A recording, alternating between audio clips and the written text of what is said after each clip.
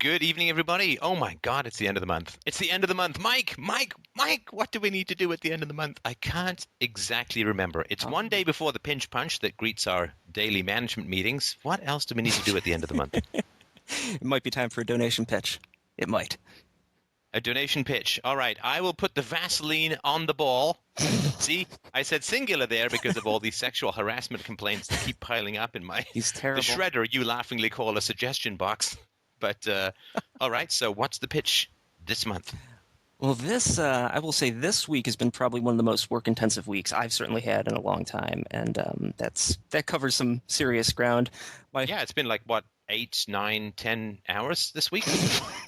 7. Can you believe it? 7 hours. Not counting shaving. Yeah, your head. Right.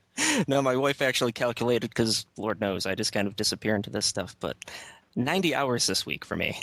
Between the You did 90 hours this 90 week. hours, Oh, and weren't we goodness. talking about me slowing down? Yeah, that didn't happen. But Wow. yeah, Elliot Rodger presentation and the Maya Angelou presentation, both were pretty time sensitive, and I did 2 all-nighters to get those done. 90 hours this week, and don't get me wrong, I love what I do and everything, but tons and tons of effort and work goes into presentations like those. And the Elliot Rodger one is actually doing incredibly well. 2-hour-long video. Almost 250,000, right? Yeah, Almost 250,000. yeah, no doubt going to hit that in the And next for week. those who don't know, it is absolutely true that Mike does all-nighters to put these presentations together. But can I tell you something? I read them. I mean, seriously, Anyway, go on. Yeah, Mike. No, you did an amazing job reading the Elliot Rodger presentation. That was fantastic. Thank you. And yeah, so these presentations, they take a lot of work to put together, to record, to go through and try and figure out how to read them and the style. And this is how new people find the show. This is how new people get exposed to philosophy. You know, someone clicks on an Elliot Rodger presentation that's doing 200,000+ views on YouTube. Before you know it, they're talking about peaceful parenting and that kind of stuff, and that's how we change the world. So I love doing the presentations because they really help. They're our advertising. They're really worth And we pouring a did, ton look, of... I mean, I think we hands down, and this is, of course, largely due to your research, but we did hands down the best Elliot Rodger coverage, I think, that's out there. I'm 100% comfortable saying that. I've seen a lot of other things, and without question, I think ours is the most in-depth, the most substantial, and paints... Although I did miss the slide where you were yelling at everyone to wake the fuck up because it was a false flag operation. Those false flag people are just complete douchebags. You know what I mean? Like, if you're right, then stop screaming at people about stuff that's completely counterintuitive. But anyway, that's neither here nor there. But yeah, I think we did the best stuff. I agree. So we're really happy with it, but oh my goodness, this was a heavy week. So if you've been listening for a while, you're a fan of the show, you like what we're doing, you want to see more of this stuff, fdrurl.com/donate. Please, if you could sign up for a subscription. I cannot begin to tell you how helpful the subscriptions are. I'm talking with quite a few other people to kind of offload some of this research stuff so we can do more of these kind of presentations and bring more people to the show. So that, subscription base, signing up for one really helps us know what we have to work with budget-wise and allows us to do cool stuff like that. So if you can remember, find it sorry in to interrupt, but just remember, sorry to interrupt. Last time I'll interrupt until the next time I interrupt. But it's important to remember that while Mike was delving deep into the heart of a sadistic psycho killer, I was researching really gay ice magic. So, because I ended up doing, a 15-page essay on Frozen, which was fun, but a lot of work. And really, it's been a while since, it's been like 6 years since I've really written anything of substance. So, other than, I guess, the Amsterdam thing, which was not exactly of substance. But, yeah, so, I mean, it's a lot of work from both of us this week. And it's very encouraging when we do get some financial rewards, some kibble, and we're buying a new camera. Oh, yeah, that's coming up, too. Going to buy a brand new fancy schmancy camera to improve the video. Yeah, we're going like top-of-the-line cameras. It's just kind of annoying to work with consumer cameras when you're trying to do a professional-looking show. I've actually been using my cell phone for recording video. It does not feel like it should be. The upside-down pyramid resting on a cell phone does not quite seem like the right approach. Well, Steph, the most important thing is we've got requests for higher video quality next time you go topless. So that's very important that we get that high quality camera. That's the only way that quality is going to improve, because I'm not doing any more bench pressing. Something about tanning as well. I'm not sure what that meant. Hey, we got a white background, so I can look like 2 blue eyes with a beard. So fdrurl.com/donate. donate, please do help out. We are doing great stuff. I mean, what are our gigs for downloads these days? Just podcasts, nothing to do with the Oh, videos. we had a couple like almost 900 gig days last week, and it's pretty high on a weekly basis. And we're breaking our monthly records. We're gonna have to buy some overage on our server. I'd have to pull up the exact numbers to get it, but it's a lot of podcast downloads. So that's all good. Those are problems you want to have, but it does cost money. So if you can chip in, sign up for a subscription. The subscriptions again incredibly important. So if you can sign up for a subscription, immensely appreciated, and we will keep doing good stuff and make you proud. I'm sorry, Mike. Was that something about a subscription? I may have missed Something about a subscription. Subscription? something like that. Something subscription. Subscription. That's what we like. So help us out. All right. So now it's our turn to listen to you. And who do we have up first? All right. Up first today is Bob, and Bob wrote in and said, "My question." Please pretend that my name is Bob because my real name is anyway. That is the case. Yes. My question is, how can an honest man reconcile the understanding of female biological nature, such as hypergamy, and pursue relationships knowing his own disposability? You hunt for the mythical Nawalt. Not all women are like that. Bob, are you on the line? Yeah, I'm here. All right. Now, for those who don't know, so hypergamy is a woman's biological desire to trade up. This to sort of marry up, to marry somebody who's more successful than herself. This also means to look up. Apparently, like while men like looking down at tits, women like looking up at nasal passages, because finding a woman to go out with a shorter man outside of the Jewish community does seem to be sort of tricky. And I remember seeing a documentary many years ago, which basically a guy who was like 5'7" or 5'8" had to be like a millionaire heart surgeon to compete with a guy who was 6'1" or 6'2". So there's a lot of compensation to do, and I don't find that this is a problem fundamentally, in that it's real. The problem is that it's not acknowledged. That to me is like, women don't say, oh yeah, we like to marry up, and women don't say, oh god, yeah, I really like a tall guy, or yeah, I really like a guy with money. There's nothing wrong with this. Is all biological impulses. Women being attracted to resources makes just as much sense as men being attracted to youth and fertility. You know, we are mammals, and there's nothing wrong with it. It's just that despite it being blindingly everywhere obvious in the world, nobody seems to want to talk about it, which is just kind of weird. It's like, you know, if you don't think something's there, it's still there. It's just like covering your eyes, trying to walk through a closed door and wondering why you bump your nose. But so what's your history been like with dating? Have you run into this kind of stuff? Yeah, definitely dated a girl who had some pretty wealthy or like came from a wealthy family and had all her girlfriends, you know, had pretty wealthy boyfriends or husbands or whatever, and so it was definitely something she was like trying to compete, or was like part of her lifestyle, I guess, or like to have the wealthy boyfriend. Yeah, and almost just to kind of be entitled to it, like just like there was like so much pressure in the relationship to, you know, always kind of try to just like, instead of just kind of being content or like finding a path that's kind of just like, you know, like a simple life, it was just always, you know, just a constant struggle and strive to like outdo the girlfriend, or, you know, I don't know. And like I was just basically felt like I was the utility to achieve that end. And yeah, it killed the relationship completely for me. But well, and have you thought about not dating? Yeah. I mean, I've been single for the last 5 years now, and well, I've gone on quite a few dates in the last 5 years, but I mean, I've really made sure to try to wait for a decent girl, but it's just the longer I wait, the more it seems like really, I'm just wondering, just, you know, if being single is the way to go, or that kind of thing. Right. It's, you know, it's a tough call. It's a tough call. It's not part of social planning at the moment to help women wake up to some of their shallower aspects. You know, and people say, well, why do you focus on women? It's like, because men have had about 10,000 years of, you guys are shallow, you need to be deeper, and blah, blah, blah, blah. You know, this is not not unknown in the male community that we need to do things different or do things better. But there's this, grinding, boring, repetitive, ridiculous, quote, emotional superiority on the part of women in society. Like, women are just great. No problems with women. Women are fine.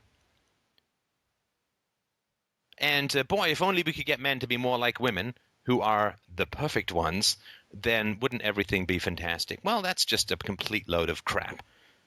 And it doesn't even take much thought to understand, or any research beyond a page or two of Google results, to realize just how much crap that actually is. If women are so great, then society should be perfect about now. Because women have taken over childhoods over the last 100 years. Women now are like 95 or 97% of elementary school teachers. They're the vast majority of daycare workers. Single moms have been exploding over the last 40 or 50 years. And so women are basically in charge of childhoods for the most part. And how's the world doing? Well, guess what? Women have been given almost everything that they've ever asked for politically. And guess what? You'll be shocked, but they're still complaining.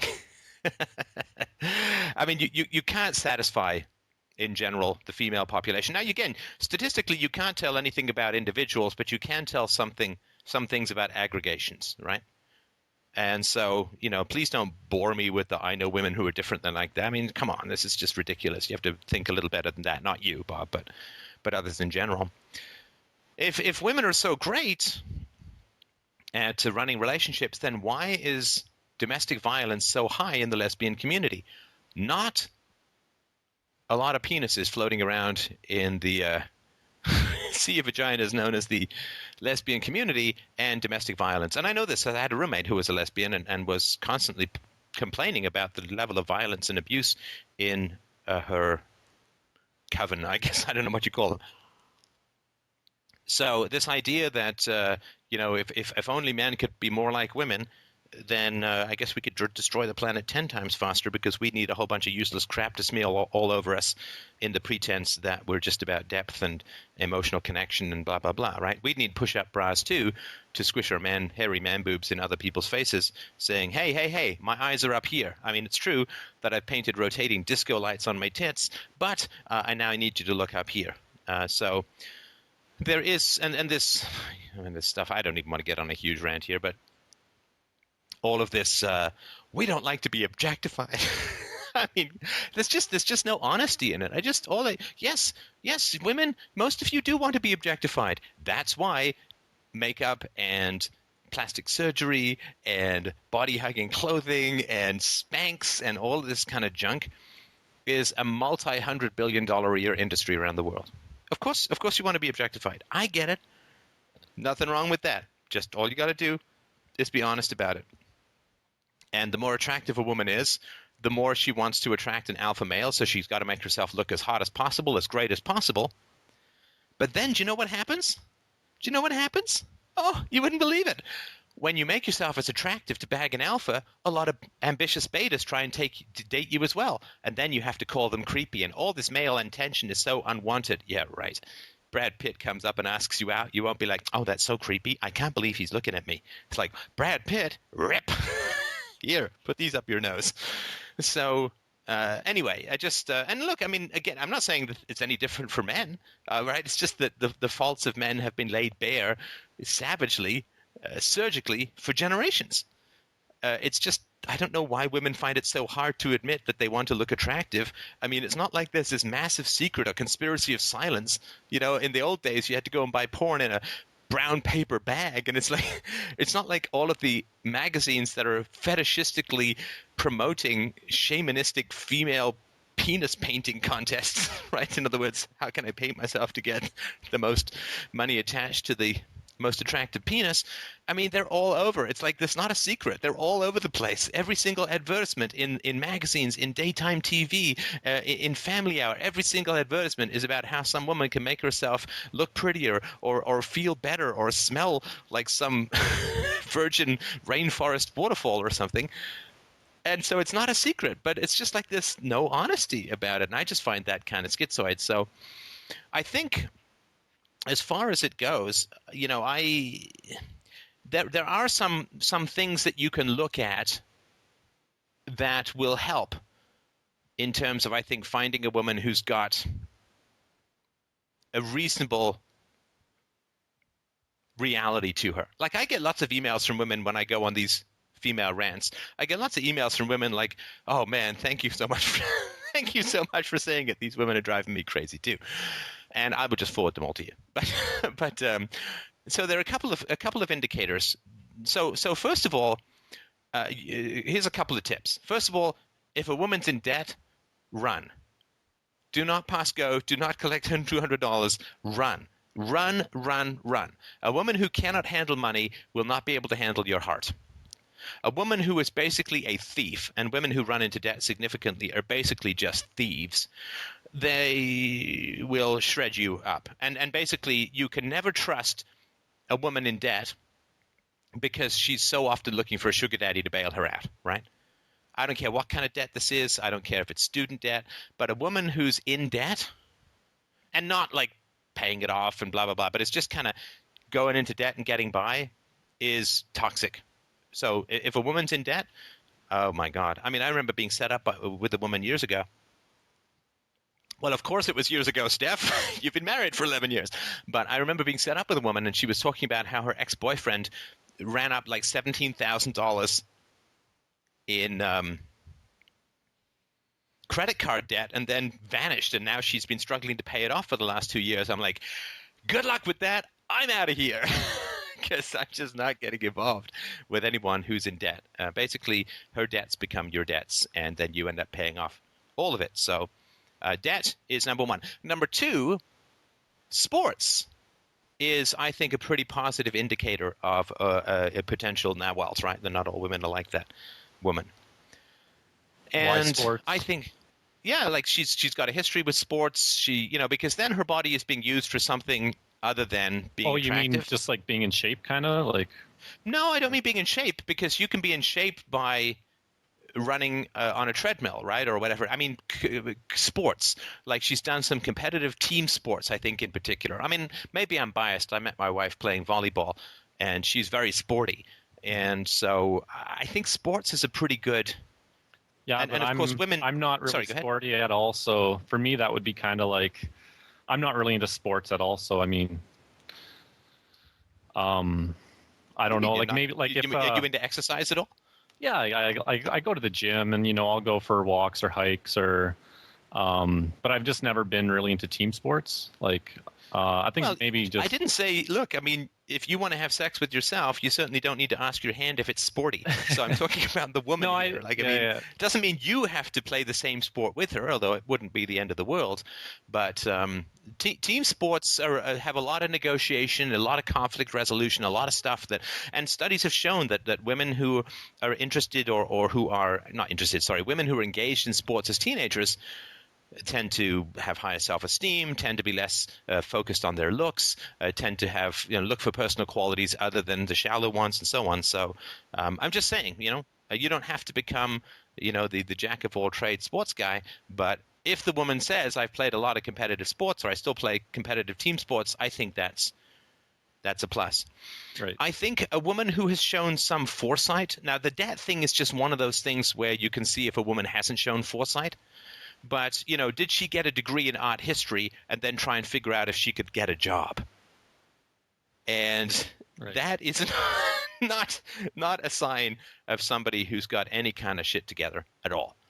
Right now, look, don't get me wrong. I mean, look, I got a degree in history. Now, I was originally going to go on and do a PhD and all that, but for a variety of reasons I've gone into before, I didn't. But I ended up, working. I'd been working with computers since I was like 10 or 11, so that's sort of what I did, and got into that, and then I got into this, where history has been very helpful and important and all that.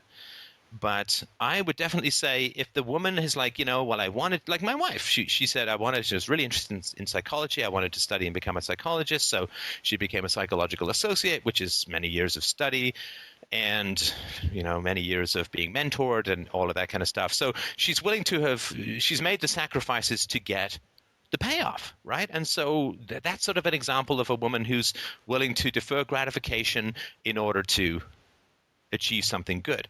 Because if you don't have someone in your life, romantically or in terms of friends, who's willing to defer gratification, you can never resolve disputes. Because dispute resolution is all about delaying gratification, right? Delaying the gratification of wanting to be right, of wanting to dominate, of wanting to win, and recognizing that you're going to have some hard conversations to make it all work.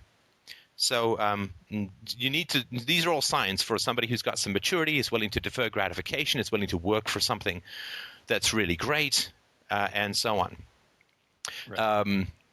Obviously, I think a healthy body type, neither too skinny nor heavily overweight, and so on, I think is another good sign. And a woman who is a good conversationalist. I mean, that's really important.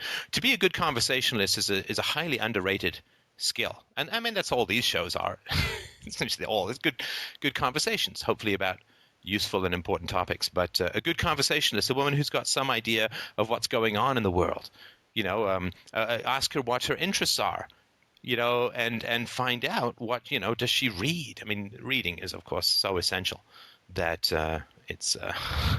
it almost goes without saying. Somebody who's able to read, somebody who enjoys culture, somebody who's gone to see some plays, somebody who knows a little something about music, and somebody who's really a person with a vagina, not a vagina regretfully dragging an unhealthy person around, right?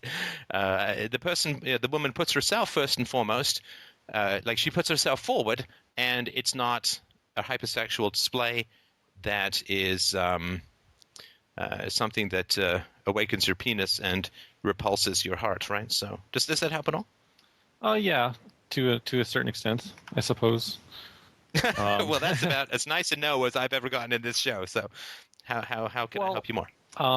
Well, I guess I'm just kind of, the way you're describing this woman is maybe my ex was a lot like that in some ways. I mean, she did, she had a practical degree and she had fool! Sorry, go ahead. Who knows? Maybe at the time I wasn't good enough, but well, why did you break up? Well, it was literally because like her social sphere was very like upper, I would say higher class, and I come kind of from a middle class background, so I mean, I make good money, but like I just felt like I was just constantly being compared to. And like my personhood wasn't really being acknowledged, and it was just kind of like I was just, like even like she was educated, she was really smart, she had a good job, but at the same time it was just like I was, I felt like I was just really being kind of used as utility still, like. I don't know what that means. Like it's all very abstract. Can you give me some sort of concrete examples? Well, just like her getting upset that I'm not buying her like these expensive purses or boots like her friends are getting, and what? Sorry, what?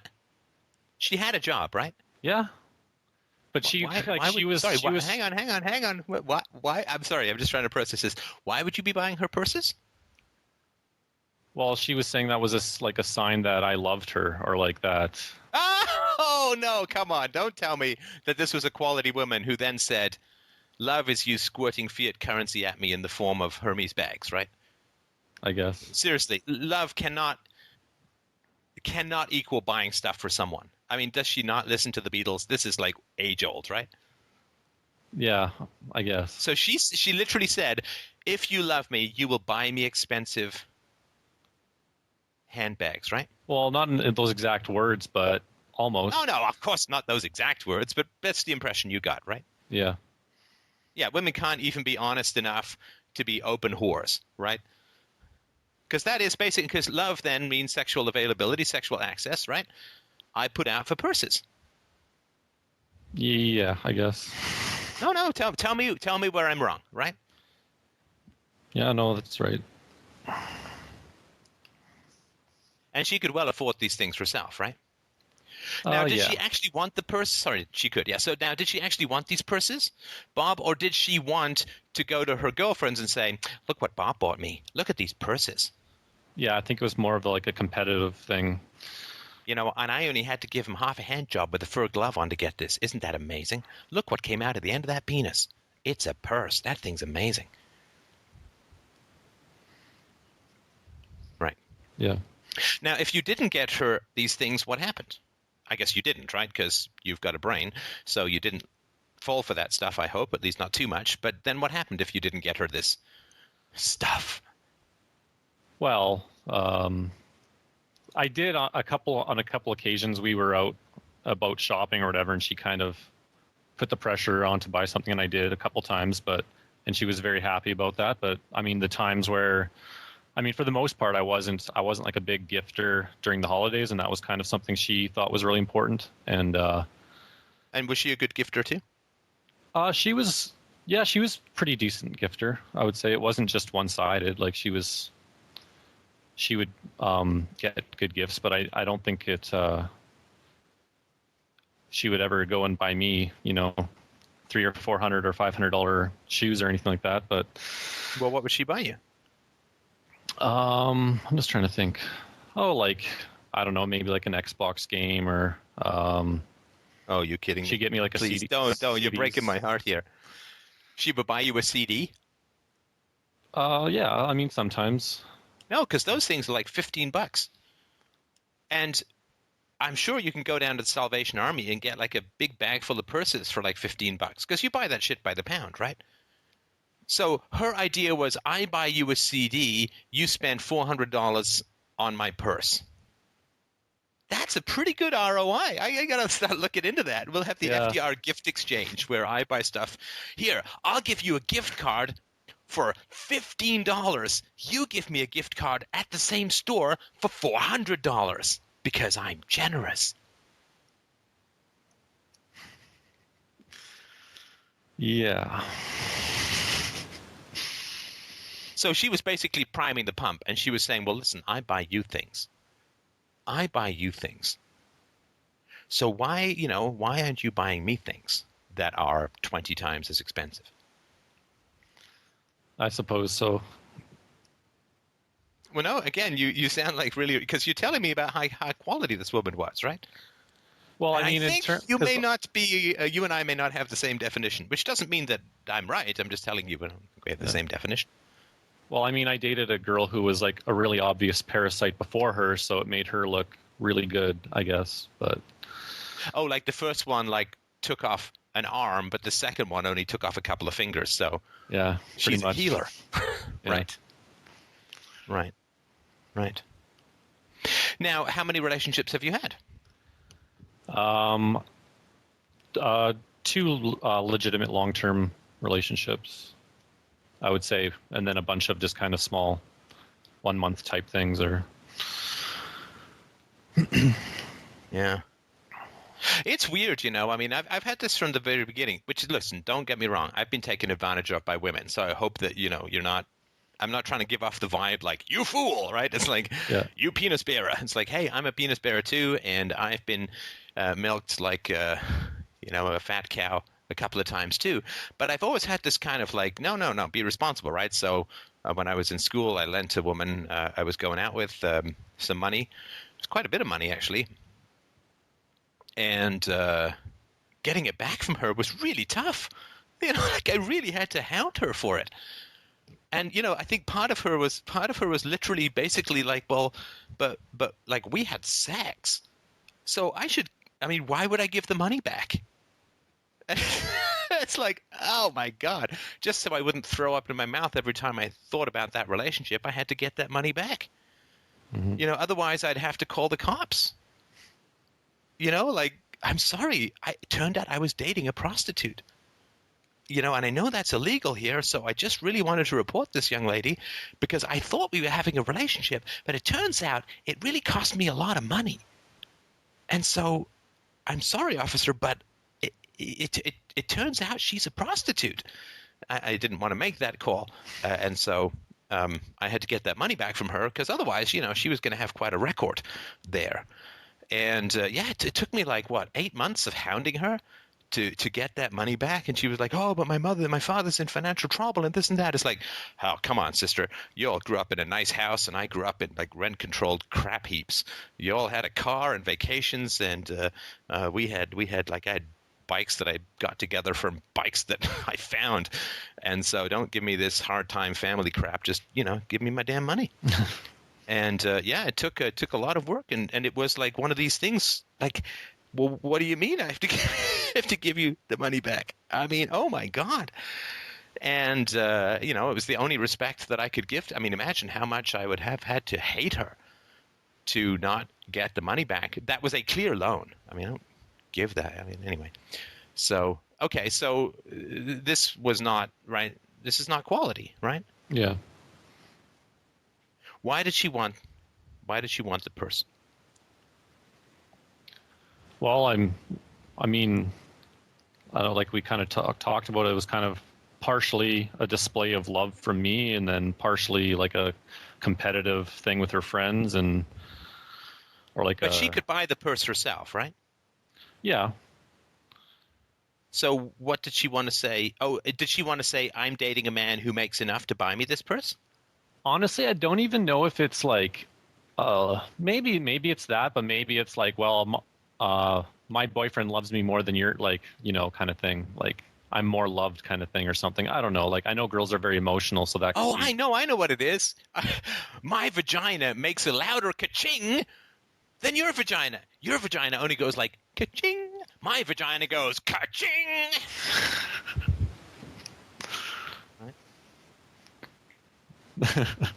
Your vagina, when you squat, can only pick up quarters. Mine can pick up a gold bar. Oh, yeah. It's Kegel City down there. Basically, I can crush walnuts. Never, ever let your hamster in there. The only thing that will come out is a tail and a tiny, tiny sausage. So, Yeah. All right. Yeah, so, I mean, what's my vagina worth, right? I guess that's the girlfriend-to-girlfriend auction lottery that she was trying to win, right? Yeah, that could be. And is that like just a biological, like, hypergamic drive kind of, you think, or? Well, it is, I guess, a biological hypergamic drive, but wanting to sleep with Lucy Liu is a universal male phenomenon. Hi, Lucy. I'm sorry you didn't call me. I'm married now. But, Yeah. I mean, wanting to sleep with nubile young women is a male drive, yet, majority of men make it through marriages without being unfaithful.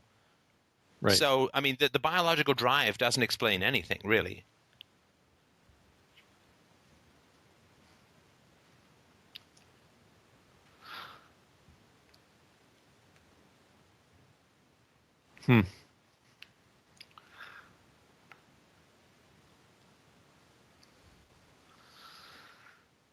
It means that you have a blind spot. A blind shaft. But let's just call it a blind shot for now. A blind spot. So what was your mom like in terms of hypergamy, right? Because, look, moms who had any sense of responsibility should be warning boys, like if I had a boy, I'd be like all over this stuff, right? I mean, my daughter's starting to get curious about all this kind of stuff, not sex, but, relationships and all that. And yeah, I am talking to her about pretty boys and virtue and long-term commitment and all that kind of stuff, right? Okay, so Bob, why didn't your mom talk to you about hypergamy? So you say she doesn't know the word. Okay, that's fine. That's fine. I didn't know the word either, but I did have the sense that women wanted to trade up, right? That women wanted taller guys, that women wanted high-status guys. I mean, that wasn't a mystery, right? Right. Well, I mean, the only conversation or talk that my mom ever gave me on women, I still remember I was about 14 or 15, and all she told me was, be careful around girls at school. All they want to do is use you. They don't care about you. And that was like, that was the only. So girls at school only want to use you. What does that mean, though? I mean, that's a scary kind of bit of info to get, right? There are vampires out there. Okay, I'm going back to my room. Well, the way she said it, it made me like I was thinking like she meant sexually that like that girls wanted to use me sexually, but I didn't. I mean, What, did she not go into more detail? no, I was because we like usually never had those kind of conversations. So when it came out, I was too scared to ask more, and she just kind of left it at that. So She left it at that? What do you mean? Women are really dangerous. You're heterosexual. Bye. pretty The much. call is coming from inside the house. I'm having a nap. No, what do you mean? So she told you there are women in high school. You were in high school, right? There are women in I was high in school. junior high. Sorry? Oh, you Junior were in junior high. So Yeah. the women in high school really are going to use you, and they want to use you. And that's bad, right? Because, of course, when you're in junior high, the idea of high school girls using you is, not exactly the end of the world for a lot of people. But then what? What did she say then? Nothing? No, that was it. That was. I mean, seriously? Like, come on. I mean, and why were you scared to ask her, like, what do you mean? What are you talking about?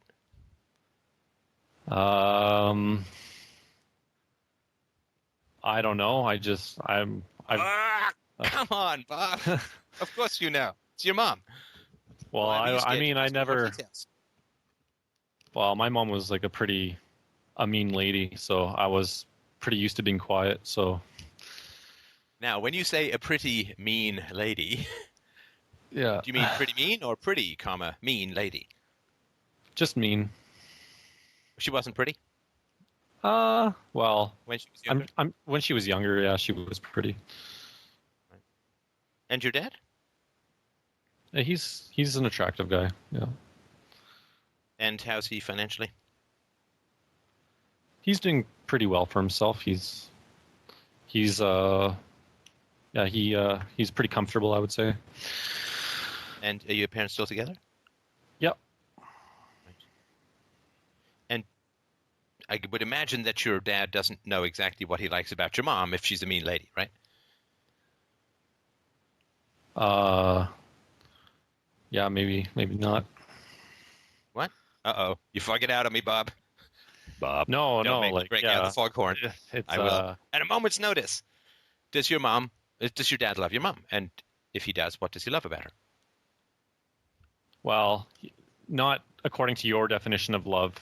He's like a pretty. I would say he's a very hardcore white knight, and kind of he's in there for the long run, and he tries his best to be kind and all that kind of stuff to her. But pretty much like it's not a happy situation, I would say. But All right. So under which definition of love does he love her? well, because your definition of love is like acknowledge or finding like a virtue in someone else, I suppose, or something. I forget the exact word. Love is our involuntary response to virtue if we're virtuous. Right. Okay, so if you don't want that definition, that's fine. I mean, but under what definition? Because you're seeming to reserve an aspect of love from your father to your mother that is different from my definition, which is fine. Yeah. I can corner the whole market on love, but what definition of love would you? And you know why I'm asking this is I don't give a shit about your parents, but I really care about your future, right? Yeah. So if you have a definition of love that includes not liking someone who's mean, then you're screwed, right?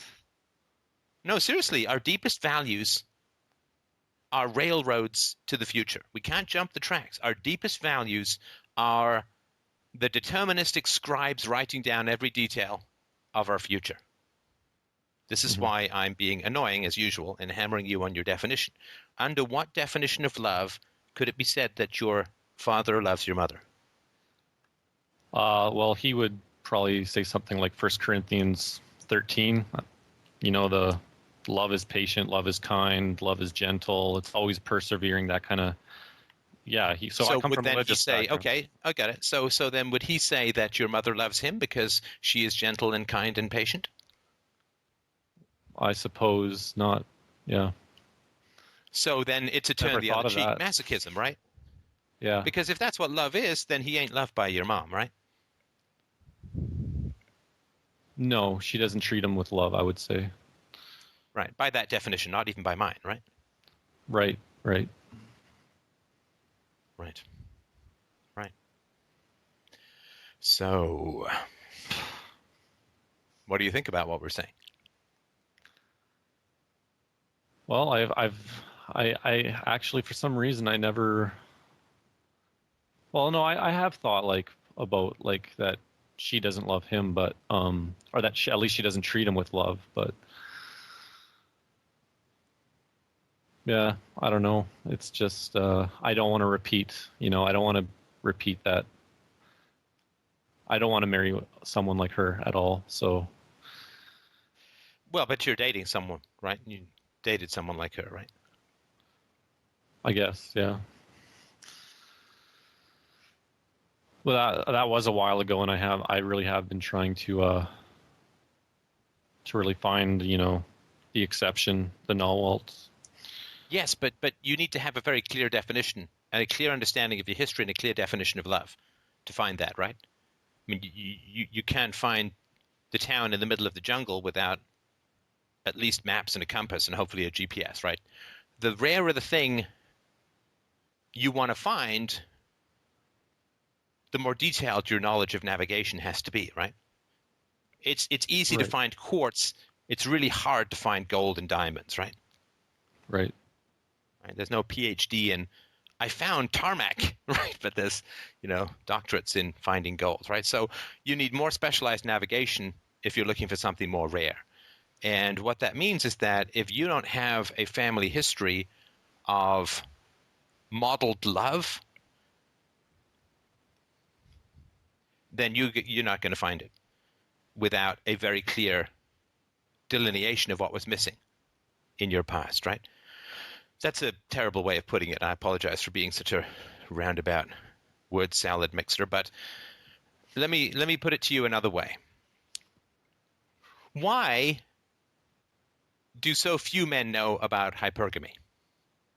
It's one of the most essential driving forces in the human species. Like, have you ever heard of this term?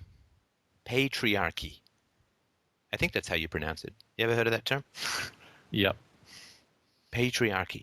Okay, so have you ever heard of hypergamy before you got into philosophy? Well, no. But hypergamy is actually real. Patriarchy is largely a delusion to distract people from the reality of hypergamy, right? Mm-hmm. So the degree of guilt or the degree of manipulation that women have is directly proportional to the degree that their sons do not know the danger of women. In other words, dangerous mothers are not going to teach you anything about dangerous women. Obviously, right?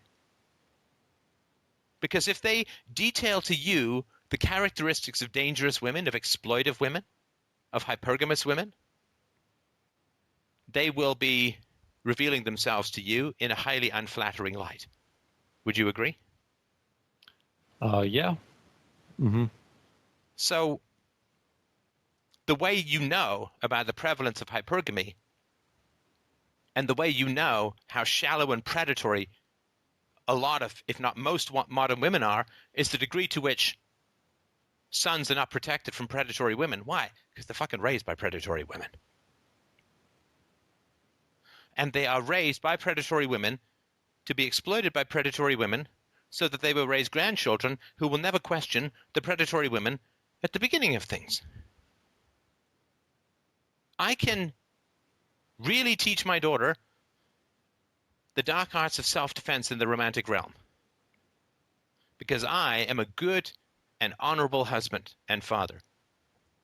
And teaching my daughter about shallow manipulative players and pickup artists and those who distract women with abs and cars, I can teach her all of that because teaching her about predatory men does no harm to me. So this is why I keep hammering on these points.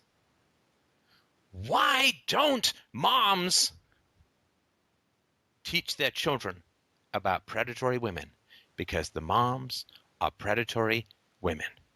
And thus they can't, won't, and will fight to the death any spread of knowledge about the dangers of predatory women. It's almost axiomatic. It's this foundational and fundamental. This is how prevalent female corruption is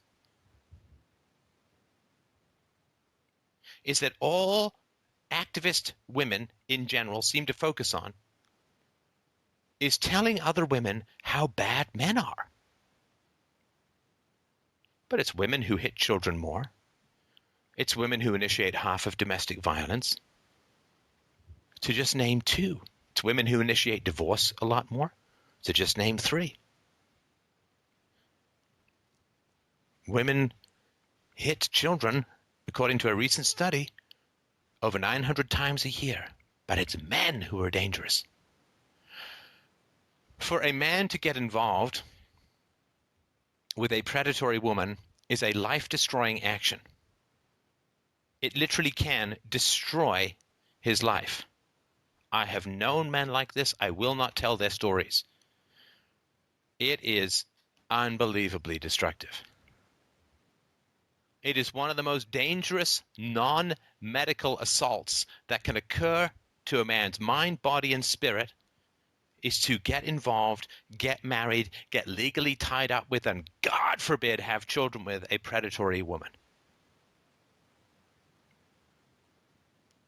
And how much energy are moms spending teaching their sons how to avoid predatory women, dangerous women, unstable women, narcissistic women, predatory, greedy, manipulative, legal-wielding women, hypergamous women who look at a man as an ATM with a penis as a punch code. Well, why aren't women warning their sons about this? You know all these memes about that? Here are 8 simple rules for dating my teenage daughter, right? I'm going to scare off all the young men who come around to try and date my teenage daughter. I know what young men are all about, those hairy-legged, foul-smelling beasts with really great hair and good skin. I know what they only want. One thing from my teenage daughter. I'm going to protect her with shotguns and sarcasm and folded arms and weighty patriarchal stare-downs. Right? Why is that such a common thought in society? But why is there not an equivalent common thought about mothers throwing their sons' penises in the path of snapping turtle vagina monsters? If you want to date my teenage son, you better be like this woman. You better be like that woman. You better not be focused on this. You better have this. You better have that. You better be. I know what a lot of young women want. I know what they're after. Status, money, possible pregnancy. Well, because the teenage dads, the dads of teenage girls, A, really care, and B, aren't that way. At least not anymore. But for moms to warn their sons about immature and dangerous women, the moms would have to no longer be dangerous and immature. Am I not describing your mom a tiny bit? Yeah. You are. Have you ever heard of a mom sitting down and warning her son about dangerous women? I imagine that the truly good women out there would do that, but have you ever heard of it? No, I haven't. Why is all this knowledge kept from men? Well, because we are beasts of burdens to be used. Because there are not enough quality women out there to warn men about dangerous women.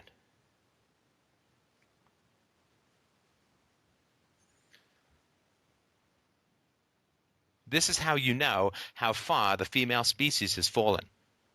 Where it was originally, I don't even know. But this is how far the female species has fallen. There aren't even enough quality women left to warn men about dangerous women. And they have to find out by being dragged ass backwards through the brain-scratching brambles of the American family court system to find out, oh, I guess there are some dangerous women out there. I guess there are some sharks with vaginas for jaws. Well, that left a bite mark, didn't it?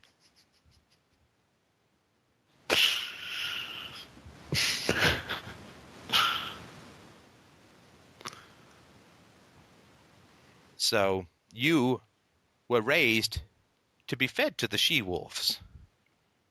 You got one cryptic warning, which you remembered. It's fascinating that you remembered that. It's like the time I went to my mom and said, Mom, when I get really angry, I sometimes break my toys, but I don't really feel like that's the right thing to do. What should I do? Yeah, right. Going to my mom for advice about temper. But I remember that very clearly, needing guidance. And your mom let slip something there, right? And then it's like, oh, no, we can't talk about that. Shut up. They're being groomed to be eaten by women. Don't say anything. Don't break the estrogen wall. We need to eat their wallets. We need to eat their souls. Don't warn them. Don't tell them.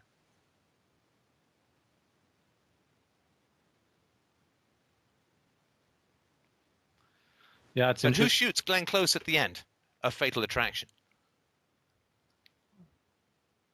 I haven't seen the movie. Spoiler, I don't care. It's been out for 20 years. Too bad, right? Go for It's it. the wife. The man's wife shoots her. Right. Why didn't your dad warn you about dangerous women? Well, I think he, having that kind of white knight mentality, he really just was always kind of on the look to defend women at all costs, and that they're the weaker sex, and that you need to kind of shelter them and whatever. But Okay, let me ask again, like you actually listened. Why did your dad not warn you about dangerous women? well, because having a really articulated view on what a dangerous woman is, he probably would have realized that he was married to one. Yeah. Here are all the characteristics of a dangerous woman. Number 1, your mom. Number 2, your mom again. Number 3, a little bit more mom. Number 4, oh, wait, is that mom again? Yes, it certainly is. Number 5, it's the hole you fell out of that you then fell into. Oh, and mom, too. Oh, here's a picture of mom. Oh, here's some mom's fingernail clippings. Hang on to those. There'll be DNA evidence of dangerous women. Oh, mom's shadow. We can't talk about this anymore. Right? This is the degree to which men have fallen. This is the corruption within men. Women can't tell you about dangerous women because they're dangerous women. Men can't tell you about dangerous women because they marry dangerous women.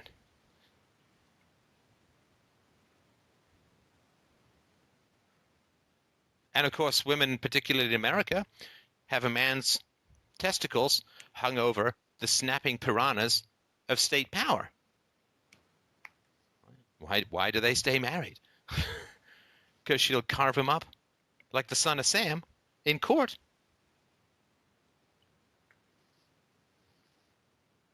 Harvard says 70% of domestic violence is committed by women against men. Because patriarchy. So, I think these are things that you need to talk about with your parents, in my opinion. And I think then you'll be able to find more quality women. Right. All right. All right. Well, thank you very much for your call. I appreciate that. Great Right. topic. And Thanks. Mike, who do we have next? All right, up next is Jan. And Jan writes in and says, for the past 9 months, I've been in a relationship with a Romanian woman who I met in an online sex webcam site. About 2 months into the All relationship... right. I need a login. First thing I want is a login. There's so many people who, when we did The Dangers of Dating a Supermodel, Mike's original title was The Dangers of Working for a Male supermodel Calvin Klein fantasy agent. Anyway, but the number of people like, where's this picture? I need to see this picture. So that's my first thought. My second thought was I really want to get the call where it's like, I have spent the last 9 months in a very strong relationship with a cord snaking into my belly that's feeding me tubes of food and air. Anyway. All right. So a Romanian webcam model? Yes. Sex model? Yes. Sex worker? Let me keep going. All right. About 2 months into the relationship, she developed cervical cancer, and I've ended up paying for the vast majority of her treatment. Yikes. Well, I've been to see her twice, and I'm sure the illness is real. This financial exploitation and choosing of unsuitable partners is a repeat pattern for me. Wow. I mean, do we have a prize for like living hell relationship that doesn't even have good FAP-worthy bank material for the future? Okay. Still going. John, there's Still go. more? There's more. Oh, God. Due to the severe financial problems I am in, I have stolen from the company I work for to help pay for treatment. I'm concerned about why I'm in such a risky relationship and why I have abandoned moral principles in this way.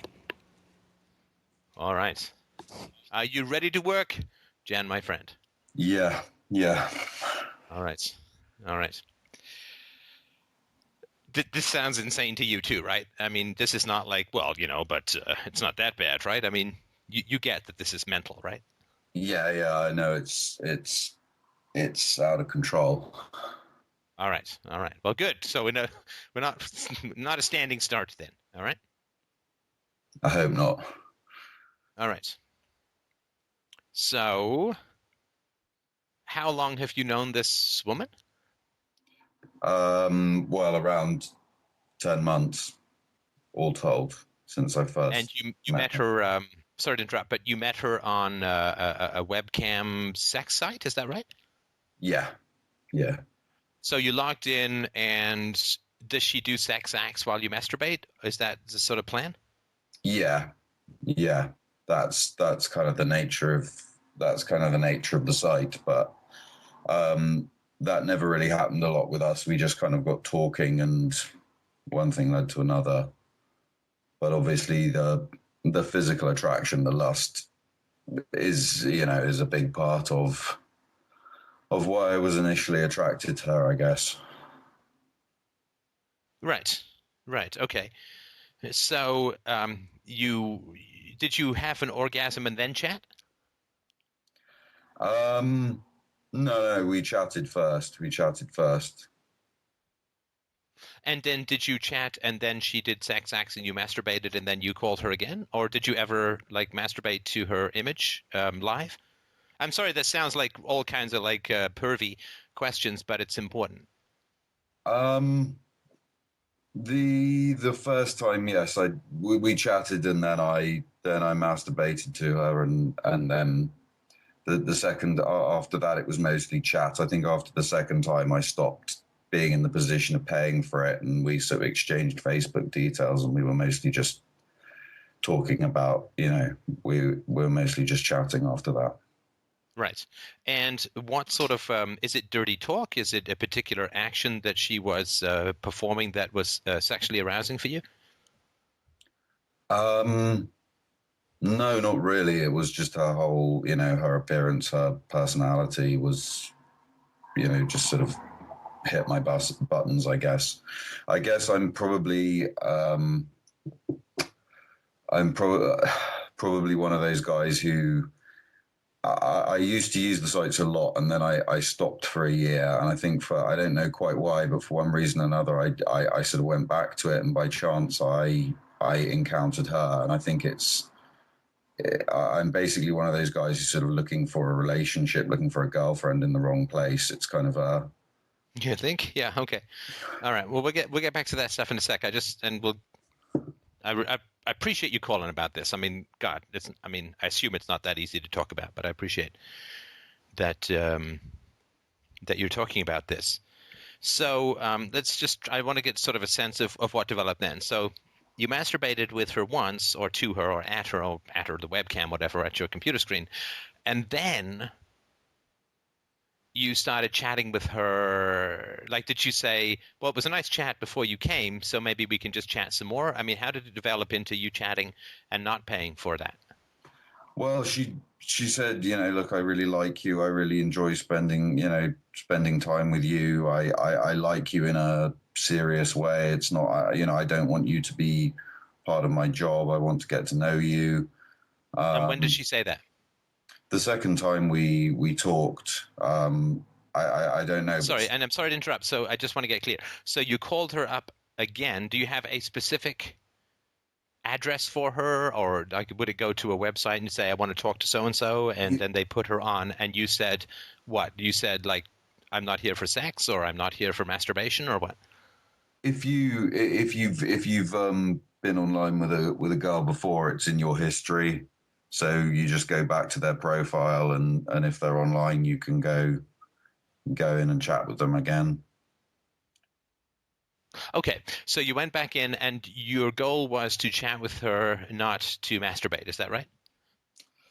I think my goal was just to kind of see her again, because it was kind of that lust, chemistry, whatever it is, like, the same as in real life, when you just want to talk to someone again, you want to get to know them, something about them just kind of hooks you.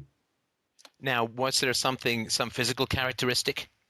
I mean, usually men, and I'm sure women too, but men usually have some physical characteristic that, like I'm an ass man or a breast man or a leg man or whatever, but there's some physical characteristic that she had that was sexy for you in particular? Yeah.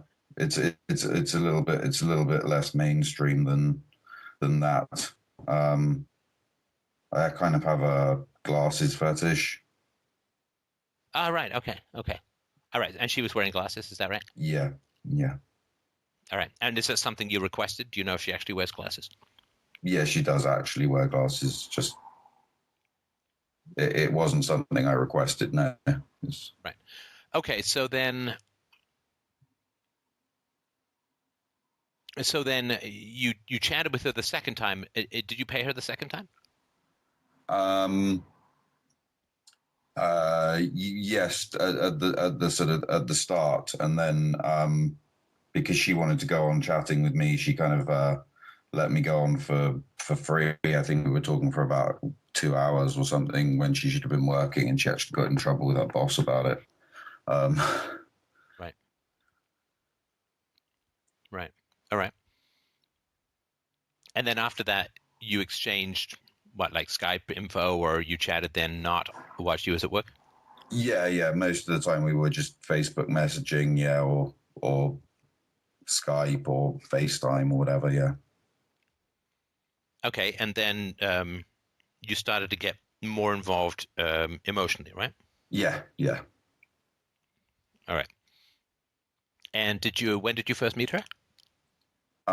Face to face, I went to meet her in sort of. Flew to Romania, and I met her there in the airport. I'm in. And is there I'm in the anything? UK. I'm sorry. Go ahead. I'm in the UK, by the way. No, I get that. I understand. All right. And is there anything that inhibits you from meeting women more in your own locale? I mean, is there something like you have 4 nipples and 9 testicles or something? Is there anything sort of physically that you're self-conscious about that's inhibiting you meeting women more locally? No, not really. I'm pretty scared of rejection. Well, sure. I mean, that's why if you pay, it's easier for you to have an orgasm because it's less scary because you know the outcome, right? Yeah. Yeah. Okay. Got it. But so you're a reasonably good-looking guy and all that kind of stuff, right? So she wouldn't look at you and say, oh, you're Jabba the Hutt, and therefore this is why, right? Oh, she'd seen you. No, is it two-way or one-way? It's two-way. Yeah, it's two-way. All right. So then you met her, and how did that go? That went pretty well. I mean, she lives with her friend and her friend's husband. And we were basically just sort of spent a week with them and went on holiday. Obviously, because of her medical condition, there was no sex, but we did kind of share a bed for the week. We were very close. Well, what do you mean there was no sex? Well, because she's got cervical problems, she's not able to have sex. Well, she's not able to have sex, but you're able to like get blowjobs or hand jobs or something like that, right? Yeah. Was she in pain? A little bit, yes. At the time, I met her first, like the condition sort of worsened since then. Right. Okay. All right. Now, does she work out of the home? Yeah, she does. So her friends and her friend's husband are fine with this woman having two-way masturbatory sex cam work in their house, right? Yeah. Please God, tell me there are no children around. No, there are no kids. All right. I mean, other than the ones in adult bodies, but okay. All right. And you said that you had some doubts, as to whether she actually had cervical cancer or not. Well, until I sort of met her, and I've seen the medications that she's on, and obviously I've had kind of blow by blow accounts of the treatment, which all kind of stack up with all of the information I've been able to gather either from the internet or talking to people. And it's kind of obvious just seeing her that, she's definitely not well. She's incredibly pale. She looks very ill at times, or has done in the last few months. So now you accept that she has this illness, right? Yeah. All right. And now why does she need money? Do they not have socialized medicine in Romania? No, it's kind of a complete disaster zone, worst of all worlds. The socialized medicine's so underfunded that the doctors won't work without bribes, so you're better off going private, but there's no real insurance system, so you have to just pay out of pocket. Right. Okay. And what is your hope? Your hope, of course, is that she gets better. I mean, do you think you might marry the woman, or what? Well, yeah, that's kind of what we both wanted, I guess, in the relationship was to kind of, have a life together and get married. Yeah. Right. All right. And what is it about her that you love? She cares about me. She's compassionate. She's been remarkably honest with me about a lot of aspects of her life.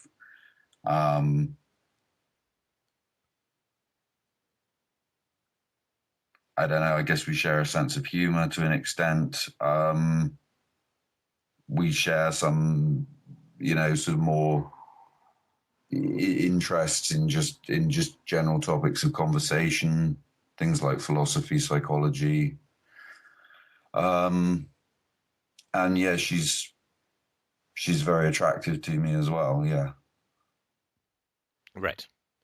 And to what degree is the attraction the root of the relationship, the physical attraction?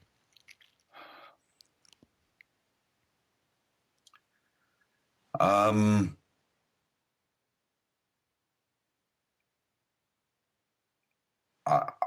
don't feel that it is anymore. I feel we've got a deeper connection than that, but the environment around everything is so obviously so kind of toxic. I have, kind of my logical part says, this can't work, and whatever, I don't know, I guess you call it the lizard brain or whatever, or my emotionally damaged side is sort of telling me, well, miracles happen. If you just try hard enough, if you just work hard enough, if you just find a solution to get through to this point, then maybe everything can be amazing. I don't know. I really don't. I don't know why I'm in this position. When I look at it or try to look at it objectively, it seems mental to me. But Right. Well, I understand. And tell me a little bit about your childhood. oh, Jesus. Well, my parents were older because it was a second marriage. They were both brought up in the 1950s, and they were both firmly of the belief that everything that had gone wrong with society since then was because people didn't hit their kids enough. So I was spanked. I was hit with a wooden spoon, cane.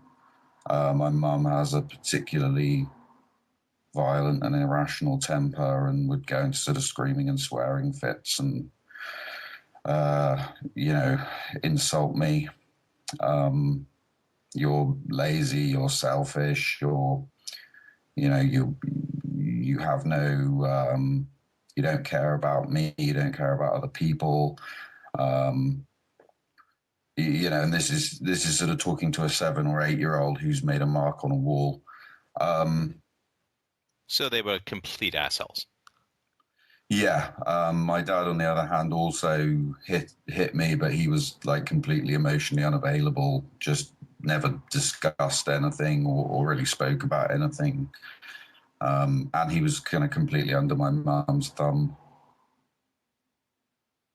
Like the times I remember him hitting me, it was actually when my mum had told him to. Right.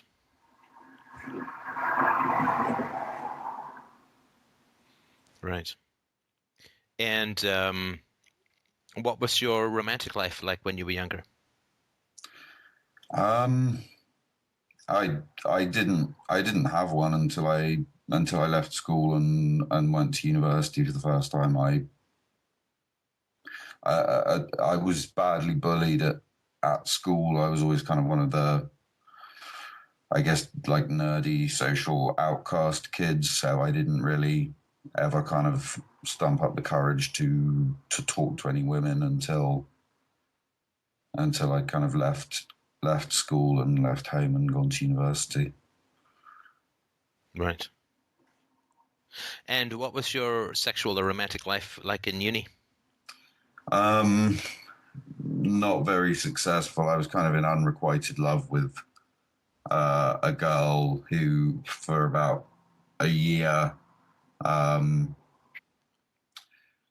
she kind of sent out, a lot of mixed messages, and I realize now just used me because it was convenient to have me around, but really was after, I got what at the time was a nasty shock when she technically went to a party with me, and she went to the toilet, and half an hour later I saw her snogging another guy across the dance floor type thing. Snogging is like sort of deep kissing and groping? Yeah, French kissing, yeah. Yeah, okay. All right.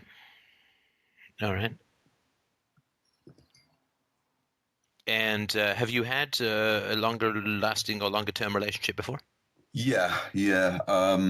The first time I went to university, I dropped out and went to work for a year, and I met another girl, and we ended up living together for 3 years while I was at my second bite of the cherry at university. That was a very financially and sort of psychologically destructive relationship for me as well. She was kind of a bit like the guy that was on earlier was describing. She felt that I should show her love with money, and I did quite a lot. No. You didn't show her love with money. No, you gave her money. But you didn't show her love with money. I gave her a lot of money and stuff and paid her debts and all of that sort of stuff. So it's got to be you plus wallet, right? Woman can bring vagina, you have to be you plus wallet, right? Yeah. So with the webcam thing, you're just more openly paying for it, and it's a limited transaction, right? Yeah, But is it fair to say that you've been paying for it from the beginning? yeah. All right. And so sorry, go on with the romantic stuff. Well, eventually I kind of, I don't know, I got so sort of stressed about the financial situation. I just kind of got depression and gave up. And in Sorry, the the end, she financial split up situation. with me Sorry to because I, interrupt. The financial situation was her just wanting money for stuff. yeah, her just wanting money for stuff and wanting to not work. So I was at uni, obviously, and trying to work 2 jobs alongside because she was too lazy and immature to hold down a job. And I just got stressed and depressed and kind of gave up. And then she dumped me because I wasn't of any more financial use, I guess, looking back at it now.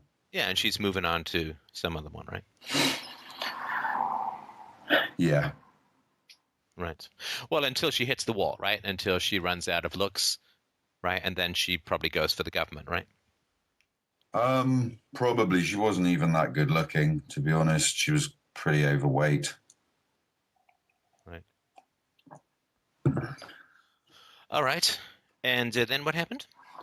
Well, after I left university the second time, I got a job that I'm currently still working in. Is reasonably decent, sort of graduate trainee manager type job. And I guess it was then I started using these webcam sites a lot because I had money coming in, and I was No. The why is not because you have money coming in, right? I mean, that's what made it possible, but that's not what made it happen, right? no, that's true. That's true.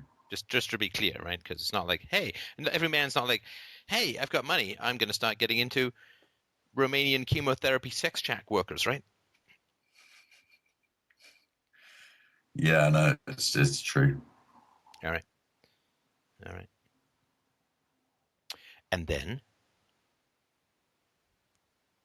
Well, I had some experiences on the sites of getting more deeply involved with women. Most of them are from Russia and Eastern Europe. And I ended up sending one what now feels like quite a small amount of money, but sort of on the promise that we would meet later. That kind of obviously came to nothing, and I was like, okay, I'm never going back to this again. Wait, and sorry, how much money did you send her? In it probably about 2,000 US. Right. So then you said, I'm never going back. And then you said earlier, you said about a year you didn't, right? Yeah. I mean, I guess my only excuse is it's been a pretty stressful year in that my dad passed away, and my younger sister also was diagnosed with lymphoma about actually a couple of months before you were. Oh, wow. How's she doing? She's they've just sort of finally said she doesn't need any more treatment. She's just got to undergo PET scans every 3 months because there's like a tiny little thing that they think is nothing, but they're not sure. But other than that, they believe it's in remission. Good. Well, good to hear. All right. Do you think that the stress may have had something to do with putting you back onto the webcam sites? I think so, yeah. But obviously it's not the underlying reason. Yeah, it's a symptom. And what is the underlying reason? Well, something to do with my childhood, but I can't quite nail down exactly what it is. Would you like me to nail down? I mean, how blunt and direct do you want me to be in this conversation? Well, like 110%, because I'm currently... Yeah, because you're in a pretty desperate situation here, right? Yeah. So we don't have a lot of time to fuck around, right? Yeah. All right. Okay. So your mother was an incredibly violent an abusive woman, and your father was sometimes the evil hand puppet of her fist, right? Yeah. I'm not putting your dad in, okay land. I'm just sort of, because your problem here is with women, so we're going to focus on your mom, all right? Yeah, sure. Okay. So you do not have an identity around a woman that you're dependent on. Right? I'm going to be just like, I'm not, this is going to be straight up blunt with you. This is all stuff that I get usually to stuff very quickly, instinctively, and I think it's useful, but I'm not going to try and lead you anywhere, because just in case the internet undersea cable between us goes down, I want you to have enough food for thought to help, right? Sure. So when you are raised by a violent woman, whenever you are around a woman you're dependent on, you don't have an identity, and you only exist to serve her needs. You have no way of saying no. You have no way of negotiating, because to say no to a woman that you feel dependent on is to provoke annihilation panic. In other words, if you were to reject your mother's power over you when you were a child, you were deeply scared she would have fucking murdered you. Yeah.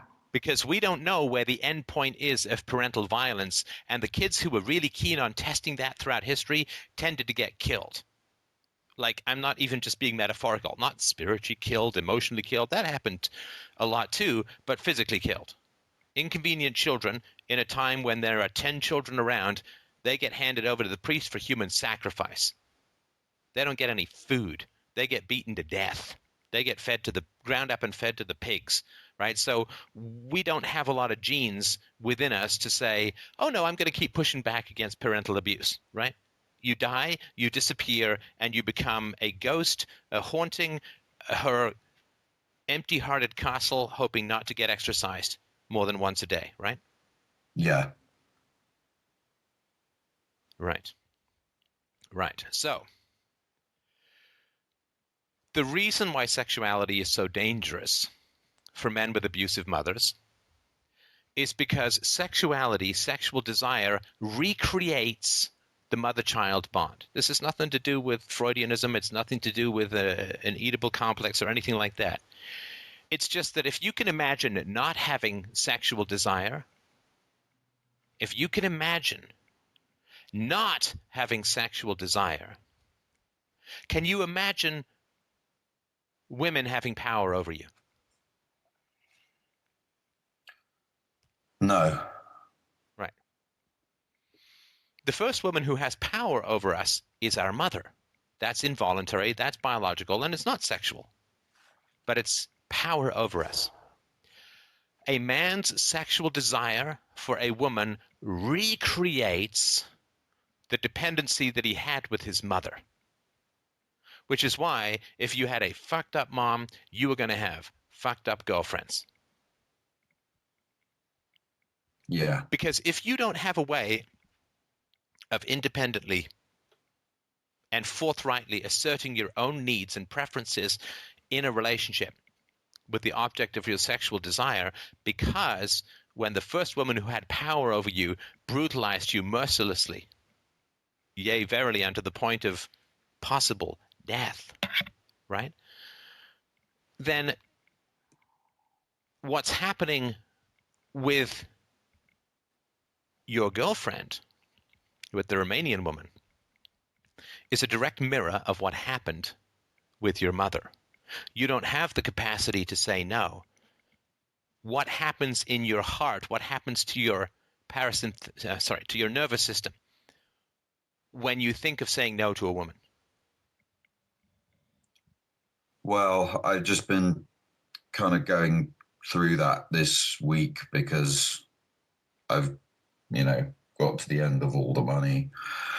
So,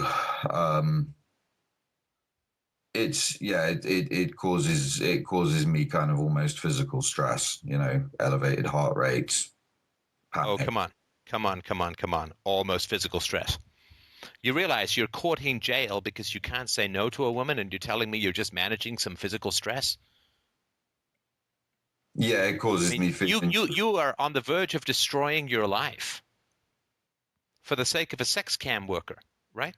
I'm sorry to be so blunt, but I'm going to be blunt. Yeah. and I'm not going to apologize for it again.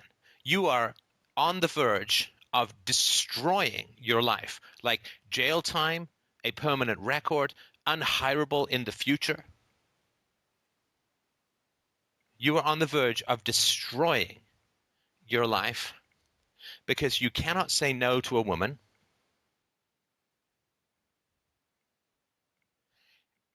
And don't tell me then that that's because you feel some physical anxiety, some elevated heart rate.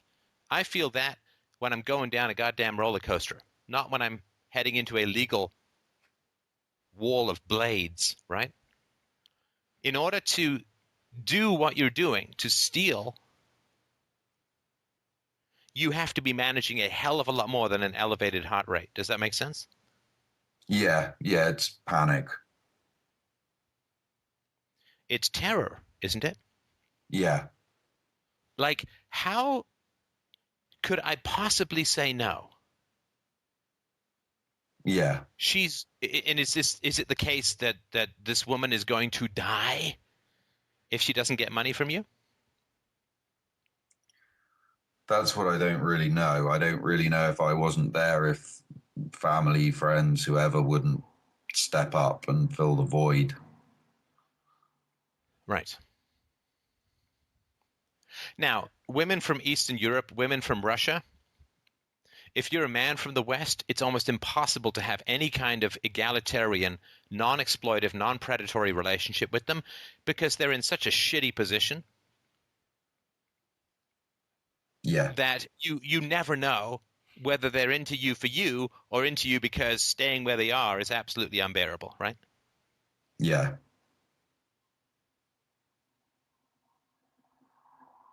And this is why a lot of guys are drawn to the Eastern European situation, right? yeah, Because they feel loved. They feel like this woman really cares, that this woman is really paying attention to me, right?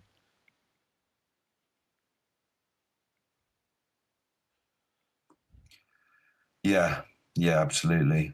That is what it I'm feels. telling you this, my friend, because your dad did not tell you.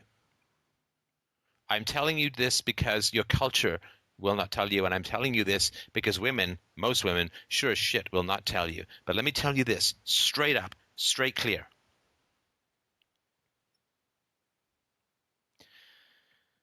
If this woman loved you, she would never drag your money into her medical emergencies. Let me say this again. If this woman loved you, she would never drag you into her medical emergencies. Now, if you'd been married for 10 years, you loved each other, and she got sick, you'd pay the bills. Of course you would. But you've met, what, twice? Yeah, Yeah. If this woman loved you and cared about you, she would never drag you in to her medical emergency. I'm not saying she'd hide it from you. She'd obviously tell you and all that. But she would say, look, I've got some money saved up. I've got all that kind of stuff, right? I'm relying on friends, on family, and so on, right? yeah,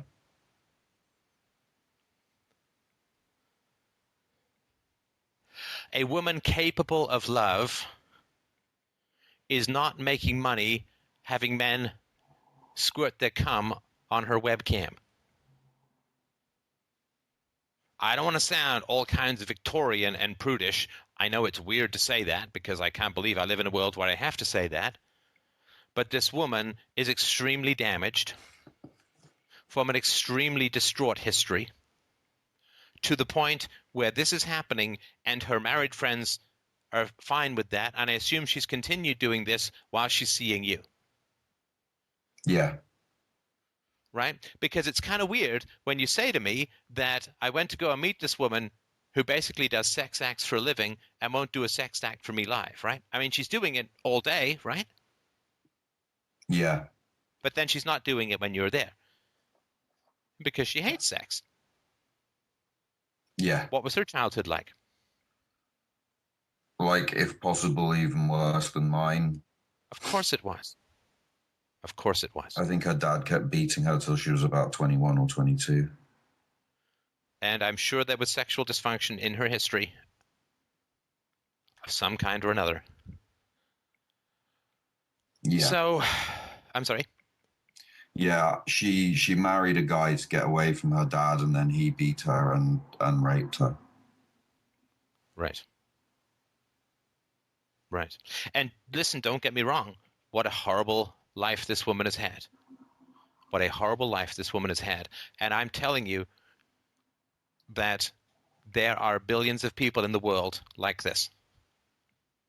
Yeah. The mass predation and horror of human existence, if 1/10 of 1/10 of 1% of it were put into one human brain, that human brain would light up with such an unholy fire, it would burn the world clean of all evil and all life. So I'm not trying to sound unsympathetic to this woman. She has got it rough. She's living in Romania, for God's sakes. She is a sex worker. She was beaten by her father till she was 21. I would not doubt that she was raped as a child, because she was married to a man who raped her and who beat her. And now she's working as a sex cam operator, and now she has cervical cancer, which is, as far as I understand, somewhat significantly related to HPV, to the virus, which she may have got as an STD, right? Yeah. So she is not in a good place or a good situation. I get that. And oh my God, what a terrible, terrible history, right? Yeah. Sure. You cannot help her. You cannot help her.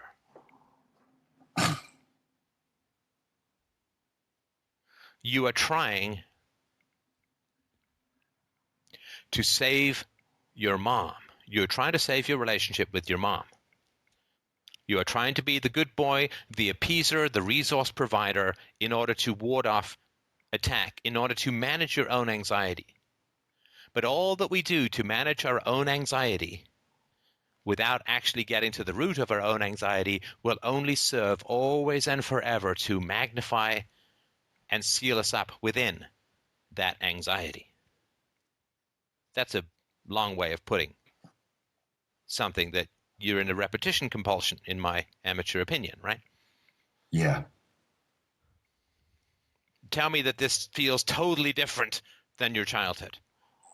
The sense of dread, the sense of not having a voice, the sense of things spiraling out of control, the sense of not being able to say no to a woman, the sense of fear and anxiety and impending doom. Is this not exactly what your childhood was like? Yes. Yeah. So that's what you're doing, is you are trying to recreate. You're so used to managing chaos. You're so used to managing dysfunction. You're so used to riding to the rescue of women through destroying yourself. Right? To survive with an abusive mother, you must destroy yourself. To have a relationship with this woman, you are in the process of destroying yourself. Yeah. That's what I mean when I say you cannot help her. And this is not love. She's too damaged, and you're too damaged. It's like trying to push together two pieces of ash and saying, look, I'm doing a jigsaw. No, you're not. You're just getting your fingertips dirty and making a mess. You are not ready for love. She is not ready for love. You are sacrificing yourself. Does she know about what you're doing at work? Yeah. And? What does she say? She says she feels terrible about it. She feels very sorry. She feels embarrassed, but she keeps asking me, and this is, I think in the last 2 weeks after I told her that, and she keeps asking me for money for stuff, it's where like the illusion of the love or whatever, it's just gone, and I just feel, I guess I'm feeling the panic I should have felt months ago. Romania has a universal healthcare system. As of 2011, total health expenditures were equal to 5.6% of gross domestic product. Romania has a comprehensive universal healthcare system which covers medical examinations, any surgical interventions, and any post-operator medical care, and provides free or subsidized medicine for a range of diseases. The state is obliged to fund public hospitals and clinics. That doesn't mean she doesn't need any money. Right, as you know, I was diagnosed with cancer last year, and I had to flee the wonderful socialized healthcare system in Canada because it was going to kill me. Yeah, So I'm not saying she doesn't need money and so on. that isn't But how it works in practice there, but no, and I understand that. I'm just saying that for those who didn't want to go and look this up, right? yeah. But once she's diagnosed, at least I stayed here for the treatment because the treatment outcomes. Well, once you're diagnosed and you're in the treatment thing, then it's usually much better. But what does she need the money for? For the treatments? She shouldn't have to pay for the treatments. She doesn't have to pay for the treatments, right? Well, yeah, that is what she's needed money for, because the doctors won't actually work for the state wage. They won't work unless they're bribed on top. Right. To deliver the treatment. So if she shows up for her treatment, they just won't give her the treatment? Yeah, they'll just put you in a hospital bed, but they won't actually do the surgery or give you the pills. Right. All right. And now you're really stuck, right? I mean, how do you say no now, right? Yeah, that's the thing. And this is what you've done, right? So with your mom, and I'm not saying consciously, and I'm not trying to be down on you. I'm just sort of pointing out to give you some power, right? Because you don't know how the hell you've ended up here, right? Or how to change. So with your mother, could you say no to her? No, not as a kid. I mean, can you say no to this woman now?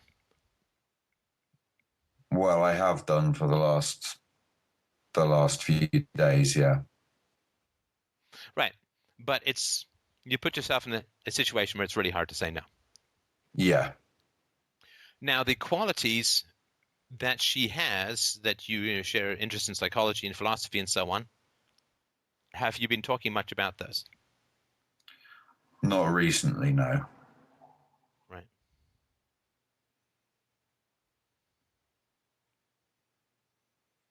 Right. Can you return the money to your company? No, because I didn't really steal money. I'm sorry? The industry I work in and it's kind of, I think, pretty much globally known for being riddled with corruption, and even being on the fringes of criminality, and therefore I can embezzle stock rather than money, and make it disappear.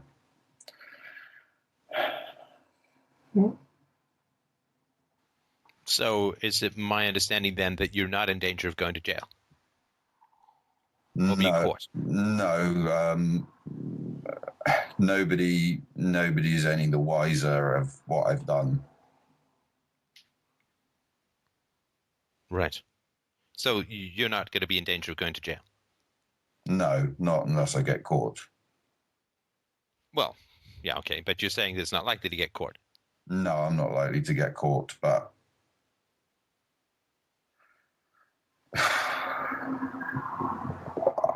I feel horrible doing it. No, I get it. How much have you given her? In total, around about 30,000 US. Right. Not the cheapest webcam sex I've ever heard of. No. And I would imagine, has she ever talked about paying back? She did in the beginning, but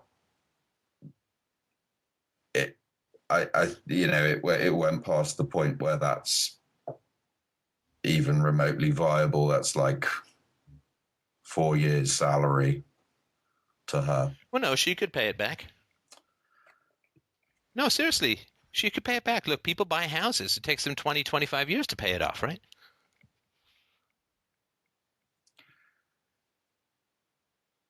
Yeah, I guess. Don't guess. You know that's true, right? Yeah, for sure. Yeah. Right.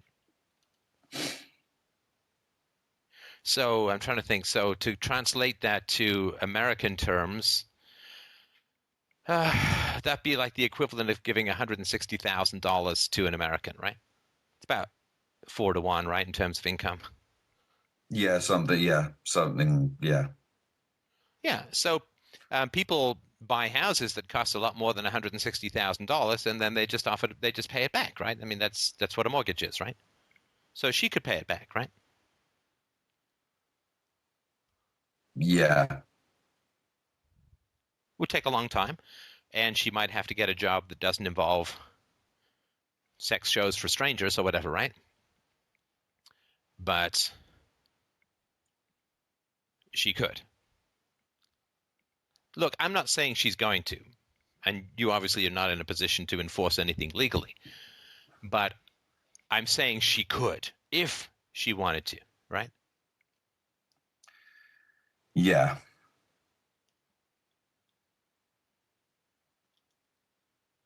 Well, I mean, if she survives, I guess.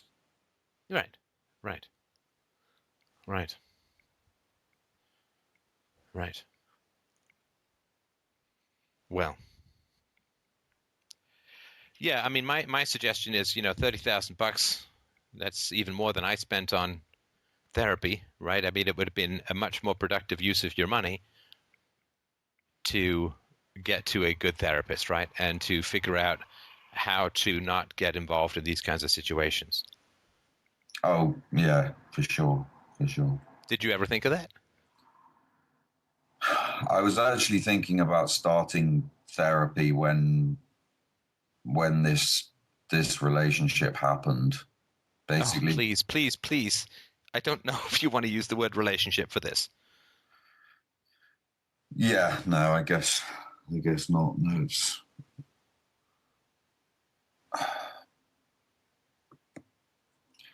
um, I have been going to see a therapist for the past few weeks here, but it's kind of it's on the government healthcare system, so it's not the greatest. It's just kind of quick fix, patch over the problems, and the guy isn't really.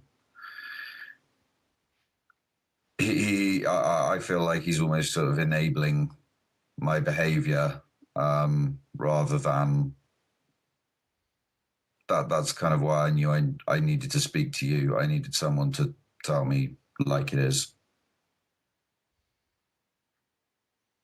Right. Right. But yeah, Well, look, I mean, you gotta put the money back. You know that. I don't need to tell you that. Right? Just because you're already caught by yourself, right? Right? If you don't put the money back that you stole, then you're condemning yourself and saying this is all I'm worth. Right? All I'm worth is stealing from people in a vain attempt to buy my way out of my childhood agony. And you have to give the money back. You have to put the money. It's not your money, right? no, no, it's And not. if you don't pay for your mistakes, right? We either learn through reason or we learn through experience. It's either prevention or cure. Now, in this case, you need cure. And if you get away with this within yourself, it's just going to repeat, but worse. But you know that you need to start dealing with your history in a way that is not this, because this is going to keep happening and it's going to escalate until some very nasty guys, possibly even in the business that you're involved in, are going to find out what you did and they're going to come by with a couple of baseball bats, right? And then it's going to be you being hit with implements all over again, just like when you were a child, right? Yeah. Tell me I'm wrong. Well, no, one way or another, I'm putting myself in incredibly risky, destructive situations. like you said, it could destroy my life. And Yeah, and the worst of it is, or the worst part of it is, that if it just ends up with you in jail, that may be the best outcome.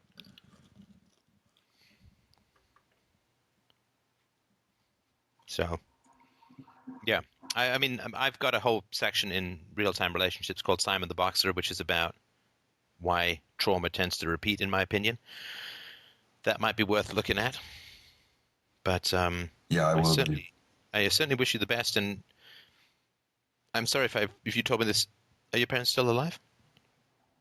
My dad passed away about almost 2 years ago. My mum's still alive. Yeah. Yeah. Are you in contact with her? Yeah. Yeah. Yeah. I It might find be it. worth sitting down and breaking the habits of the past by having more of a confrontation with her about your history. Yeah. I don't know why, but the prospect of that just terrifies me. But Oh, come on. Please tell me you don't. Please tell me we haven't been talking for nothing and you have no idea why that terrifies you. yeah, no, I Please know. don't make me feel like I've just been talking in one giant circle and we've ended up with no newer knowledge at the end of the conversation than the beginning. Why does it terrify you?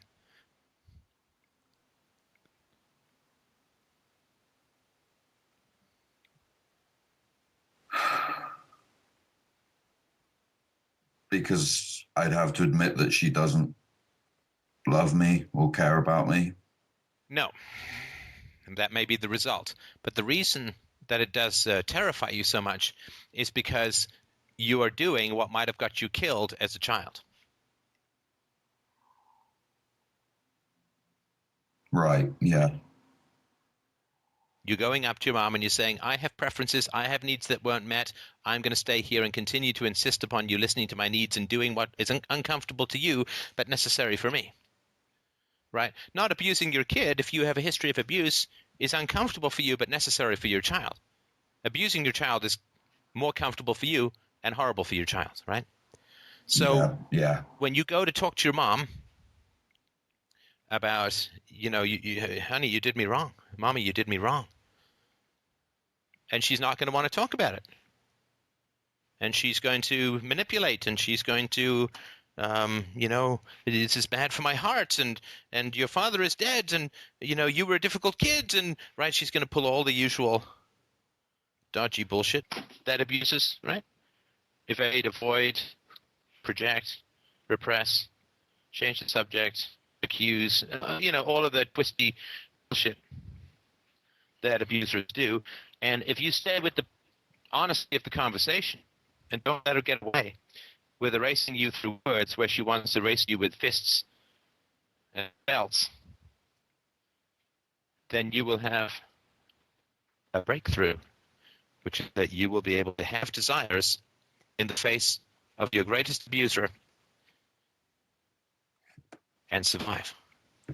And then you will find it much easier, having broken that pattern, to have needs with women and not be exploited and used as you were by your mother and your father. Yeah. Yeah. All right? Yeah, you are right.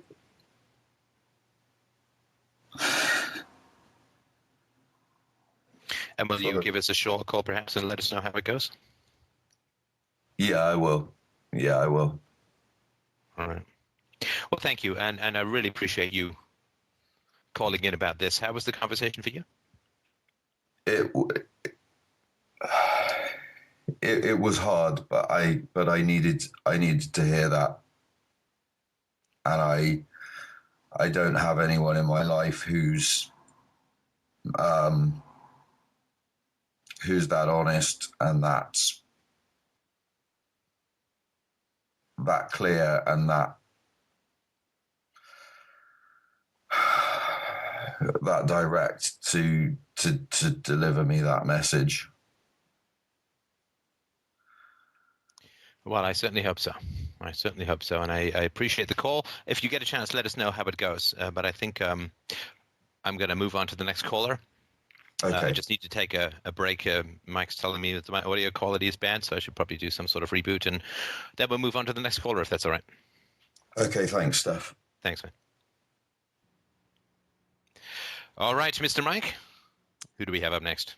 All right, up next is Kevin. And Kevin wrote in and said, when it comes to making life decisions, what do you listen to? Logic and reason or feelings and emotions? I know there's a time and a place for both, but many times in life I've been conflicted with life choices and how to make sound decisions. And my goodness, Kevin, your audio sounds terrible. What happened? Oh. Now is not the time. Oh. It's not shuffleboard. No, I haven't touched a thing. I thought it was great. Oh, we did. There's That a lot could of be someone background else. noise or something, but go ahead. Okay. Yeah, to touch on that topic, geez, where to even start? Well, what's a major life decision that you're looking at? Well, we can focus on work, I guess. Don't guess. Don't guess. Give me something you're committed to. Not like, well, I'm trying to figure out where to plant my begonias, right? Okay, fair enough. No, work's definitely always been an issue.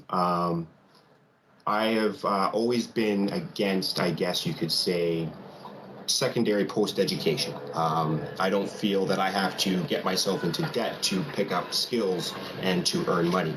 So I've always kind of paved my own way. Unfortunately, while doing that, I ended up getting pretty sick. So I had to change my course of action. Family reached out at this point and gave me a job, which in the end never turned out. And I've been marching, we're trying to clear a path to a good career, but unfortunately, it seems that, especially in the construction industry, you meet a lot of assholes and really narcissistic, they're all about money and their bottom end. And I'm having a really hard time finding a place to fit in. Right. And it basically boils down to, well, do you take the abuse, the mental and the physical abuse that comes with it, and just bear down and work your way up? Or do you just say, fuck it, and take the schooling, pick a different career path, and not have to go with all of that mental anguish possibly that comes with that? Right. So you're thinking of going to school for what? Well, everyone always says like, I have the gift of gab, so to speak, and I should be doing something that does more interaction with people. Even in construction, I find that it's helped. In fact, working for the family construction business, I was told blankly that it wasn't my skills that were going to lead me to money. It was my mouth, because I could sell ice to an Eskimo. I'll bedazzle people with bullshit. And at that point in time, I got diagnosed with Crohn's, so I was feeling very physically weak and kind of like, this is my only option now. I can't physically do work. I need to pick a different path that doesn't demand the physicalness. I did it for about 3 years, but I realized that, basically kissing the hand that feeds you, I was treated like worse than garbage. So I quit because it just came down to morals. Do you want to take advantage of people and live your life as a lie, but you'll be rich, you'll have lots of money. And I chose not to do that. I walked away from it, and subsequently because of that, work for me has been terrible. I'm sorry, what was it that you found morally objectionable about that career? Well, I wanted to get proper training. I wanted to go to school, and I've always, basically said, hey, I will always prove my worth to you. I'm just looking for someone to, further the trade, sign me on as an apprenticeship. And everyone, that comes to be like, yeah, it sounds great, but it'd be 2-3 years down the road and nothing would come to fruition. They would hire other skilled workers, and I would always keep that labor intensive position. And then, yeah, when it came with it, I just always felt like I was bullshitting people constantly in that trade, because I knew my stuff, but I wasn't technically refined, and I wanted to make sure, and I've always been like this, that if I'm going to do something, I want to make sure that I know what I'm talking about. Right. And I'm sort of two minds here. Like, I'm trying to figure out how blunt to be. I don't know how. Do you like sort of spoonful of sugar, or you are like straight medicine kind of guy? No. Blunt. Okay. Yeah, I mean, you're selling me now, right? you're selling me now. This is why there's no emotional content, and you're just reading off stuff. I bet you said all this stuff to people a million times before, and it's all about how you're in the right and other people are in the wrong, and you're just selling me a whole bill of goods here. And if you want to do that, it's not the right show for that. Okay, fair enough. I'm not trying to sell a bill of goods, I get, or maybe I am. But this is why I'm calling in, because I'm struggling, because my brain says that, you go ahead, do this. This is the right thing. People are pretty stupid and they can be easily taken advantage Okay, of. you're just blowing past what I'm saying, right? Okay. Right? You just launched back into selling me your bill of goods, right? See, and that's where that comes from. That I don't know if it's been enabled, but wow. How do I get past something like this? Like I say, if you want to be super blunt, please do. No, see, Kevin. My God! Oh my God! Oh my God! All right. First, we try blowing it past, and then you ask how you can do something, right? If you want to stop selling me a bill of goods, you can ask me a little bit more about what I'm experiencing. You're trying to manage me. You're trying to control me, and then you're trying to get something out of me, but you're not relating to me. Okay. You're trying to impress me. You're trying to sell me how you're right and other people are wrong. And you speak very rapidly, which is usually not a very good sign for communication. You haven't asked me if I understand something. You haven't asked me if I'm following what you're saying. And then when I sort of point out that I feel kind of alienated, or I feel like you're selling me a bill of goods, you start selling me more goods. And then when I stop, you say, well, how do I stop that? Or it's still all about you, right? Fair So enough. to stop selling me a bill of goods, you could ask me a little bit about what I'm experiencing. So let me ask you, sort of to show you what it means, what it looks like. Mm-hmm. So when I said that I felt you were selling me a bill of goods, what was your emotional reaction to that? Well, I am nervous, and my first emotional reaction to that was, wow, I screwed up. I feel like I could have probably better worded it or explained myself better. But yeah, I feel bad because I was hoping that this was not the direction the conversation would go. So what I'm pointing out is that you only focused on you. And I will admit to that. In fact, I've been saying that a lot lately. I've been And very I'm not sorry selfish. to be clear. I'm not criticizing you, right? I'm simply pointing out that if you have a strong inner critic, it means you can't focus on the other person, because if you feel some pushback from the other person's discontent with what you're saying, you only focus on yourself, and then to try and manage your negative emotions or your self-criticism, you start to try some other manipulation, not consciously or anything, right? But right? No, absolutely. So, from what I did say, then, like, what do you feel about how I explain that situation? Because I feel that's probably just the tip of the iceberg. I'm not sure what you're asking me. Well, I've always battled with between listening to my heart and listening to my brain. No. See, now we're back talking about you. I'm still doing it again, right? eh? Yeah, no, and I appreciate that. This is a habit, right? You just need to become aware of it. Now we're back talking about you again, right? Okay. So I've now said 3 times and given you an example of what would probably be a more productive thing in this conversation for you to do. Do you remember what that is? And yeah, I guess I can't even recall because I'm so I guess it's not Flummoxed. sinking in. You're Yes, flummoxed. my palms are 19th century sweating. novel word, right? You are discombobulated and flummoxed. Yes, very, very, very nervous. So what I suggested was, if I'm not connecting in the conversation, you, Kevin, can say to me, Steph, what was your experience of the conversation? What didn't work for you? Okay. Steph, what was your experience in the conversation? How did it make you feel? And before I answer that, what is it like for you to ask that question?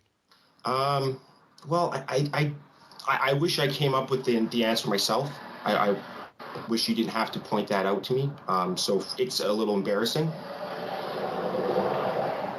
Okay, so you feel embarrassed to ask that? Anything else? Maybe shameful as well, because I thought that again, back to me, which I shouldn't be doing, but yeah, I thought No. I'm asking you about your experience, so that's totally fine right now. So I just want to make sure that before I answer, just that I want to know where you are. No, then that's exactly where I said. Just embarrassed and shameful at this point. I should know better. Right. And of course, that's partly what you manage by keep talking, right? Absolutely. Right. Well, I find it because you speak rapidly and kind of in a monotone, and because you bring up like 12 monstrously weighty issues every 20 seconds, it's very hard to feel part of the conversation. Gotcha. It feels like I'm reading a really rapidly scrolling screensaver, like I'm trying to pick out words and figure out what's going on. And so because I generally assume that what I'm feeling in a conversation is often what the other person is feeling but not acknowledging. Correct. Okay. So I would imagine that so I was sort of picturing, okay, well, if I'm feeling kind of rushed and distracted and not connected, then Kevin must be feeling rushed and distracted and not connected. Which for me is, it's disheartening because I've been wanting to call in for quite some time, and I've actually kind of run through this scenario in my head, and I kind of pictured it going one of two ways. And well, this is one of the ways where I fumble through it and basically embarrass myself and not get to the heart of the matter, because I'm not, there's been a lot going on lately. So, I recently danced topless and imitated a supermodel to a listener. I think that the threshold of embarrassment is not wildly high at the moment. So no, fair enough. yeah, okay. And no, look, it is productive, right? Because to try to sort of get real-time feedback on one person's genuine experience of your interaction is rare in this life, right? As most people are kind of nodding and waiting to talk their turn and all that kind of stuff, right? Yeah, I was actually hoping to bring more life to a conversation, because you're right. I've been a proponent in the background, always going, "Oh, these callers are so boring. There's no emotion or feeling involved," and then here I come doing the exact same thing. So, well, it only looks easy when you're watching, right? I will, absolutely. Yeah, you can sit back and put your feet up and chuckle when need to and shake your fist whenever, right? Yeah. Okay, so when you were a child, Kevin, Uh-oh. were you listened to? No. Why would you think that you have a skill called listening? Do you know that you don't have, like, if you weren't listened to, it doesn't mean you can never listen or be listened to, but are you aware that you don't have a skill of being listened to, or a lot of experience in being listened to as a child? Absolutely. I'm the black sheep. I always felt different. I always fought whatever people thought was cool or the in thing. I've always done the opposite. So with my family, it's been a tug of war, whereas you need to listen to us. We know what's best, even though I'm surrounded by family members who are complete and utter. They don't get it. And they repeat the cycle of violence and the cycle of abuse. I have a feeling that this is all stuff you've either said before or thought before. Definitely thought before, because the last couple of weeks. Okay, so I need you to stop giving me pre-chewed sound bites. Okay. Okay? Because it's not connecting to me to have you read the fortune cookies of your own prior thoughts. I need you to talk to me in the moment. Okay. So when you weren't listened to, how did you know you weren't listened to as a child? Just always a reaction to everything. Everything was always, no, that's wrong, or that's a bad idea. Stuff along those sorts of lines. It just seemed that anything I had interest or would voice an opinion, it seemed to be the exact opposite of what my family would want to hear, or their advice they'd want to give. Now, do you know that your unconscious was recreating that situation in me? No. You know that now, though, right? Absolutely. Because what happened in your childhood happened again with me, right? Yes. Okay, right? no, that I had to say, no, that you're doing it, quote, the wrong way or whatever it was, right? But I'm not doing it with any attack. No, and that's why I welcome criticism. I truly do. And you're doing it in a way that, yeah, it doesn't feel like, someone's about to hit me, or, someone's going to raise their voice and get really angry. And were you hit as a child? Yeah. I was very big, not fairly fat or anything, but I was always, a grade or two above. I was their size. So growing up, it was because of my size, they had to hit me twice as hard to get the point across. So, be it with a wooden spoon. That's a line, right? That's a line. I agree. Yes. Okay, so I've asked you, and I'm going to be insistent on this. You've got to stop feeding me lines. Okay. Okay, so I just asked you about being hit, and you gave me this absurd justification that you were bigger, so you had to be hit twice as hard. Oh, pardon me. That was their justification. I'm not talking to your goddamn parents, and I don't want to talk to your parents. I want to talk to you. Fair enough. So, how often were you hit? I would say at least on a monthly basis up until I was 13 years old. So once a month? Give or take, yeah. I mean, there might have been breaks for like 2 or 3 months, but any memories I have of childhood are the abusive ones. There's not a whole lot of happy Wait. Now, ones. you say any memories you have of your childhood is an abusive memory, but that's more than once a month, right? It very well could be. I just don't want to over guesstimate, right, and make it seem maybe not to say that what happened to me wasn't bad, but no. But what you're telling me is contradictory. fair enough. Okay. And again, it's not a criticism, right? I'm just pointing out. No, absolutely. That, you can't say it was once a month, but all my memories are of abuse, right? No, fair. Okay, no, fair enough. Yeah, it was. I need you to stop saying fair enough. I say that a lot. That's part of your patter, right? That's part of like a Barker's patter, like step right up. I used to do that a long time ago at the Canadian National Exhibition, which is basically a giant fair in Canada. As a teenager, I worked as a Barker, right? So I know what that sounds. Step right up, $2 will get you 6 more, blah blah blah, right? Right. So you've got a couple of these ticks. I do as well, right. But you have to not give me this sort of fair enough and absolutely and the things that you have as your verbal tics, because they're a way of you telling me that you're not listening because you're on autopilot, right? Okay, no, and I don't want to be on autopilot, and thank you for pointing that out, because I noticed that those are two phrases I use a lot, and I never knew really why, but thank you for that. No problem. So how often were you hit as a child? Jeez. I would say at least 6 times a year. My pants were pulled down, or the wooden spoon was brought out. So this is the third change in frequency, right? Okay. Yeah. Are you aware of that? Yes. I just don't want to make it... Because it doesn't sound like you're aware of it. Because you just said, I would say 6 times a year, whereas previously you said 12 times a year, and then you said all your memories are of abuse. Well, I guess, no, you're right. I just don't have any fond memories. Things that do stand out were the times where I were hit, and I know it was quite frequently, as far as I could tell, because I either spent a lot of time being yelled at, or hit, or grounded. One of those 3. Right.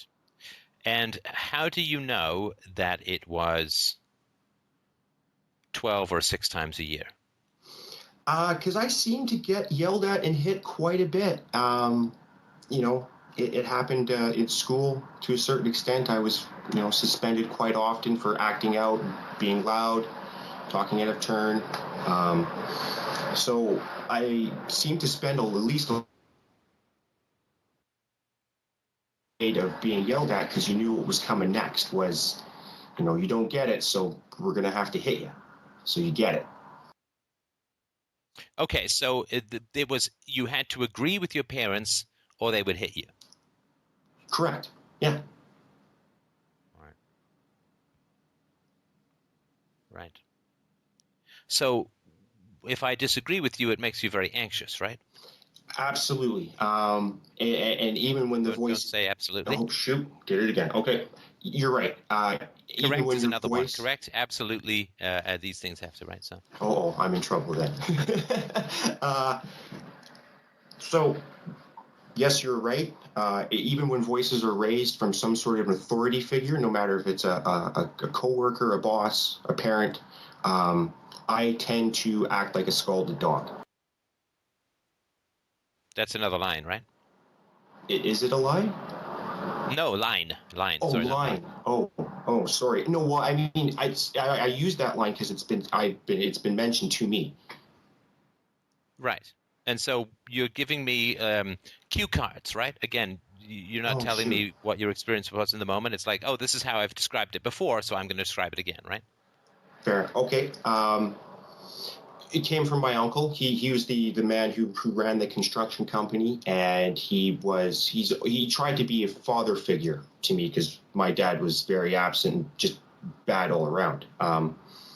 So he figured that, you know, to be a dad, you need to be very aggressive and, you know, you need to be a man and man up. I need to show you how to be a man because you're too soft.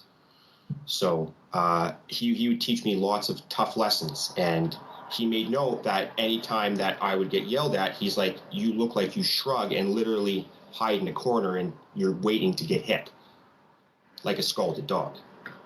Right. Because you were waiting to get hit. And did he have any sympathy for that? No. He even said once that, you know, just because you're my sister's brother doesn't make you family. There's been some harsh things said. I haven't spoken to him since I've left the company, and that's been about 6 years. I can actually say that I've probably been happier since I've disconnected with a lot of the family. Right. Which makes me sad, because I've also got two younger brothers that are, you know, they're many years behind me. And right now my mom is pretty much dying of cancer. So I've kind of had to go back for them, even though I know entering the family circle is going to bring a lot of torment and anxiety. But I'd like to be there for them because my dad's not. Because your dad's not what? He's not there. My biological dad is my younger brother's same dad, even though they're 17 and 13 collectively. But he left as soon as the last one was born. He fled. And sorry, your dad is not coming back? No, not at all. Right. Right. Right. Well, so if your question is about to make decisions sort of emotionally and so on, I think that my sort of suggestion would be to work to get more in touch or engaged with your own emotionality, right? And that is a challenge. Language is something which can be liberating, right? Can be connecting, but it can also be something which we use to manage ourselves. In other words, so language is often like a story that we create in order to explain our lives to ourselves. And this is a terrible way of putting it, so I apologize for not being like probably even remotely clear. But you have these language structures that you use to delineate and define your life, and you sound very certain and you sound very like you have all the conclusions in the world about your own life.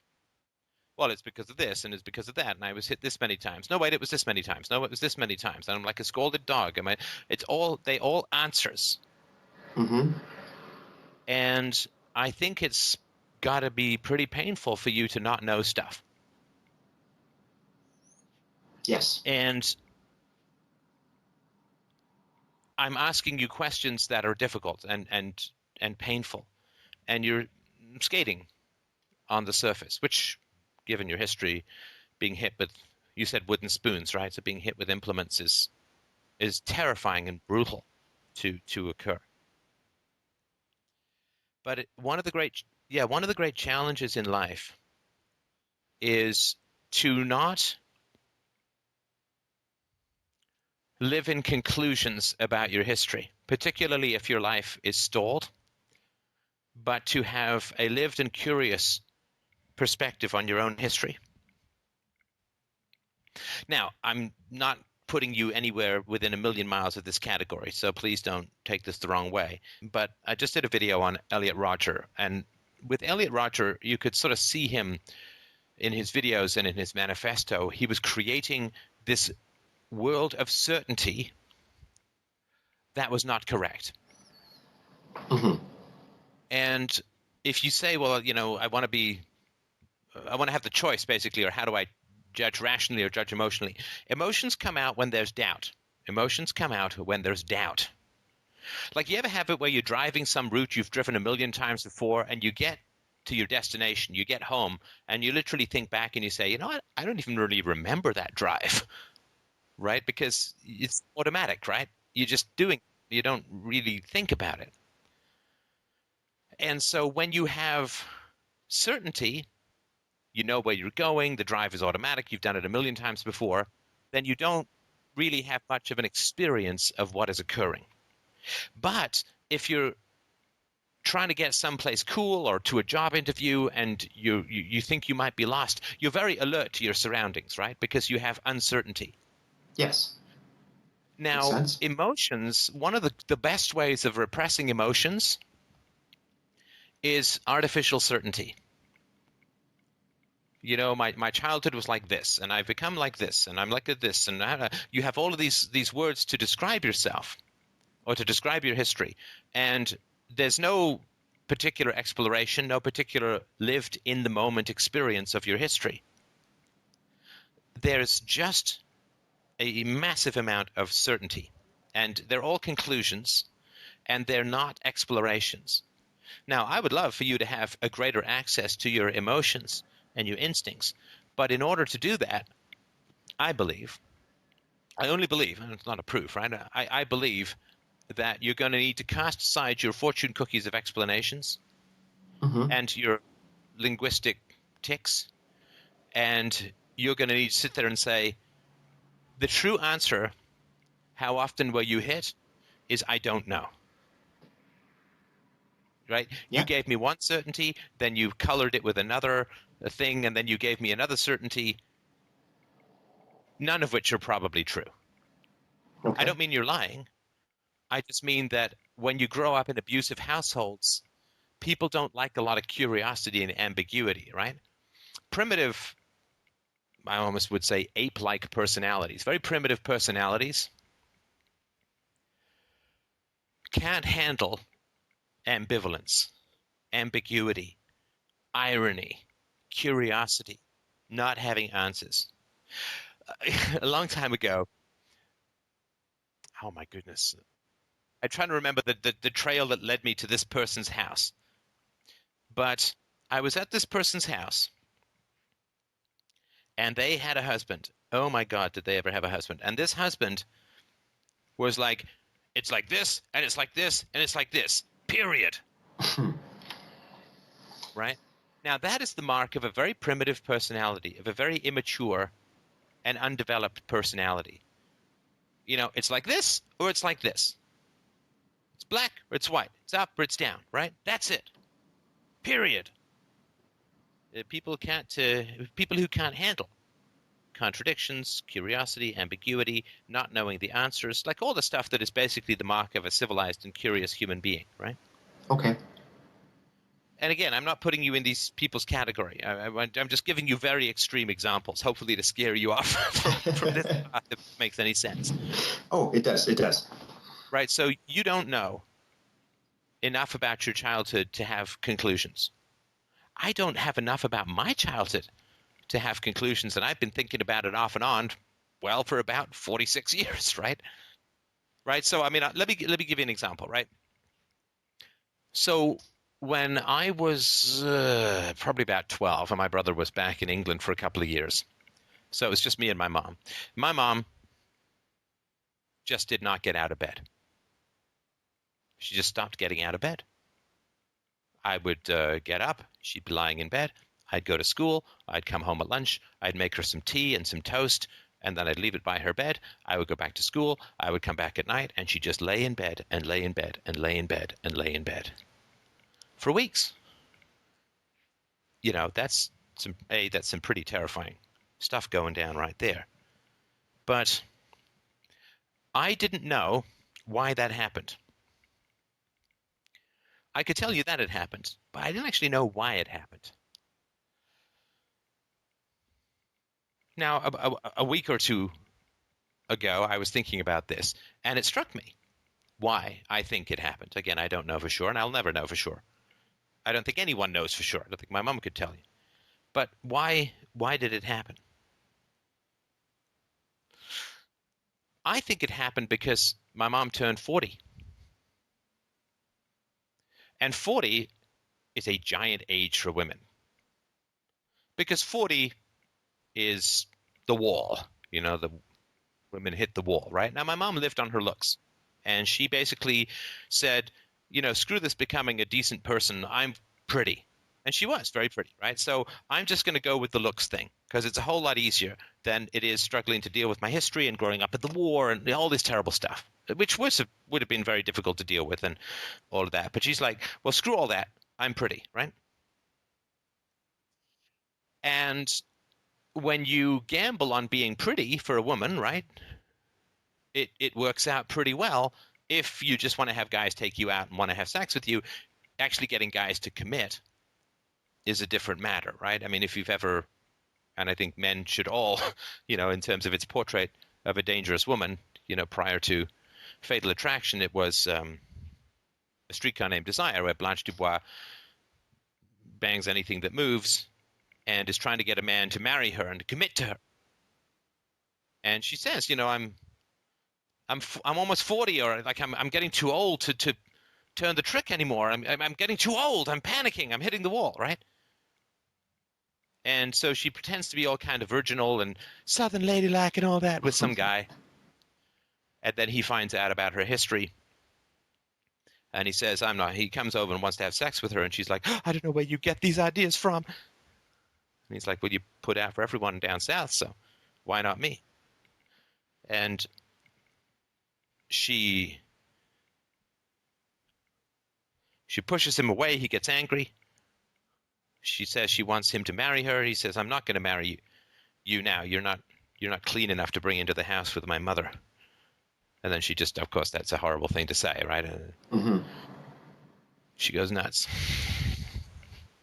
And sort of the reason I'm mentioning all this stuff, and I'm sorry it's such a convoluted answer, but not even an answer, but is that, you know, so my mom, she hit the wall. And she I think she understood that she wasn't going to get married by a rich guy.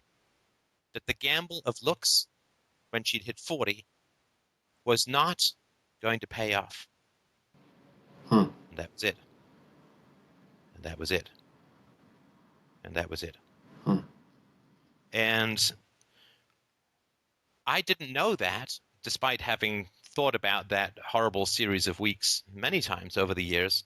I didn't really understand that until just a couple of weeks ago. Now, if people had said to me or asked me, why did your mom do that or what happened, I said, I don't know. I kind of have a theory. Here's what I think, but I don't know, right? And people say, how often, Steph, were you hit? I don't think anyone's ever asked me that, but the answer is I don't know. I can give some educated guesses, but I don't know. And in a way, it doesn't really matter. Now, I know I just asked you this question, so it sounds kind of like a cheat. There is a difference between being hit once a year and once a week and once a day, once an hour. I mean, there's some differences. Mm-hmm. But in many ways, it doesn't hugely matter, because if you're hit and there's a significant chance of repetition, it doesn't really matter if it's once a month or once a year. If you're still afraid of being hit, if that's still something that's on the table as a viable parenting strategy, right? Mm-hmm. So my suggestion is, if you want your instincts to help you, you have to stop bossing them around with conclusions that you don't have yet. And listen, Mm-hmm. I don't even have a conclusion about my mom when I was 12. You know what happened 35 years ago? I don't know. I think this is a pretty reasonable explanation, but I don't know. And now not knowing allows me to continue exploring. Emotions are tentacles that feel in the dark. So the octopus of the heart can't know where it's going, can't know what the conclusions are. That's when we reach out. That's a good quote. Right? And everything that you gave me, if you listen back to the conversation, everything that you gave me, Kevin, were conclusions, were statements. There were no questions for yourself, for others. I don't know, and in the absence of uncertainty, our emotions will not probe. They will not give us guidance. Right? In the same way that you don't turn the GPS on for something you've driven 1,000 times, right? No, I'm Does this make any sense at all? No, it's like almost like an epiphany right now, because you're right. I have been throwing these thoughts in my mind, and you're right, drawing my own conclusions, thinking that I'm going to know best, because if I go to anyone else with this, they're just going to give me stuff that is going to be in my mind wrong, or I'm going to be laughed at, or again, suck it up princess type attitude, right? There's no real emotional support group where I can go and feel comfortable to tell these things to people. And to be uncertain, right? Yes. I mean, it sounds like you were raised by some pretty low IQ and EQ people. And certainty is generally a product of lesser intelligence. The greater the intelligence, the greater the humility, right? Mm-hmm.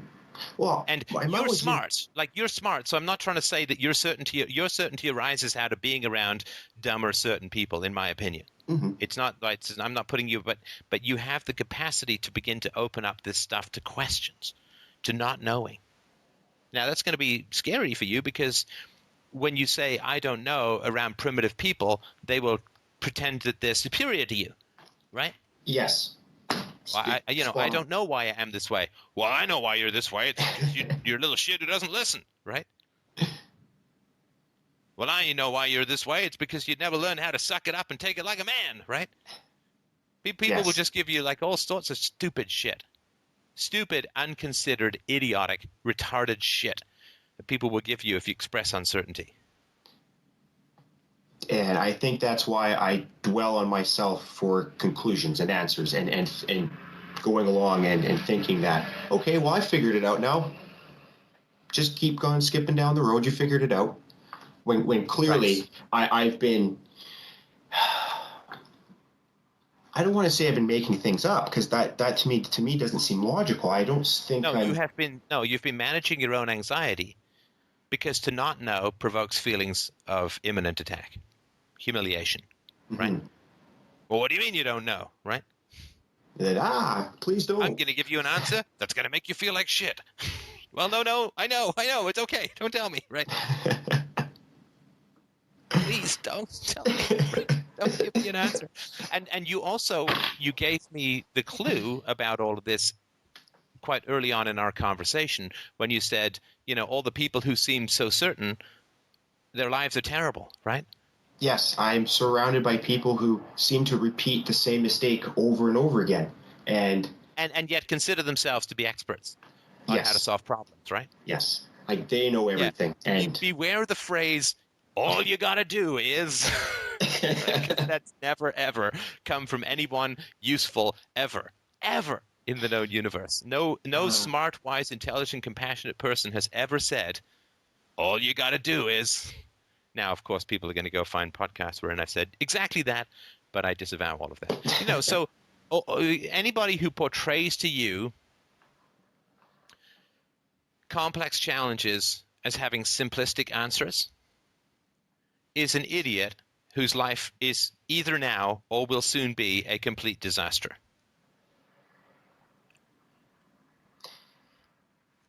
Immigration, all you got to do is seal up the borders.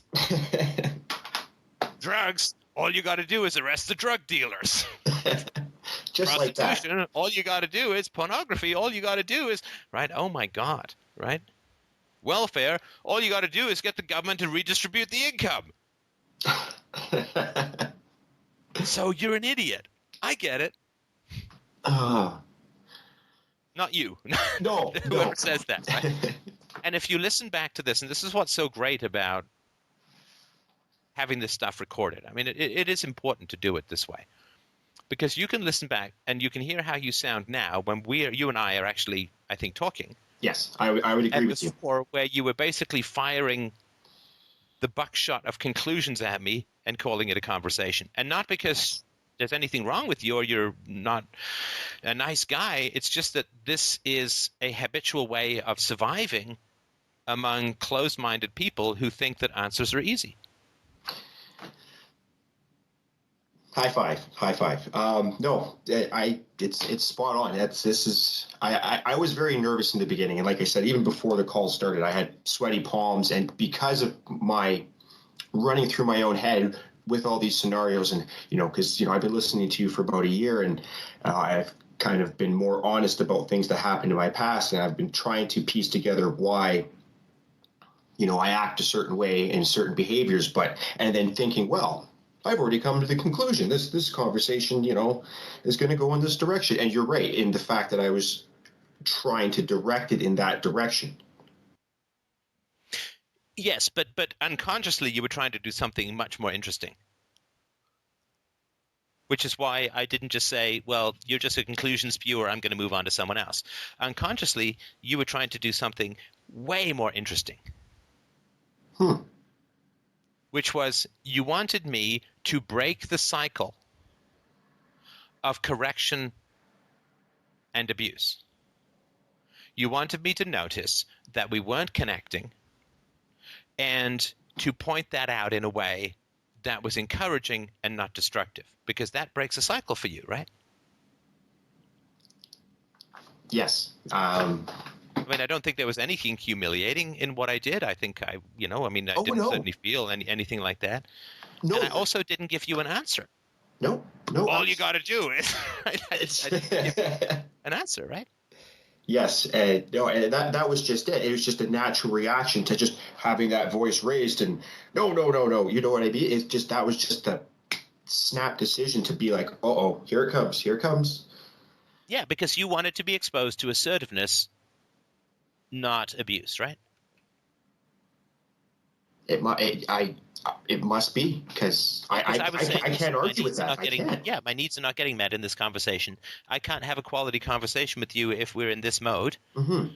But I'm not going to shame you because of that. That's just the reality of where we are, right? And that's or at least where I am. I wanted to talk to you because I knew that even though I might come through the stumbling blocks in the beginning, that in the end that you're a sound mind, you're a pretty rational guy. You're going to be able to kind of point me in that right direction because, again, in my life right now, who else is going to point me in that kind of direction? Who has the knowledge and the temperament? It's not there. Right. I really have a hard time finding that sort of same kind of wavelength. Not to say that I'm perfect and I know all the answers. It's just I find it incredibly difficult to find that ability to reason, or at least open-mindedness to dig deeper and try to become a better person. Right. And you're in an environment where improvement is impossible because everyone's an expert. I think this is a good step for me. I've been balanced or struggling to think if I need to go to counseling, and I'm kind of leaning towards the fact that I do. So I think I need to work on maybe talking to a professional rather than just trying to figure everything out for myself and calling it right. Well, I think that's as you know, I'm a big fan of a good talk therapist, and I think that's a good idea because I think you need to be exposed to people who don't have answers. Because it's funny, everybody loves new cell phones and upgraded cars and all kinds of cool new computer stuff, but that's all people who didn't have answers. I'd like to have my phone be able to talk to other phones with text, but I don't know how that would work, right? All you got to do is have tiny carrier pigeons inside the phone with homing beacons and flares, and right, I mean, because look, I get this all the time. I mean, this is why it's on the tip of my. Steph, all you got to do is run commercials on your site, right? And everything will be fine. Steph, all you got to do is this, that, and the other. Let me give you the simple way that you can expand this philosophy conversation. All you got to do is right. Yes, I've noticed that. Yes. I just know that these are people who aren't doing anything. I mean, that's just. It's so obvious, like throwing stones from a glass house, right? I just don't know where people get to start telling other people, like, well, this is how it should be done. You're missing this, and constructive criticism is great, but I mean, it almost feels like they're trying to feel like they. No, criticism, to be valid, criticism must start with curiosity. Steph, what are your reasons for not running ads? Right, but people they can't handle the humiliation or the attack of me saying. What, you don't even know why I'm not running ads? Then why the hell would I listen to you? Blah, blah, blah, right? I mean, so people will always, a lot of people will basically just try and give you all of this endless, useless instruction on what you should do. You know, if you want to be a successful actor, all you got to do is write a hit screenplay and cast yourself. Really? All you got to do is that. Okay, got it. You know, if you want to make a lot of money, all you have to do is invest in stocks that go up and don't sell them until they're about to go down. Oh, geez, really? Geez, that sounds like, a lot of advice that I've been given. Yeah, absolutely. All you got to do. All you got to do. It's fail safe. It's proven. Can't fail. You want to be a great parent, all you got to do is have your kids respect you and do the right thing. If they don't respect you, just hit them. They'll figure it out. Yeah. All you got to do for that cancer is take some snake oil. All you got to do, right? I mean, those people. I mean, you have to not. My suggestion would be, just if you have to be around people like that, for God's sakes, don't ask them any questions and don't show any vulnerabilities, because they'll just rush right in with all you got to do. It's like there's no certainty like a fool's certainty, right? There's no progress like a wise man's doubt, and there's no stagnation like a fool's certainty. I will agree with you that yes, I engage and I'm probably too open with these types of what's the word I'm looking for? Yeah, you can call it personalities, I guess. I leave myself vulnerable and open to attacks, and I don't know how to respond in the right manner, and that usually is the reaction. No, you can't respond in the right manner. You can't. No, it's just can't, because they're not interested in a response. You are a mere object for them to preen in front of. Yes. I mean, nobody sits there and says to the mirror, unless they're insane or a Disney character, which is basically saying the same thing. But nobody sits there and says to the mirror, "Hey, do you love my new haircut? Tell me what you think about it, and don't be shy," right? Because the mirror is simply an object to reflect back the person's reflection. Reflect back the person's reflection. Sorry to be redundant, no. But people who write to me and say, "Steph, all you got to do is run ads on your channel, and that's how you should monetize. That's how you should make your money." They're not interested at all in my feedback. What they're interested in is feeling like they're smarter because everyone else is retarded. Because they have the right answer, right? Yeah, and they just, they obviously have run highly successful, complex, challenging, groundbreaking philosophical conversations.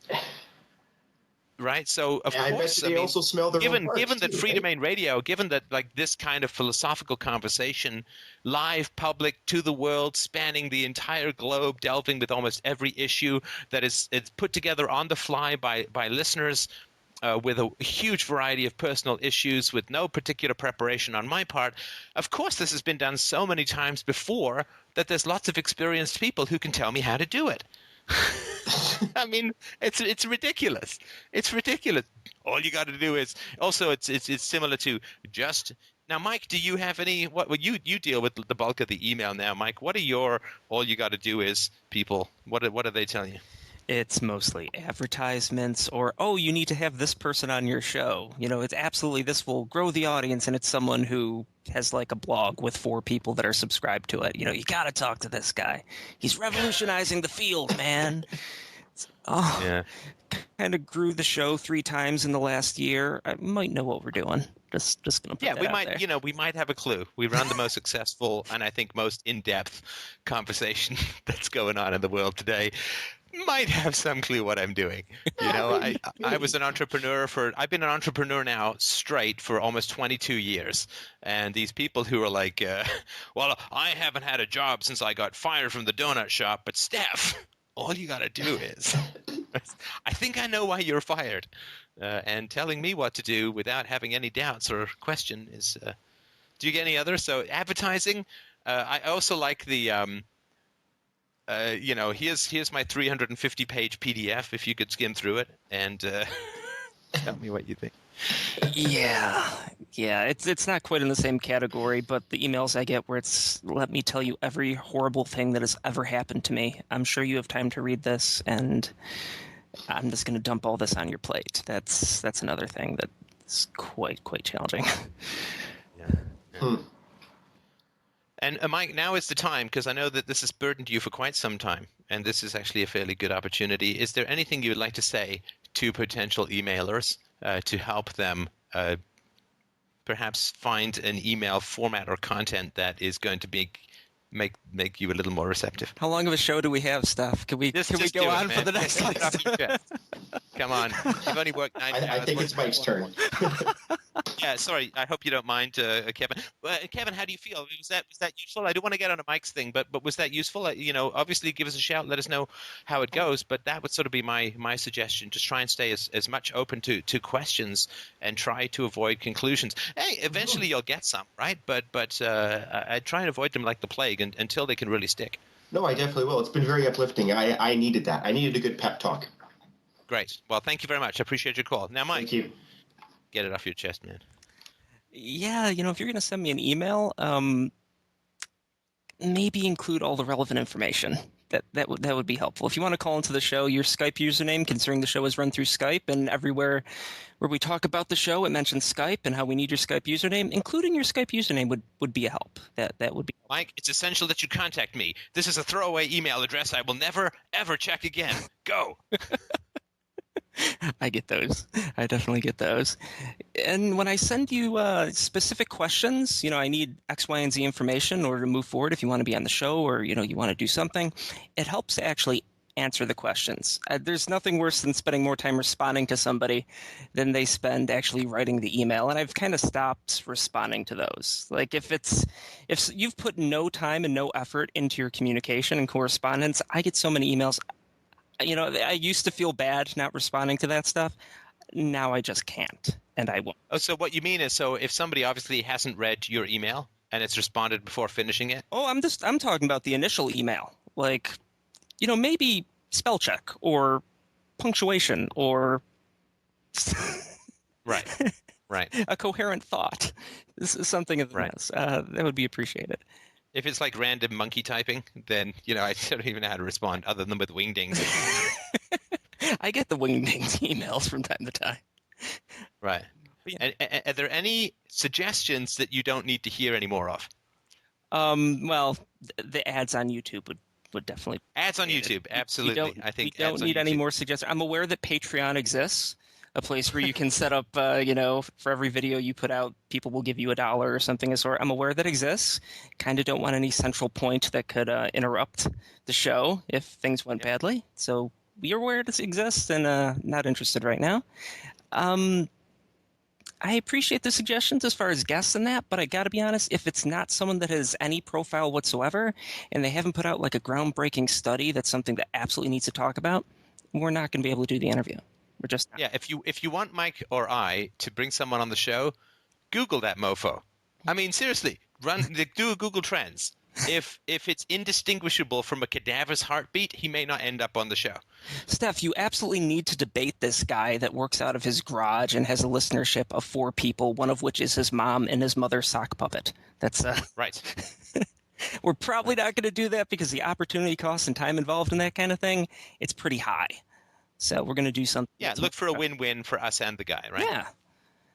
Right. So I'm actually not feeling very ranty today.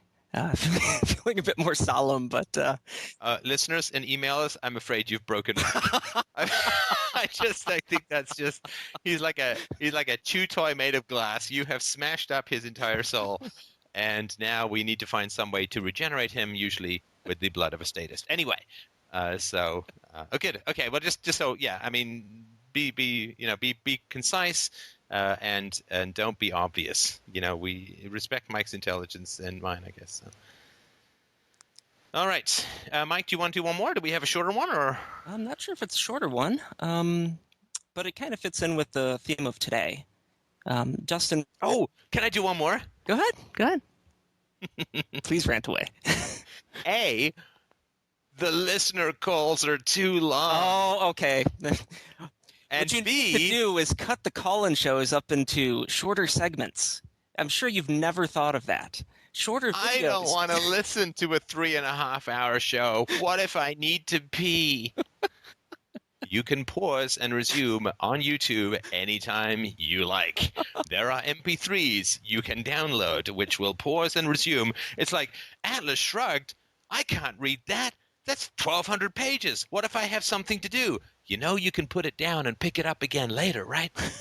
Now alt stuff. Now alt. Not all listeners are like that. Come on. Oh my God. So yeah, so that's always an exciting suggestion. And the second is, why do the listener call-in shows have so much unhappy personal history in them?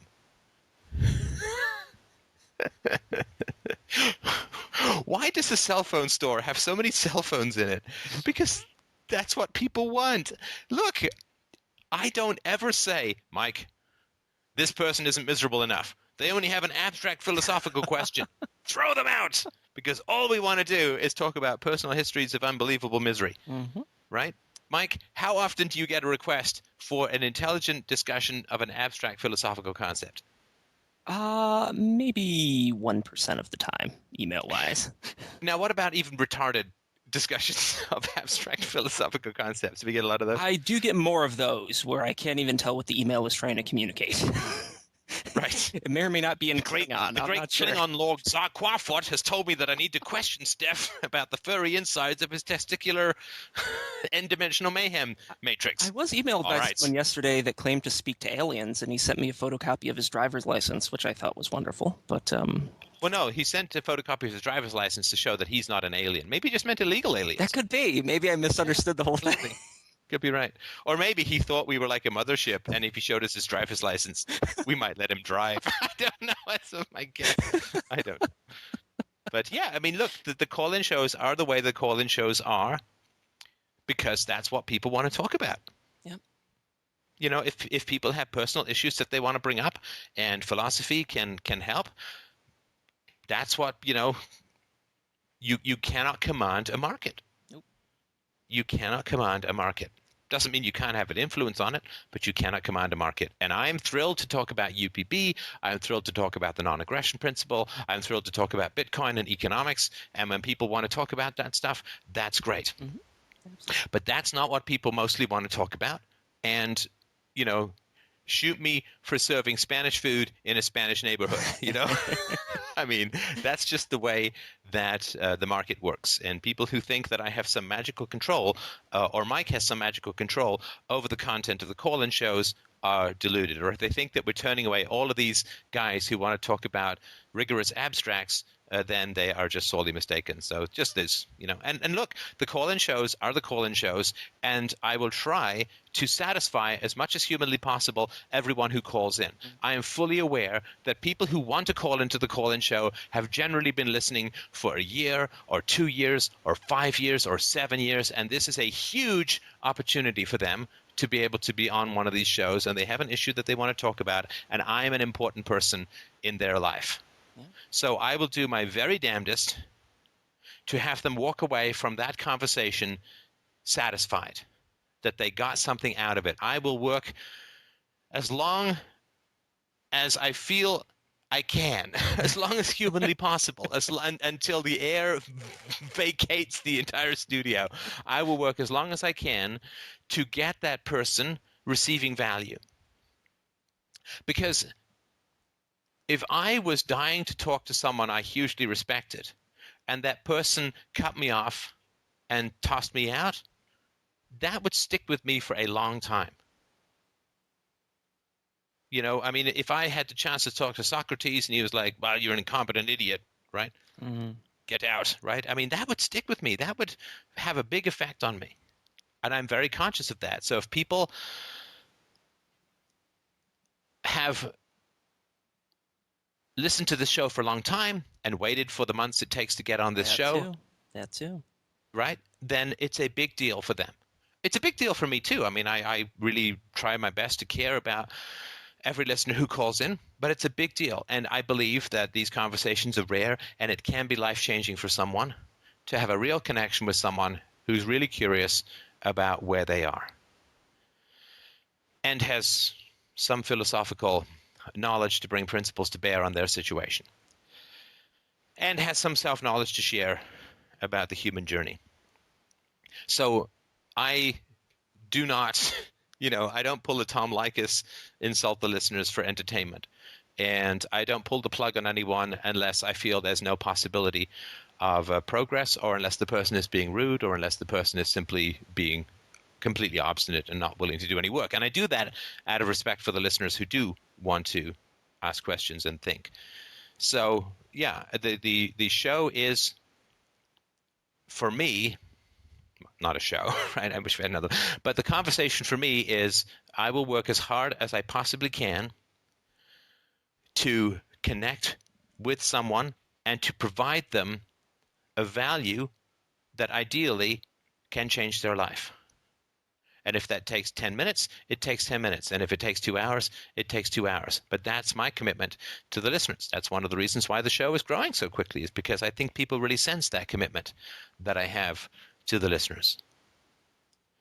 And I know that because when I can really remember the people in my life conversationally who had a real impact on me, how important those conversations were, and how much of life felt like a complete waste of time and bullshit static until I had those conversations. So I want to provide that as much as possible. So I just really wanted to mention that. Testify. All right, Mike. Sorry, go ahead. I just said testify.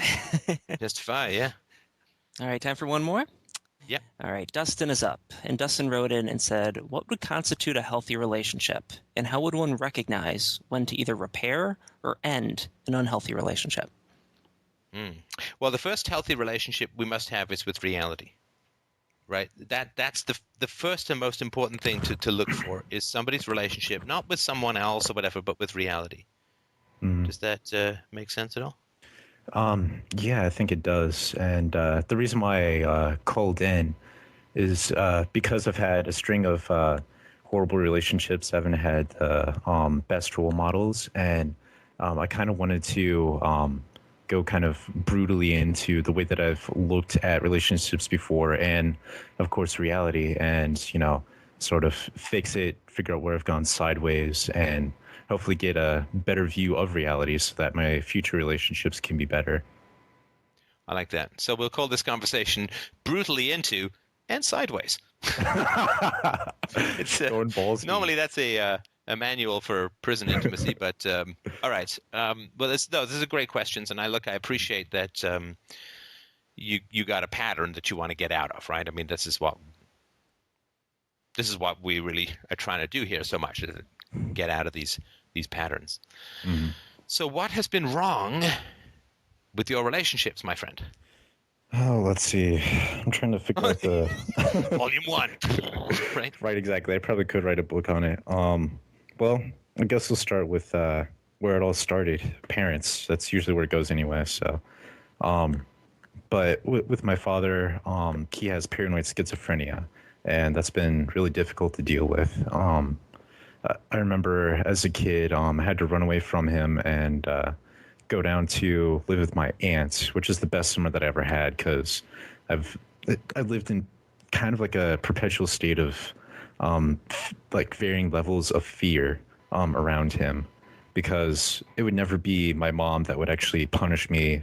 It would be my dad, usually with a leather belt, and it only happened like 5 or 6 times when I was young. It didn't happen often at all, but when it did, it was horrible, like severely shocking, because typically my mom would only have to point at me and give me a dirty look, and I would suddenly burst into tears. So when my dad would do that, it's like this earth-shattering thing that happened. And ever since, I've been deathly afraid of going against somebody because I would think, I would die. I would go into this fight or flight thing. My body would seize up, and like even tiny little things. Like I forget to sweep an area when I was a cook, when we were closing up for the night, and I would think, "Oh God, the world is ending," It, and So, sorry, no, go ahead. yeah, and then especially too to give you an idea of the way that my dad kind of conceptualizes things. I remember when I was living with him, I think I was around like maybe 17, 18 at the time. He finally decided that nothing really mattered in life, and he would flip a coin to make major life decisions because dumb luck was the foundation for anything great that happened in life. No matter what preparation you put into something, no matter how hard you studied, it was just simply dumb luck, whether you ended up in a successful career or whether you ended up on the street. And Wow, so he must have realized that by punishing you, he was being entirely wrong in doing so. Because it was just dumb luck about whether you listened or didn't listen, quote, obeyed or didn't obey, did the right thing or the wrong thing. So it was just dumb luck. So he must have, with that realization, enormously apologized to you for punishing you as if you were responsible for the mere accidents of reality. no, I think that he kind of disconnected from his actions, especially when. Oh, so it was a little bit more fucking convenient than that for him, right? Right, exactly. It was. Other people will do what it is that they do. Like you just throw your stone into the river and it goes wherever it goes. And when I graduated from college, I got honors and whatnot, and then went up to say, "Hey, Dad, I graduated from college," and he said, "I don't care about you. You could die for all I care. My job as a dad is over with." And it was like he completely disconnected from Oh my the God, what upbringing. was your experience of that? I'm sorry, what was that? What was your experience of that? Of having my dad tell me all that? Yeah. I don't know. I moved up to a different place that was about an hour away because I got a different job, and I remember for about that whole year I wanted nothing to do with my parents, and I was trying to reconcile. Is the person that my dad is now a result of the Oh, you schizophrenia are and doing mental a illness? skillful dance of non-answering there, aren't you? Oh, I'm sorry, Stefan. Listen Holy to your shows. Oh, I'm the lift off to abstract land. Okay. If only we could hear the engines. Okay, I'll Right. focus on the emotions. Sorry. What was your experience of your dad saying that? It was horrible. It was a knife to the gut. It was like all of my effort didn't mean anything, and I couldn't win. Nothing really made sense. Like nothing I thought actually meant anything. It just felt like I was gutted. To him. To him. Well, no, because you're missing two, and I'm sorry to interrupt, but you're missing two kind of magic words here, right? Okay. Right. Nothing that you did, none of your effort meant anything, and I was waiting for to him, because those two are vastly different statements. Wow. Right, because you said nothing means anything, all my work was for nothing, and blah, blah, blah, right? Yeah. And I was waiting for to him. Huh. But you didn't say that. You're right. So what that means is that he infected you pretty heavily with coldness, right? Yeah. He's like the ice wizard.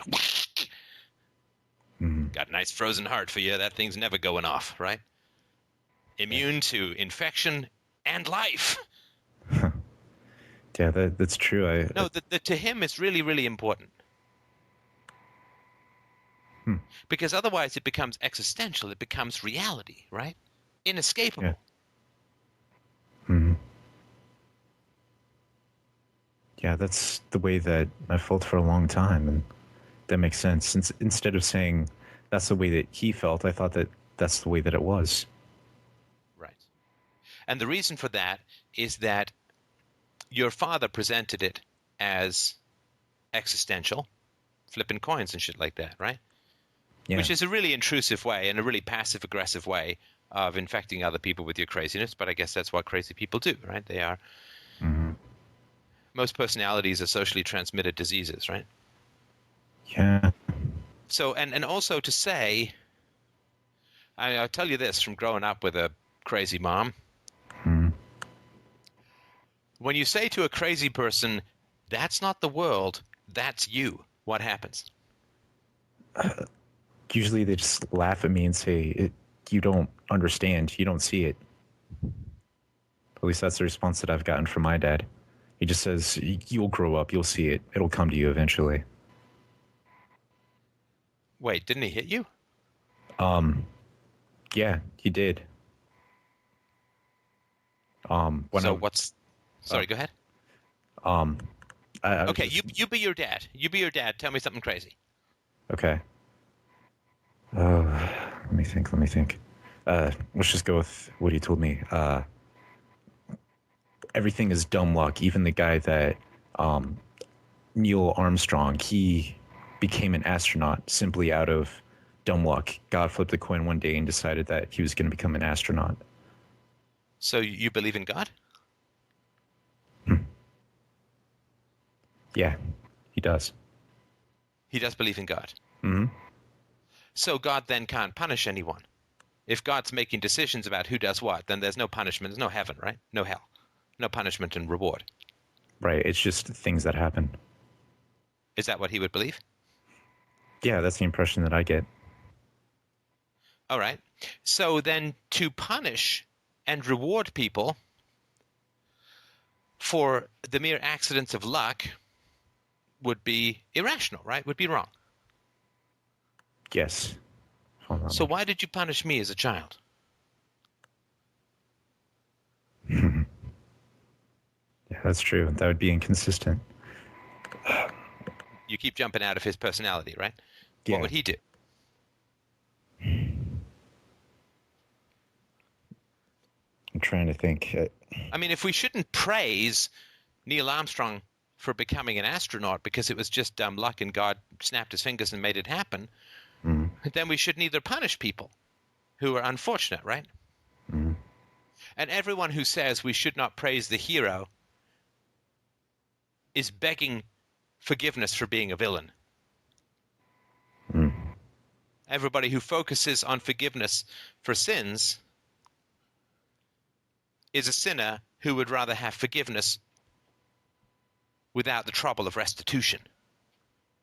Mm. It's virtuous to forgive is the bad person's way of saying, I'm too lazy to make amends for what I've done, so I just want forgiveness to be snapped into existence as a moral absolute.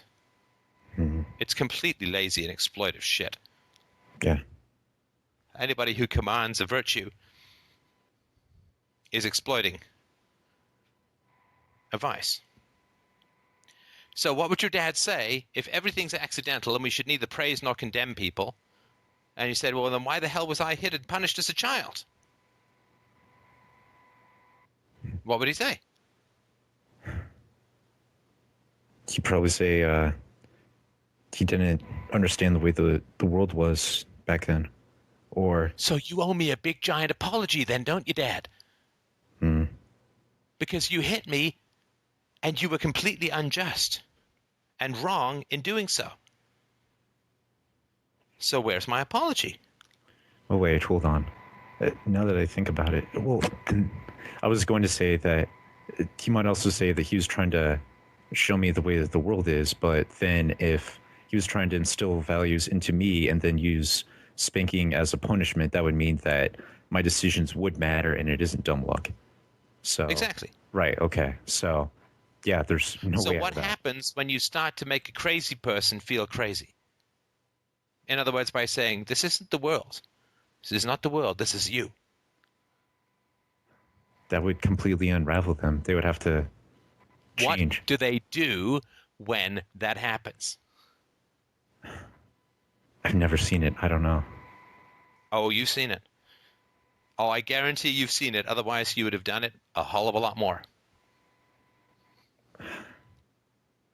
Sorry, I said hell of a lot more, and I meant to say whole or hell, and it came out whole of a lot. But why would you not have done this? When crazy people say crazy things, why don't we point out that they're crazy? What do they do?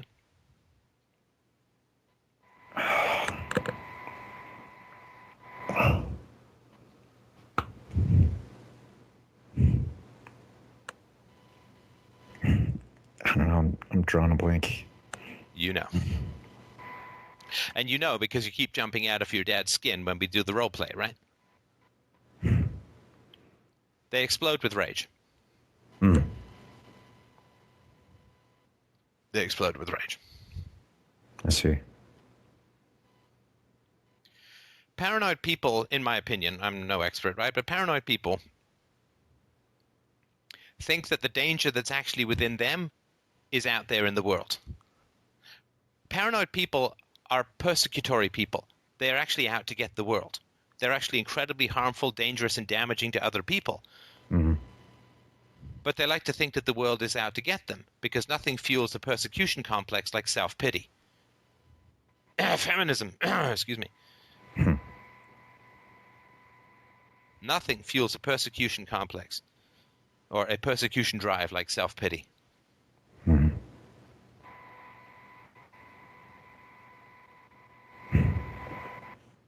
Okay. Your father, you said he was paranoid, right? So he thinks Yes. that there's big forces there that are very harmful to him, Yes. that are unjustly attacking him. That's because in your life, he was a big force that was harmful to you, that was unjustly attacking you. But rather than deal with what he did, and the harm that he did, he then ends up pretending that it's out there, all this danger. And he's the victim, right? Yeah. Hmm.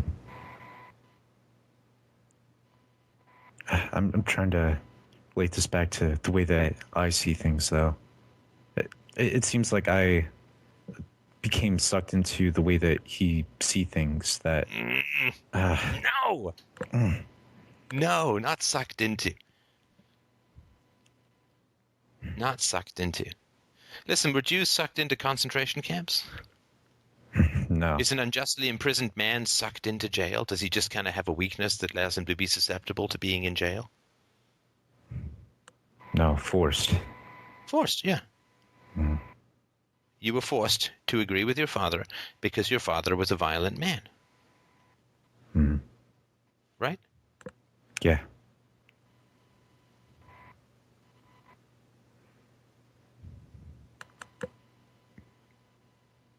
Do you know how paranoid Hitler was? Incredibly paranoid. Incredibly paranoid. You know how paranoid Stalin was? And do you know how paranoid mafia leaders are? And do you know how paranoid Lenin was? And Mm. the paranoia is what they use to justify their attacks. So this is how they pretend it's self-defense. Mm. But it's not. They're initiating force. I see. Yeah, if somebody's out to get you, then it makes sense to use whatever means that you can to try to, quote unquote, protect yourself. Yeah. Get them first. Right. If I want to shoot someone and get away with it, I have to stage a break-in. I have to get someone to stage a break-in, right? Mm-hmm. Then it's self-defense, right? Yeah. So, no, you weren't sucked into it. And the reason you couldn't say nothing meant anything to him was that the moments that you put the craziness of your dad inside your dad's head, he explodes with rage, and it's incredibly dangerous. Mm.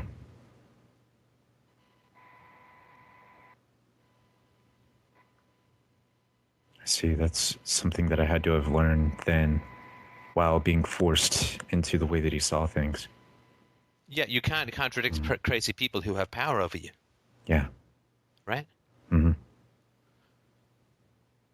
You can't do it because it's too dangerous. As a child, in particular, you can't do it. Okay. You have to nod with the crazy people. Because otherwise, they will screw you up badly. I think he has. Well, but less than if you had consistently pushed back against his paranoia and craziness, right? Yeah.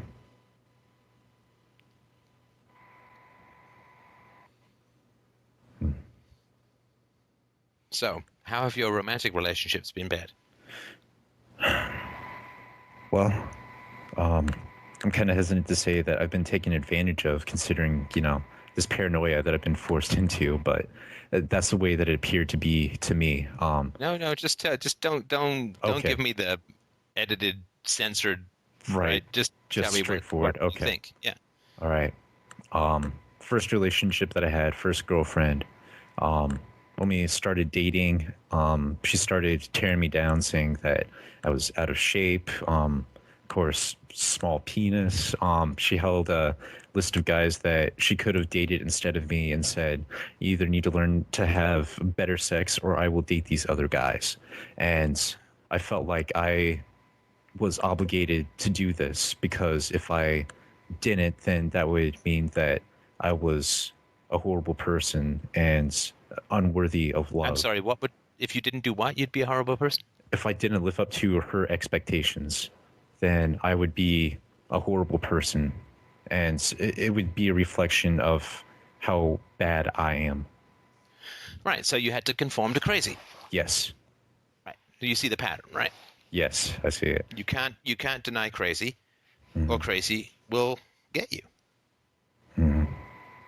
And now that you say that, the string of other girlfriends that I've had, there's a girlfriend that thought that she was a vampire. There's a... What do you mean? What do you mean she thought she was a vampire? Well, she drank human blood. Now, does that mean that she actually thought she was a vampire? Yes, she played it off as that. Eventually, she came out of that. I'm not sure whether she was just trying to play along with people at the time. I don't know. Maybe she felt a sunbeam and it didn't burn. Right. Maybe he couldn't turn into a bat. I don't know. But just like paranoid schizophrenics, when they have their delusions, they can justify virtually anything. She was good There's at no doing null that. hypothesis for crazy, right? Yeah. Exactly. So that's what happened there. And I remember when I tried to break up with her because I was talking to my good friend and he said, she's not good for you. She's continually doing bad things. I figured that I should probably go along with him. And then when I tried to break up with her, she said no. And it was another week before she was finally convinced that we were breaking up. And it was a whole long, drawn-out process where I had to fight my own instinct to just keep going with the relationship. And my best friend told me, no, keep at it. And Right. yeah, and then the most recent relationship that I had was a 5-year relationship that was drawn out. It originally started when I was a cook, and she happened to be a cook as well at the same restaurant. And on our first date, when we went out, she said, all I want to be is a friend. I don't want to be in a relationship right now. And eventually she slowly revealed some more details about herself, that she had a second job as a stripper, and that most guys that she had a relationship with either tried to rape her or sexually assault her. And I was one of the only guys that didn't want to do that with her, that would be a friend for her.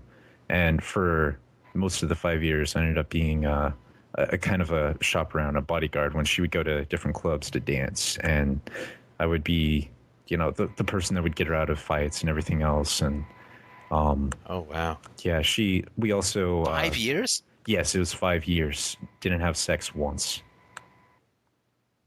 Wait, were you friend zoned? I don't quite understand. Well, yeah, that was the very first date that we had. So you were I like an accepted it. unpaid bodyguard. Pretty much, yeah. Well, shit on a stick. I got to tell you, that's a new one to me. That's. I mean, I'm sorry, I don't mean to laugh because I mean, there's 5 years of your life, right? But so Yes, this woman would go to clubs, and you would go and make sure she wasn't beaten up or raped. Yes, I was her, like you said, unpaid bodyguard. I mean, how pretty was this woman? Ridiculously pretty. Wow. Did you want to have sex with her? Yeah. And did you tell her that? Only after the 5 years when we stopped seeing each other. I think that was pretty much the end of it. Once I admitted that I did have feelings for her, that's what ended the relationship. And Oh, come on. Are you telling me you thought she actually wouldn't have seriously thought that you just liked being her bodyguard and had no sexual interest in her whatsoever? no, I mean, no woman. I mean, if she can tie her own shoes, no woman would be that stupid, right? She knew she knew that you had feelings for her, and she knew that you were doing her favors because you wanted to be out of the friend zone and have a romantic relationship, right? yes. And I gladly Did she like accepted pretend to be shocked when this came up, or you're No. just like everyone else? No, she was very conscious of that she was diagnosed with borderline personality disorder, and she admitted that she wanted to keep people at an exact personal distance. Didn't want them to get too close or too far away. So anytime that I would start pulling Dear away, God, are you like? Do you like? If you don't fit into the DSM-4, I can't date you. If you're not in the extreme alert pages of mental illness, I can't have anything to do with you, right? yeah, Like I'm okay. So 5 years that went on, and how often did you see that woman? at the beginning it was virtually every day, if not every other day. Right. Right, and of course this kept you on a. I mean, were you fairly celibate during this time? That's a whole other story within itself. When this occurred when I was about 19, and around this time too, I was dealing with severe depression myself. Drank a lot. kidding, yeah. Started smoking. I was also into a little bit of weed, and also tried to kill myself twice. But Heather stopped me Oh, man. from doing that. Right. Mhm. And why were you suicidal, do you think? It was because I had lost my religion, I became an atheist, and I didn't have any sense of meaning within my own life. All I had done was just try to appease others, help other people. That's what I lived for. And once I lost that and people started asking me, what do you want to do? I didn't have an answer for them. I didn't have any feeling really. Everything just felt numb. There's all kinds of emptiness that I couldn't really escape. And I thought there's something wrong with me and I'm just a waste of resources. So it'd be better for other people to feel temporarily sad and then move on with their life rather than have to deal with this parasite within their own life. I'm sorry, I didn't quite follow that last part. Oh, it would be better for me to, in my own life, and have people experience temporary sadness and then move on rather than deal with a parasite within their own life that would continually drain resources for a long period of time. But why were you draining resources? Were you because you were unhappy? Well, at this time, I had read Ayn Rand's Atlas Shrugged, and what I gathered from that novel was that people develop themselves, their own personal value, into a state of interdependence where when people develop value, like for instance, when Dagny Taggart would run the railroad, she would be providing value by allowing transportation for the different resources throughout the company. And then Riordan would, of course, reciprocate and develop steel that would build for the railroad, so on and so forth. And the way that I saw it was that if I didn't have an attachment to anything else in the world, if I didn't want to do anything, and if I didn't have passion within myself, there'd be no way for me to generate value. There'd be nothing that I want to do, and I would just sit around and drain resources. And so your suicide was sort of like if you were going to turn into a vampire, you'd kill yourself so you wouldn't eat others. Is that right? I guess that's a good analogy. Yeah. So it was sort of an act of kindness to others, given what you were going to become. You were better off dead than draining others, right? Yes, that's the way that I was thinking. All right. Mm. But what about all the other people who drained you? How did they get to live? I figured that they just weren't as selfless as me. They didn't think about the other people that they were draining from. So they weren't as kind as me. Well, and certainly suicide is selfless, right? I mean, you then end up with no self at all, right? Mm-hmm. Exactly. But then I eventually came out of that and developed my own my own personal way of thinking about things, my own personal concept, where I decided that if I can decide to kill myself and do that, then I can also decide to put myself through something that I won't enjoy and just have this irrational decision to get up every morning and create value in my own life, regardless of whatever I was feeling. Right. Do you think that it may have had something to do with the perception that if you weren't providing value to others, you had no reason for living? Exactly. And that's the main thing that it shocked me the most about reading Ayn Rand's Atlas Shrugged. It was kind of like my version of the coma test with morality. Only I call it like the grandma test. If I wanted to take care of my grandma, that's something that to me intuitively feels good. I should take care of my grandma that can't take care of herself. And that wouldn't make sense within the Ayn Rand model. She's not generating any wealth for me and taking away from my ability to share with others. There's no interdependence. It's just a parasite. And Wait, if you take care of your elderly grandmother, that's not, like Ayn Rand would think, that's a bad thing? that's kind of what I gathered from the book. I'm not sure if I understood that correctly. You know that she took care of her husband when he was sick, right? Oh, I didn't know that. I was just going. And she lent money to friends, and she let friends stay with her. Objectivism has no problem with charity whatsoever. Oh, I see. Well, how does that? Yeah, I mean, if you want to help out friends, you want to lend money, and you want to take care of your grandma. Now, if your grandma is a horrible person who abused you her whole life, then I think objectivists would have some question like, okay, you're not violating the non-aggression principle by taking care of your grandma. But if she's been a horrible woman I'm not saying she was, but if she was a horrible woman who abused you her whole life, why would you give up 10 years to take care of her?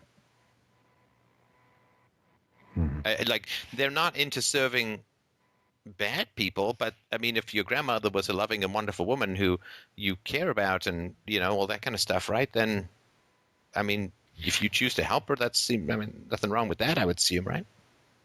Yeah, that's true. But I was trying to figure out how that fit into the whole interdependence model. No, you were surrounded by so many horrible people that you couldn't find anyone worth helping. That's probably what you confused the horrible tribe you were surrounded by for humanity as a whole. And if objectivists would say, well, these horrible people who exploit you and beat you and try to and say they don't give a shit about you and that nothing you do means anything, then the objectivists would say, I think, well, why would you want to help those people? They're horrible human beings. But because that's all you knew, you thought that meant never help anyone. Does that make any sense? Yeah, it does. I guess I have trouble then seeing how the situation would be different between a person that would be deserving of help and a person that wouldn't be. What do you mean, how you would know objectively? Well, no, how would you justify charity to a good person versus charity to a horrible person? It's just... Have you ever donated to this show? No, I haven't. Oh, that's fine, because otherwise you'd have an answer, right? But here you don't know, right? Okay, well, let's say that someone says, I need $50 to finish my cure for cancer. Would you give them $50? If they actually did, right? And you believe them and they actually did have that, right? Right, if they were telling the truth and honest, definitely. Yeah. You would, right? Okay, right. So if somebody is doing something good or something decent or something right, and you want to give them a hand and they need help, or they, that's their right, or if you've consumed from someone, right? So I could sort of say to people, look, if you're downloading, it costs us money. Everything that people download costs us money.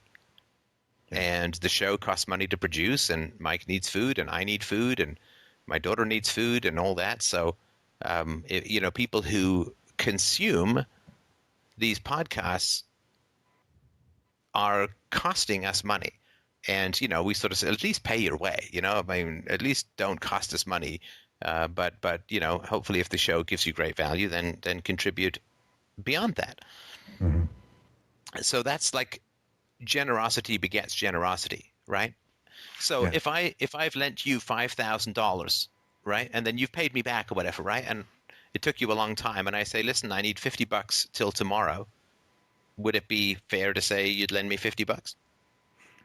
Well, yeah, but in your example too, there's a possibility of further value being generated. It's not a parasitic No. This is relationship. all about the past. Let's say I'm never going to see you again. I'm going to Paraguay or something, right? I say, listen, I need $50 till tomorrow. I'll pay it to you, then I'm going to Paraguay. The reason that you couldn't really say no to that, because you've already borrowed from me, is you couldn't say, well, neither a borrower nor a lender be, because you already borrowed $5,000 from me, right?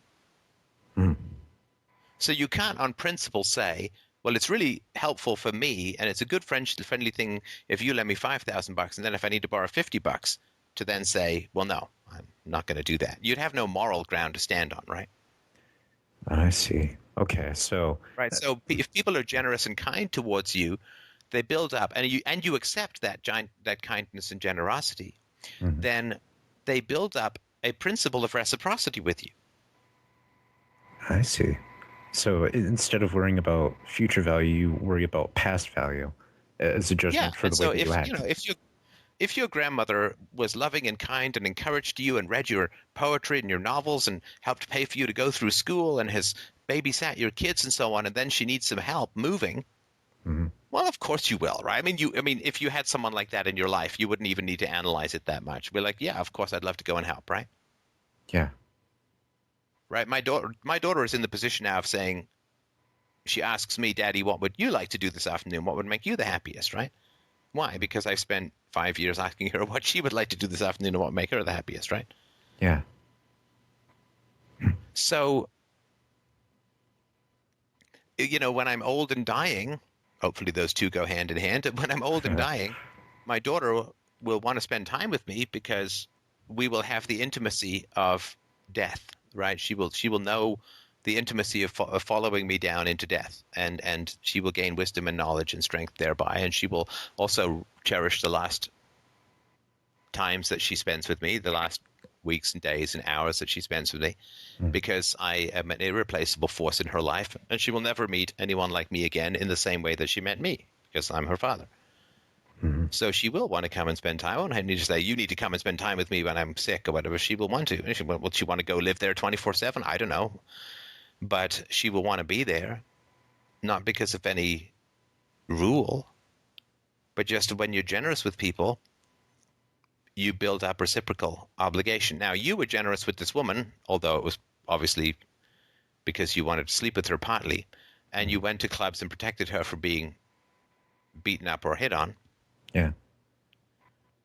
But she had no sense that this created any reciprocal obligation. Like, so if you'd have called her up and said, listen, I need some help moving, what would she have said? I'm busy. Some other excuse. I don't do that, or I'm not feeling well, or whatever, right? She would view any sense of reciprocity, she would view that as an annoying imposition. Right? Because it's a one-way greed vampire street for her, right? Yeah, although throughout most of the relationship, she did insist that she wanted to do something for me, but yet she was mysteriously inconspicuous through a lot of the times that I didn't need her, or when we tried to do anything emotionally, I would say, this really hurt me, don't do this. I remember one of the biggest things was I would say, don't forget about me. Don't just leave for 6 months and stop talking to me, or if we're supposed to go somewhere together, don't just leave with somebody else and completely forget about me. And I remember time and time again, she would just do it.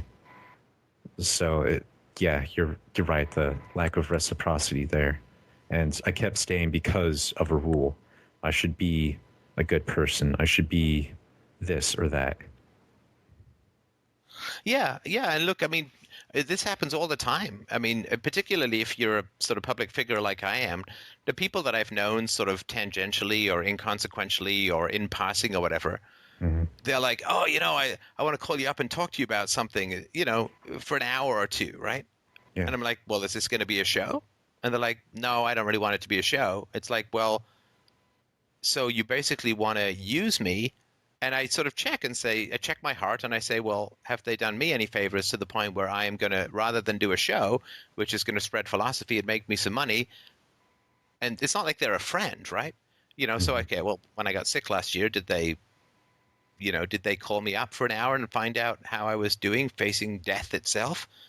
No, they didn't. So why the hell would I want to listen to them complain about their dating life? Yeah. Because they haven't built up any reciprocal obligation with me, right? Yeah. Now, if Mike wants to call me up, and Mike's always welcome to chat with me, my other friends are always welcome to chat. I will going to go to a whole list or whatever. But yeah, because they were there, and they in that particular, that's sort of a watershed moment for me, right? And so it's like, okay, well, so what credit have you built up in the bank, so to speak, right? And they haven't. And so then I say, okay, well, how much of a two-way street is this? Am I always providing resources to the other person? Well, then I'm not going to pretend it's a relationship. I'm not going to enable that because it's not healthy for them, right? Yeah. Have they called me up and asked me how I'm doing? Have they, when I was facing the greatest challenge of my adult life, which is a cancer diagnosis, did they call me up and insist that I talk to them about it and be there for me? No. I mean, and the reason that you and I are talking, I mean, you haven't done smack for me yet, right? It's fine. I mean, I understand you don't understand reciprocity because you were exploited a lot, so I'm not trying to be negative towards you, right? But if you'd called me up and said, I want to chat with you for an hour, I've never donated. Not like donators don't just sort of get to the front of the queue or whatever, but, if you'd say, well, I want to chat with you for an hour and it can't be a show, I'd say no. Because, like, you've, said, well, I've been listening for a year. It's like, well, so you've cost me money and now you want to cost me time and I don't even get a show out of it, which might make me some money and spread some good ideas, right? But because this is a show which will go out to other people will listen to it, find it interesting, and, subscribe to the show, learn some wisdom. Now, if you say, well, I'd never donated, but I've, shared a whole bunch of videos and here's what I've done and this and that and the other, we're like, okay, great. Well, that's valuable, right? So good. I appreciate that. Maybe we could talk or whatever, right? Which I have done, by the way. No, I get I would be shocked if you did, right? And I'm not being negative towards you in any way, right? That's like saying, well, you don't speak Mandarin, right? It's like, well, I've never been exposed to Mandarin, so how could I, right? So you think objectivism means never helping anyone, and all objectivism means is you should really question your motives for helping destructive and dangerous and abusive people, right? Are you not just conforming to their immorality? Are you not just acting out of fear? Are you not just appeasing possible attackers? Right? Are you not protecting your parents by being exploited by other people and calling it normal? Right? Whereas I think objectivism would say you need to find people around you worthy of being helped. Okay. But the problem is that you grew up in a household that was so chaotic, I would imagine that even your infant needs were not met, right? Yeah, I wouldn't know. Yeah, you probably kind of know, right? Because you don't even have a much of an emotional concept of charity, generosity, and reciprocity that's not exploitive, right?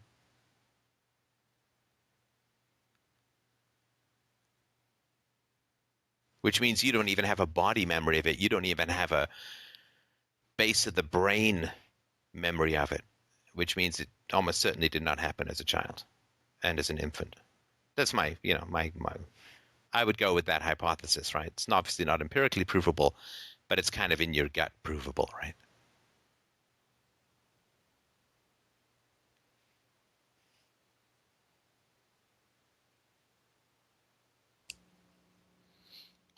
I think Dustin dropped off. Let me add him back in real quick.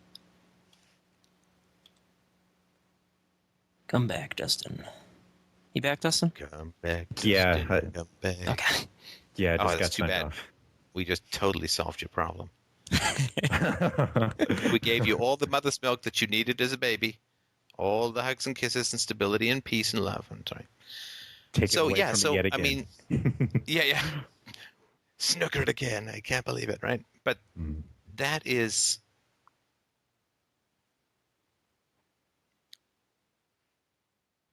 I think the approach that I would take is find people that you're happy to do things for, because you're building a mutual support, right?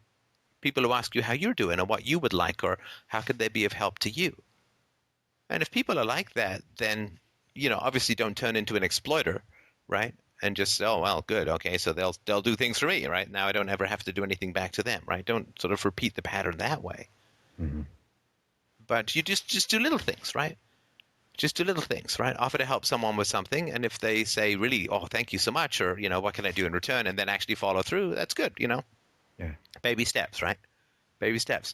But if they just, oh, great, I appreciate that, and then they never, then no, forget it. Forget it.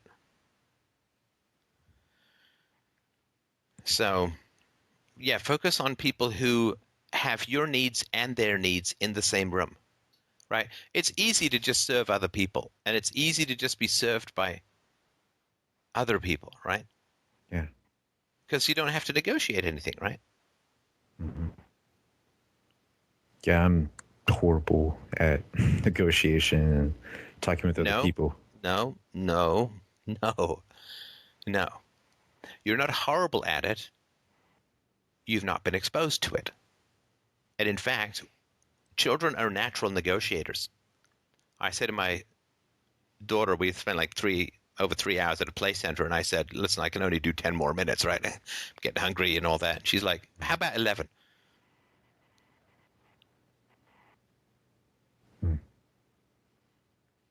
And children are natural negotiators. You just watch, Jeffrey Tucker's written about this. But you watch children exchanging the candy they like with the candy they don't like with the candy they like at the end of a Halloween outing. They're natural negotiators. I mean, dealing with my daughter sometimes is like trying to interrupt one of those barkers at a cow auction, right? Yeah. I had 3 more. I mean, it's crazy, and it's great, right? So so you're not horrible at it.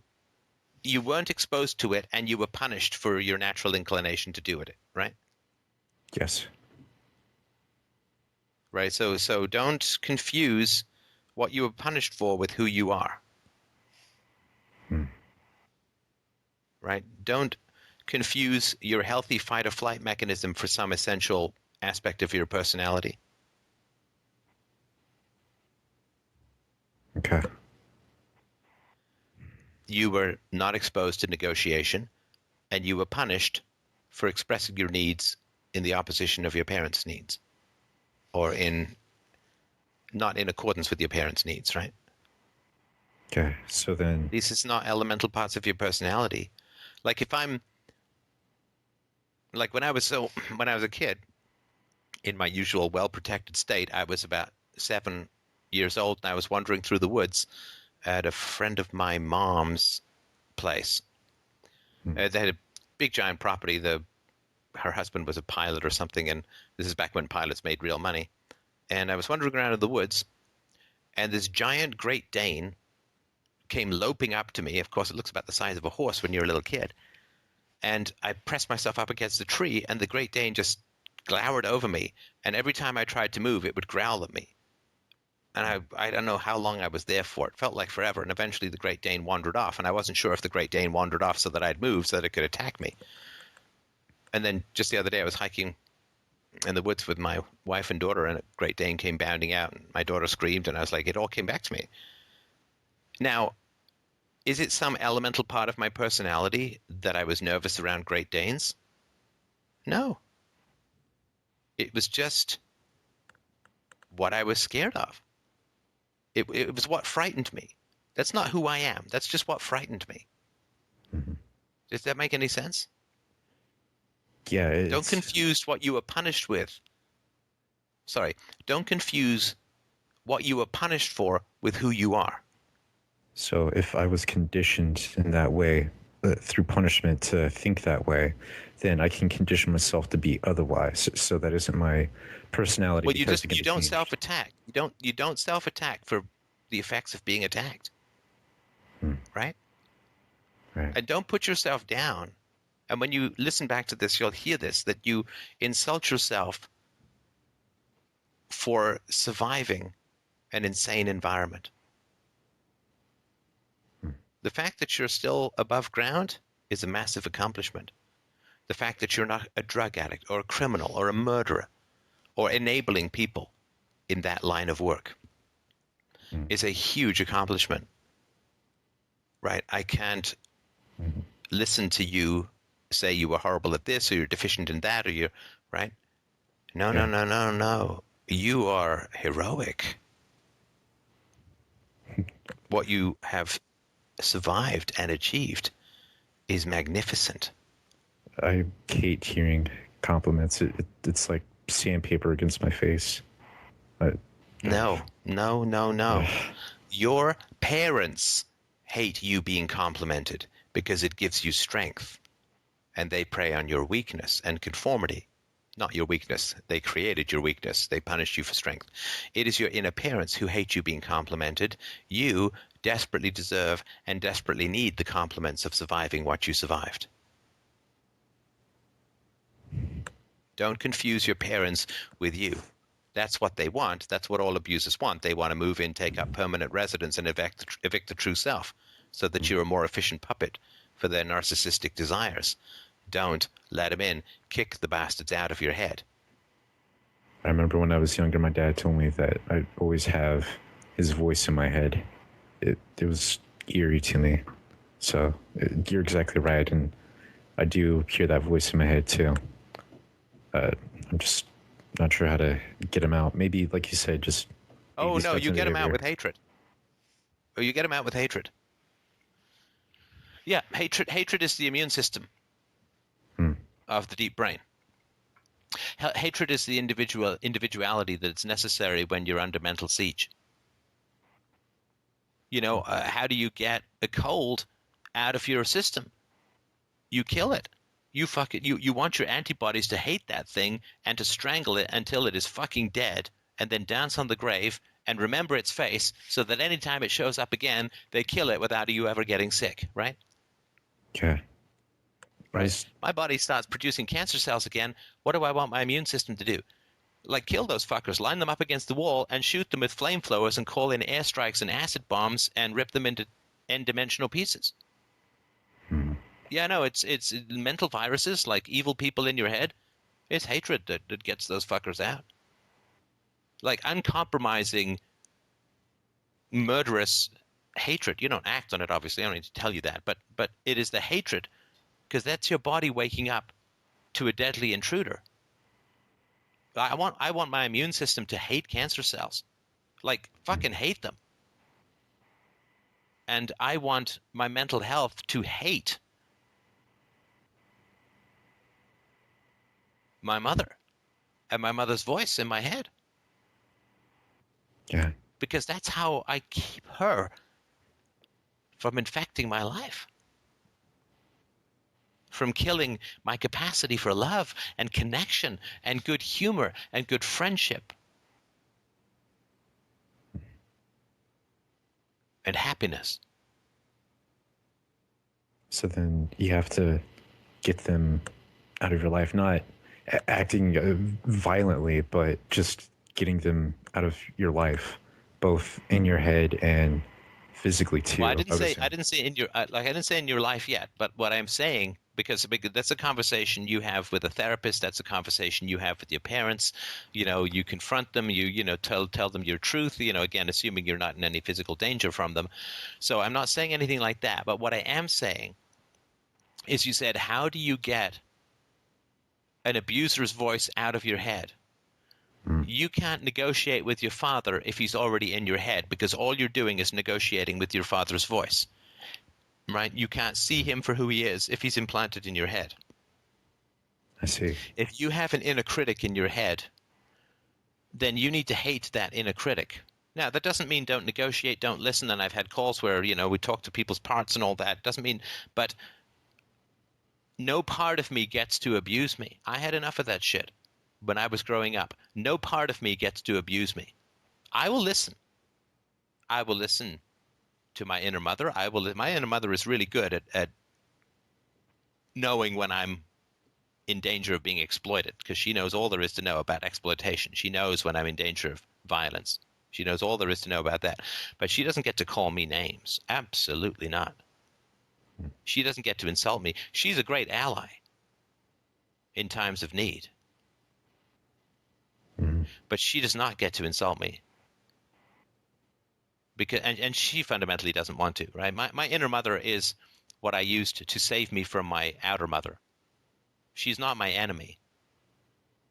But the degree to which she's still provoked by my outer mother is the degree to which she has to more perfectly mirror her abusive position. Sorry, this is really crazy advanced stuff, but you're a smart guy, right? Yeah, I think I see what you're saying, because I've had some pretty stressful jobs. Like, I work at a trauma hospital now, and that voice in my head that says to quit crying. My dad used to say, wipe that shit off your face whenever I would start to cry. And it would just allow me to shut off my emotions, do what I need to do, just completely neglect anything that was going on internally so that I can get blood to help save people. And in those clutch moments, that definitely helps. But it's when I can't turn it off, and I, like you said, allow that voice to call me names, to make judgments on me that aren't fair. That's when it becomes a burden. It becomes a poison. My inner mother basically said, I can be your ally if we dump the bitch. I can be your ally if I'm not constantly being provoked into insane self-attacking self-defense by being around her. Mm-hmm. I can be your ally if she's not around. I cannot be your ally if she's around, because I need to defend you against her, not strengthen you against potential exploitation. I need to defend you and have you conform to an abuser, because self-defense against an abuser you can't avoid is conformity, right? Mm-hmm. So I need to become an abuser to protect you from an abuser if that abuser is around. If that abuser is not around, then I can let my guard down and I can be there to protect you from other potential abusers, but not the known ones, not the historical ones, not the womb-based ones. Does that make any sense? Yeah, so you switch around the role in your head. You become the thing that's been abusing you so that you can defend yourself. Of course, yeah, you have to internalize the abuser, because you can't, your internal abuser cannot punch you in the face. Your external abuser can. And so you need to internalize your abuser so that you can figure out your abuser and you can figure out how not to trigger them, so you can self-attack emotionally rather than have them attack you physically, right? I see. So it becomes a mental inoculation, essentially. Yeah, it's the best chance you've got. Huh. Right? Look, if I came up to you and said, listen, you can either punch yourself or I'm going to punch you, which would you take? Of course, punch yourself. Of course, you have some control in that situation, right? Yeah. If I punch you, you don't know what the hell I'm going to do or how strong I am or whatever, right? And so we self-attack so that we don't get physically attacked. Because we can survive and control to some degree the self-attack. But once the physical attack, particularly when we've got crazy parents, once the physical attack starts, we don't know what's going to happen, but we might get a concussion, we might get a broken bone, we might lose some teeth, we might get punched in the nose and have bone fragments go into our brain, we might just die. Mm-hmm. Right? So we will take the internal self-attack over the external physical attack any day of the week and twice on Sundays, right? Right. Which means that we've got to be very skilled at mimicking the internal attack. Because if you self-attack, that lowers the possibility that someone else is going to attack you from the outside, right? Mm-hmm. And so we self-attack to have us also avoid doing the behaviors that would cause someone to attack us externally, right? So the guy I was talking to before who felt great anxiety when confronting his mother, Mhm. well, the whole anxiety is designed to have him not confront his mother because his mother could have killed him. All physical abuse can result in death. And emotional abuse, as you know, can result in suicidal thoughts and also death, right? Yes. So I hate my inner critics. I respect them for having saved my life, but I do not allow them to abuse me. And the pact that I had to make to get them stop abusing me was to get the real abusers out of my life. Which makes sense, really, when you think about it, right? Yeah. I mean, no, I'm not taking the armor off when there's still fucking swords flying around, right? Mhm. Armor comes off when there are no swords around. You walk off the battlefield, you can take off the armor. Taking off the armor while still on the battlefield is suicidal. Mhm. So my deal with my inner critics was, okay, I hate that you guys are calling me names. I hate that you're making me scared. I hate that you're not letting me sleep. So what do you need from me? And they all said with one voice, safety. Safety, safety, safety, safety, safety, all up and down the line. All of the infinite armies of my inner defenders, they said, we need safety. We put down our swords when we're off the battlefield. And I said, well, what is it that's going to make you safe? And they said, don't think it's got anything to do with us. We were provoked from outside. We can only be saved from outside. We were provoked by others. We can only be saved by the absence of others.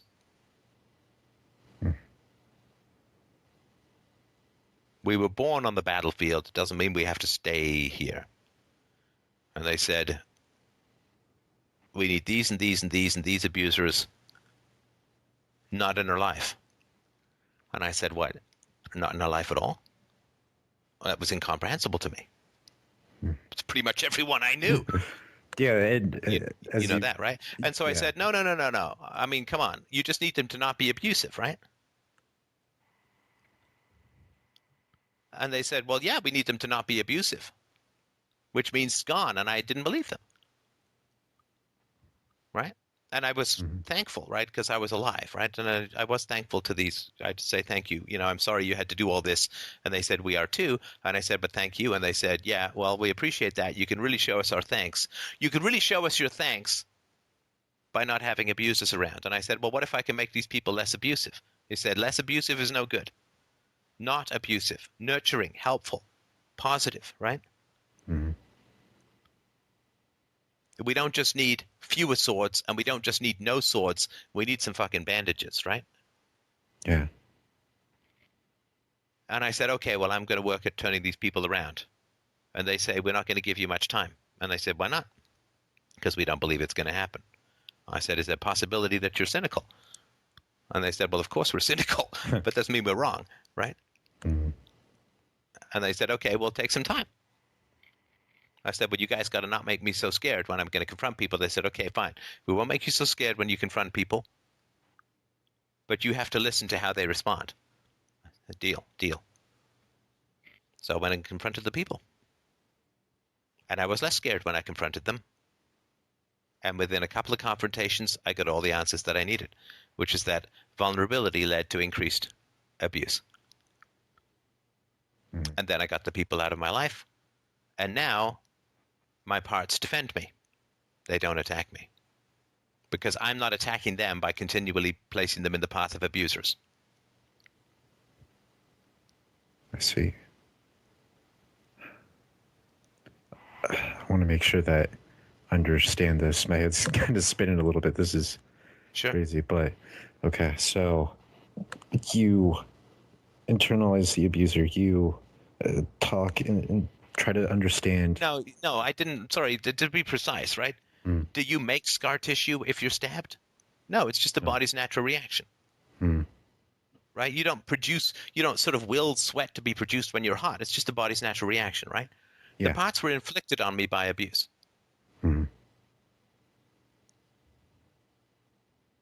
But go ahead. Okay.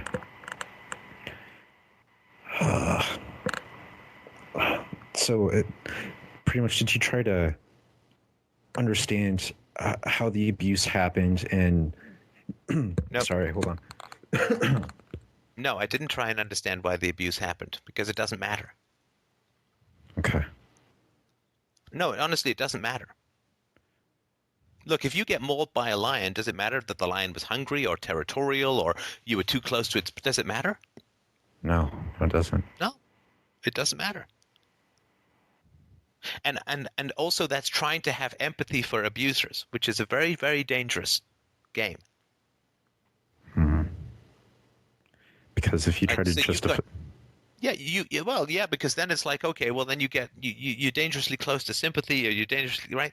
My experience was of abuse.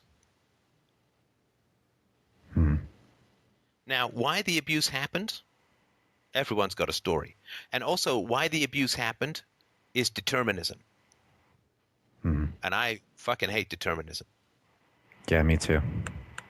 Right? I hate determinism because it's only and forever applied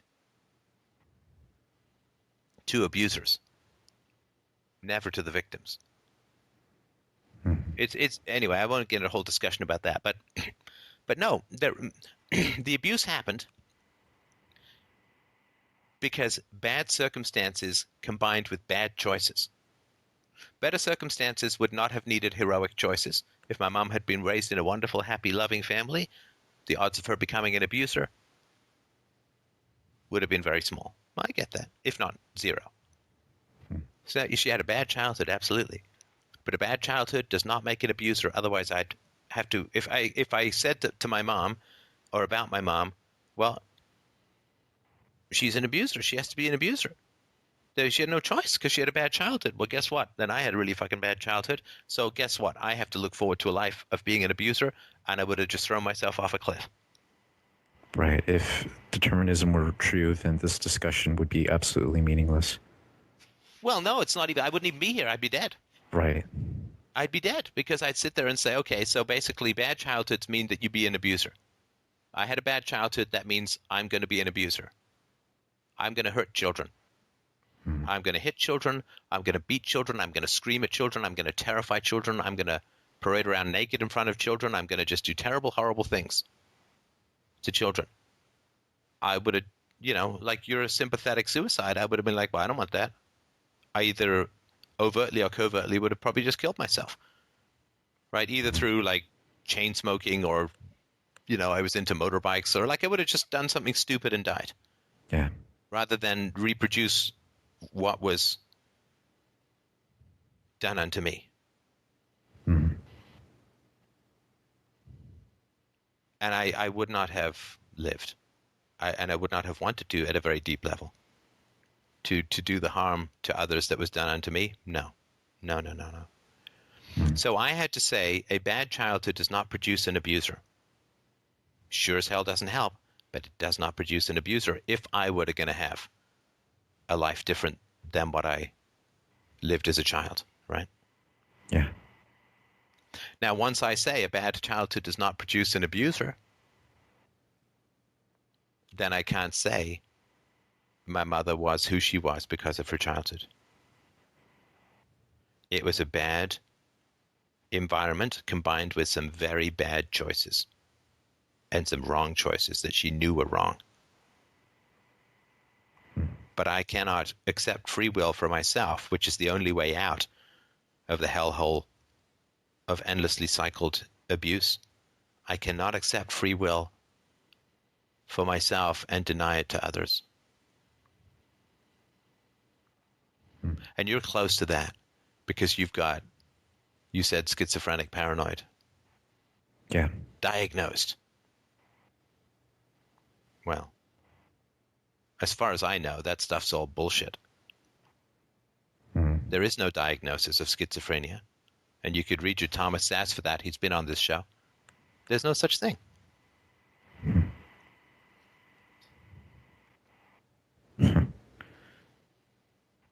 I think that your dad had choices. I think people with Down syndrome, they don't have choices. Where there's physical, obvious medical impairment, I get it. I get it. Don't have choices.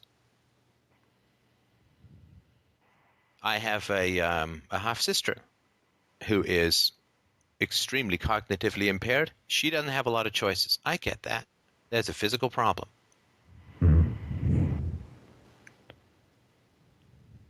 But my parents, no.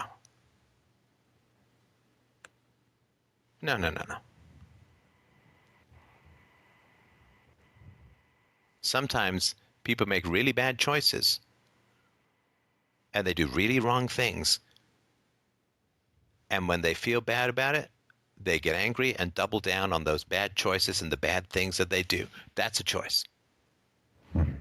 Now, eventually, I believe that they can't come back from that. But that doesn't mean it's not the result. So they don't have choice anymore.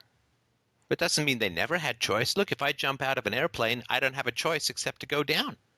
But I still had, that's the result of me choosing to jump out of the airplane. My choice has now stripped me of choice. And if you have a habit of doubling down on your evil deeds, yeah, guess what? You can never be virtuous. You can never be good. And because most of us weren't conscious or aware when our parents still had choice, when we get to be sort of in our early teens where we really begin to look at them as individuals, they kind of look like they don't have any choice anymore. But every smoker at some point was a non-smoker.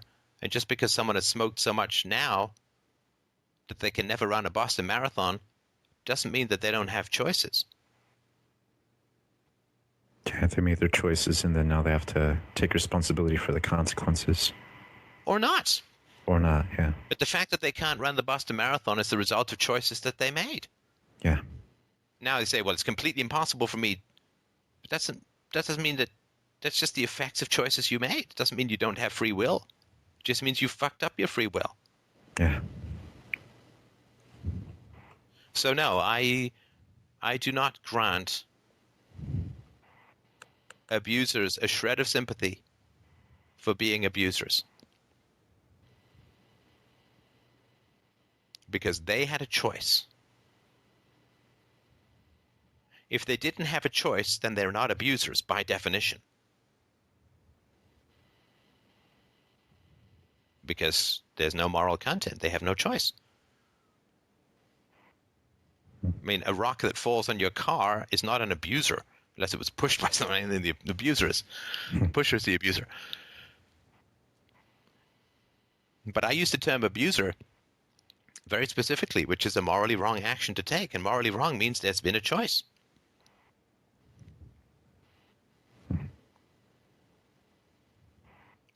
So I don't know the degree to which your dad was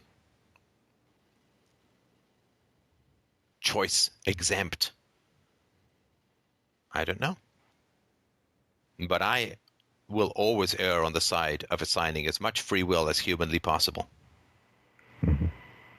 And if someone has a job, if someone is an adult, if someone says they have the right to vote, if someone suffers no negative repercussions from their lack of choice, then I just assume total free will. If I have a diminished capacity, I act accordingly. If I'm drunk, I don't drive. Not that I'm drunk, right? But I mean, if I were, right? I don't drive. And everyone's responsible for that. So if I say, well, listen, I have diminished capacity because of my bad childhood, then I will do something. Maybe give up my kids. Maybe don't have kids. Or maybe give up my kids for adoption. Or maybe get additional parenting classes to make up for what is deficient, right? Saying I had a bad childhood and using it as an excuse is a contemptible form of cowardice. Because you know what the cause is of your dysfunctional behavior. And instead of dealing with it, you use it as an excuse to further spread abuse. That's just absolutely hideous. That's part of the reason why I haven't wanted to have kids, because I knew that there's a lot of things that I didn't have right that I did not want to spread to anybody else. I wanted to end it. No, and imagine the people you would have invited into your children's life. Oh, God. Right? Yeah. So no, and right, so at the beginning we were talking about you need the to him.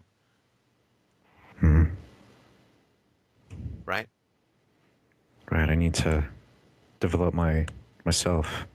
You need to Away from develop. that. Well, that's sort of a generic thing, But I know that's not right? So specific. my mom used to sort of little things would just set her off into these hysterical fits of horror and futility, right? So a light would she'd turn on a light, and it was an old apartment, bad wiring, and the light would sometimes burn out, or it'd pop, flash, burn out, whatever. And she literally would burst into tears, throw herself on the ground, kicking and screaming, and nothing works in this life, nothing works, right? And she was trying to spray out this crazy shit that somehow life was fundamentally dysfunctional. Yeah. And you could see that crazy shooter guy, Elliot Roger, was doing this as well. I was having a wonderful summer, and then my mother, out of nowhere, blah, blah, blah, right? Just when I thought things were getting better, blah, blah, blah, blah, right? He was setting up this whole thing where, in his mind, when everything was going well, something terrible would happen, right? And my mother would say, nothing works in life. And even as a kid, I remember thinking, no, nothing works in your life. Because you make stupid, evil choices.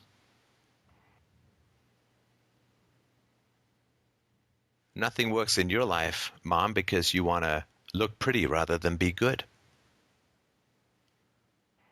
Nothing works in your life, Mom, because you're hoping that some dick-driven idiot is going to be stupid enough to marry you and somehow stay. Because you're a parasite in search of a host. And all you have to offer is looks. So it's not that nothing works. It's that your plans don't work. And your choices don't work.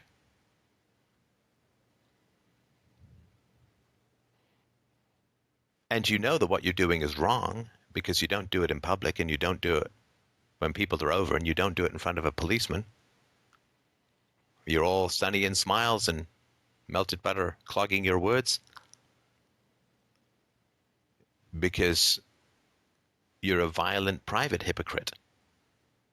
So of course it doesn't work, because evil doesn't work. I mean, it works for some people sometimes in terms of just getting resources, but it doesn't work for the collective. It doesn't work for the whole. And it doesn't work when you're right up front with people. This is kind of why we do these Truth About series, where we break down some of the more famous. Once you get close enough to people, you'll find out that irrationality doesn't work.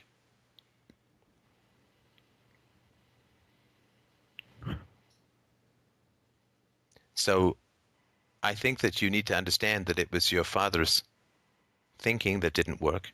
It was your father's plans and execution of those plans that didn't work. It was your father's self-indulgence and immorality and evil and child abuse that didn't work. And when he said, what was his words again when you graduated? I'm going to get them precise. My job as a father is done. You can go and die for all I care. Right.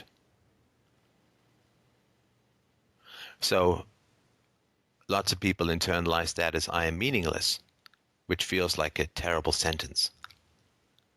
I say, I am meaningless to you, and that is a great liberation. Do you see the difference? There's a huge difference. One puts you in jail, the other sets you free. I am meaningless puts you in an existential prison of nothingness. I am meaningless to you is a great liberation from violent, ugly, vicious, narcissistic verbal abusers.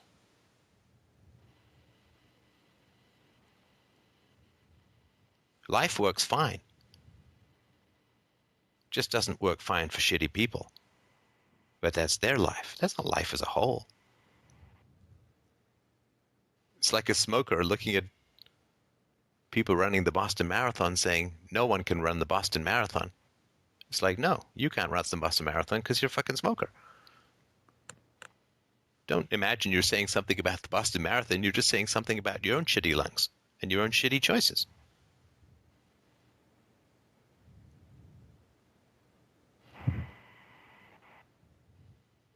And the people who cry determinism are usually the people who punish their children for their choices. So don't give me that shit about, not you though, but people that give me this shit about determinism, right? Yeah. And my mom was like, well, nothing works in this life. It's like, then why do you hit us for making mistakes? Nothing works, right? Oh no, that's just self-pity. And the self-pity is the taking the safety off the revolver of psychotic anger. Self-pity, the great gathering before the pounce and the mauling. I mean, geez, what did Elliot Rodger have but self-pity? So, yeah, I would suggest you push back that crazy back into your dad's head. And I'm incredibly sorry that you heard that from your dad. I heard the I hate yous from my mom as well. But I get I mean, even as a kid, I got that didn't really have much to do with me. I mean, I was actually a pretty easy kid to get along with. I got more feisty in my teenage years, thank God. But as a kid, I was pretty compliant. I mean, I kind of got the score, you know. Resist and die, or comply and survive. Well, it's not that hard a choice in the moment. It's not pleasant to have that choice, but it's not hard to choose that right stuff in the moment, right? Okay. But I mean, what was hateful about me? I didn't torture cats. I didn't set fire to things. I didn't wet my bed. I didn't, I was a pretty quiet and bookaholic, easy to get along with kid. Yeah. She hated us because, she had this fantasy life of like striding the red carpet with Cary Grant or something, and if it wasn't for us, if it wasn't for you meddling kids, like that's that famous line from Scooby-Doo, right? If it wasn't for you meddling kids. That line is famous because lots of parents have these fantasies. If it wasn't for you meddling kids, my life would be great. Mm-hmm. And it wasn't. She didn't even, because people say, well, she really hated herself and this and that. It's like, I think a little bit more self-hatred would have been good for my mom, right? Because then she might have wanted to change something about herself. But as it was, she just kept blaming everyone else, right? No one was ever to blame for what happened to my mom. Mm-hmm. Sorry. My mom was never to blame for anything that ever happened to my mom. It was always somebody else's fault. And there's great relief in that. Of course there is. If you can blame someone else, then you get sweet relief. But with a lack of self-ownership, you get relief from bad decisions. But those decisions just keep happening the same way. You can abandon self-ownership, and all you then become is a broken record of Groundhog Day over and over again. So, sorry, you were going to say something? Oh, I was going to say that I remember the first moment that I did break the record. When I was a kid, I tried to avoid my dad, of course. Like you said, if you comply, then you go along with whatever they do. But of course, if you can avoid interaction altogether, then that would be the best possible situation. So I would just delve into video games and I would overeat. I was incredibly unhealthy. But then I remember I was beating the game for like the 30th time in a row. And I thought, if I put the amount of time that I put into video games into myself, then I would become somebody worthy of becoming somebody that I'd be proud to be.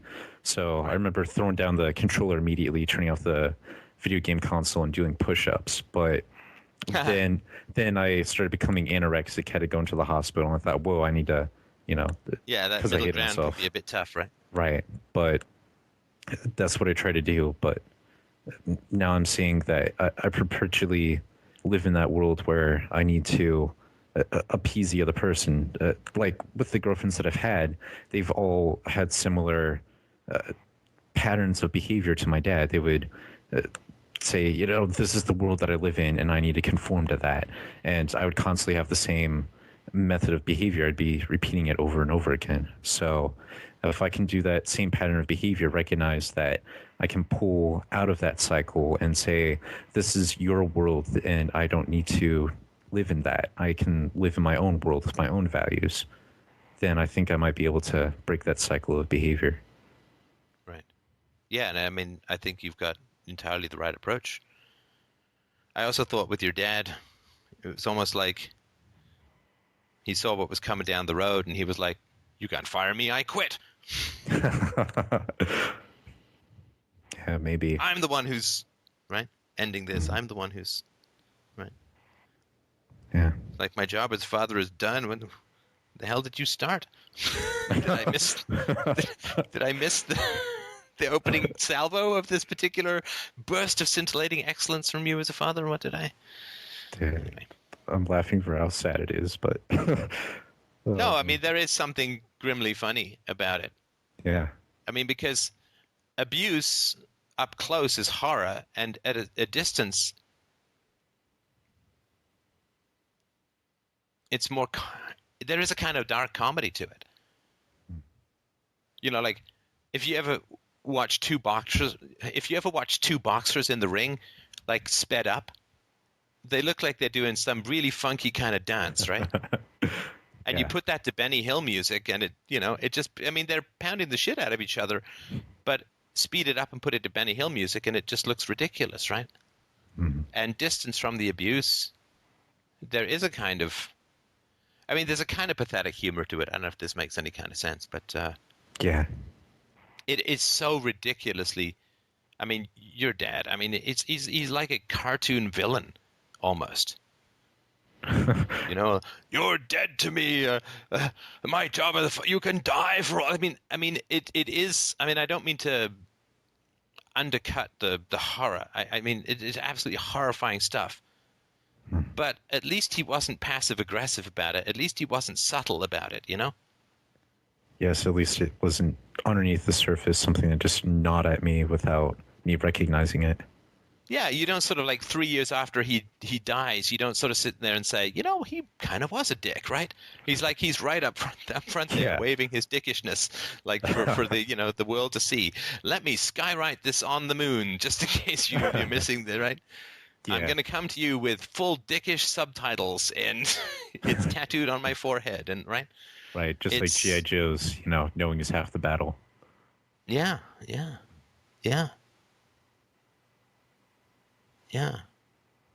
So, and look, you're a young guy, so I'm not trying to say, sit back with a rye Christopher Hitchens fueled whiskey a go-go joke set about your parents. I'm not trying to say that, but what I'm saying is that it's not insane to find some humor in just how ridiculously bad these people are, and they're not even good at being bad. Yeah, I think that would be a huge step, going from being fully immersed in it and not even aware of this dark pit that I was in to being able to step away from it, distance myself, and laugh at it. At least then I'm realizing it, or realizing it for what it is. Yeah. I mean, when somebody who's been a really shitty dad says, well, I feel my job as a dad is done, it's like me literally peeing in your soup as a waiter, right? Yeah. And then saying, well, I feel my job here as a waiter is done. It's like, I don't think you really understand what waitering means if you think you've been doing that by peeing in my soup. My job at peeing in your soup is done now, so I'm quit. You can't fire me, right? It's like, no, your job as a dad isn't done because you never did it. Never did it. It's like me, I'm going to come help you move, right? You go move, I don't even show up, right? And then I come by for pizza and beer and say, well, I think my job helping you move is done. It's like, I don't even know what to respond because you never even showed up to move, right? So... All right. It's coming up for 1 a.m. my time, so I'm going to pack it in for the night. But before I do, I mean, how are you doing? I mean, we had a pretty lengthy old chat here. Yeah, that was intense to say the least. I'm definitely going to start this pattern of reciprocity. I'm going to subscribe. It's definitely worth it. So, but thank you for your time, Stefan. But how you feeling? I'm feeling hopeful. I feel like I can fight this. Like, I actually understand this negativity that I've been living with, that it's been this world that has been forced on me that I never really realized I was in. But now that I do, I feel like I can start climbing out of it. I'm not sure what kind of steps I can go through, but I've also been going to a counselor here, so I should probably spend a little bit more time with them and discuss, some steps. But I feel like now I've cleared up some of the muck, so to speak. I'm definitely feeling better. Fantastic. Well, good for you, and great work. I really, really appreciate that. So thanks to all the callers, of course, for a really, really excellent series of conversations. You guys, you blow me away. I think calling up to this kind of conversation is not easy, to say the least, and I hugely appreciate everybody opening up their hearts and minds to this kind of environment. And thanks again to Mike. I think we were going to chat afterwards, Mike, but if we can do that tomorrow, that would be excellent. No problem. I am going to go and, you must be pretty white too. Get some good sleep. We'll talk tomorrow during the day. But yes, thanks again to everyone. Have a wonderful week, and we'll talk to you soon.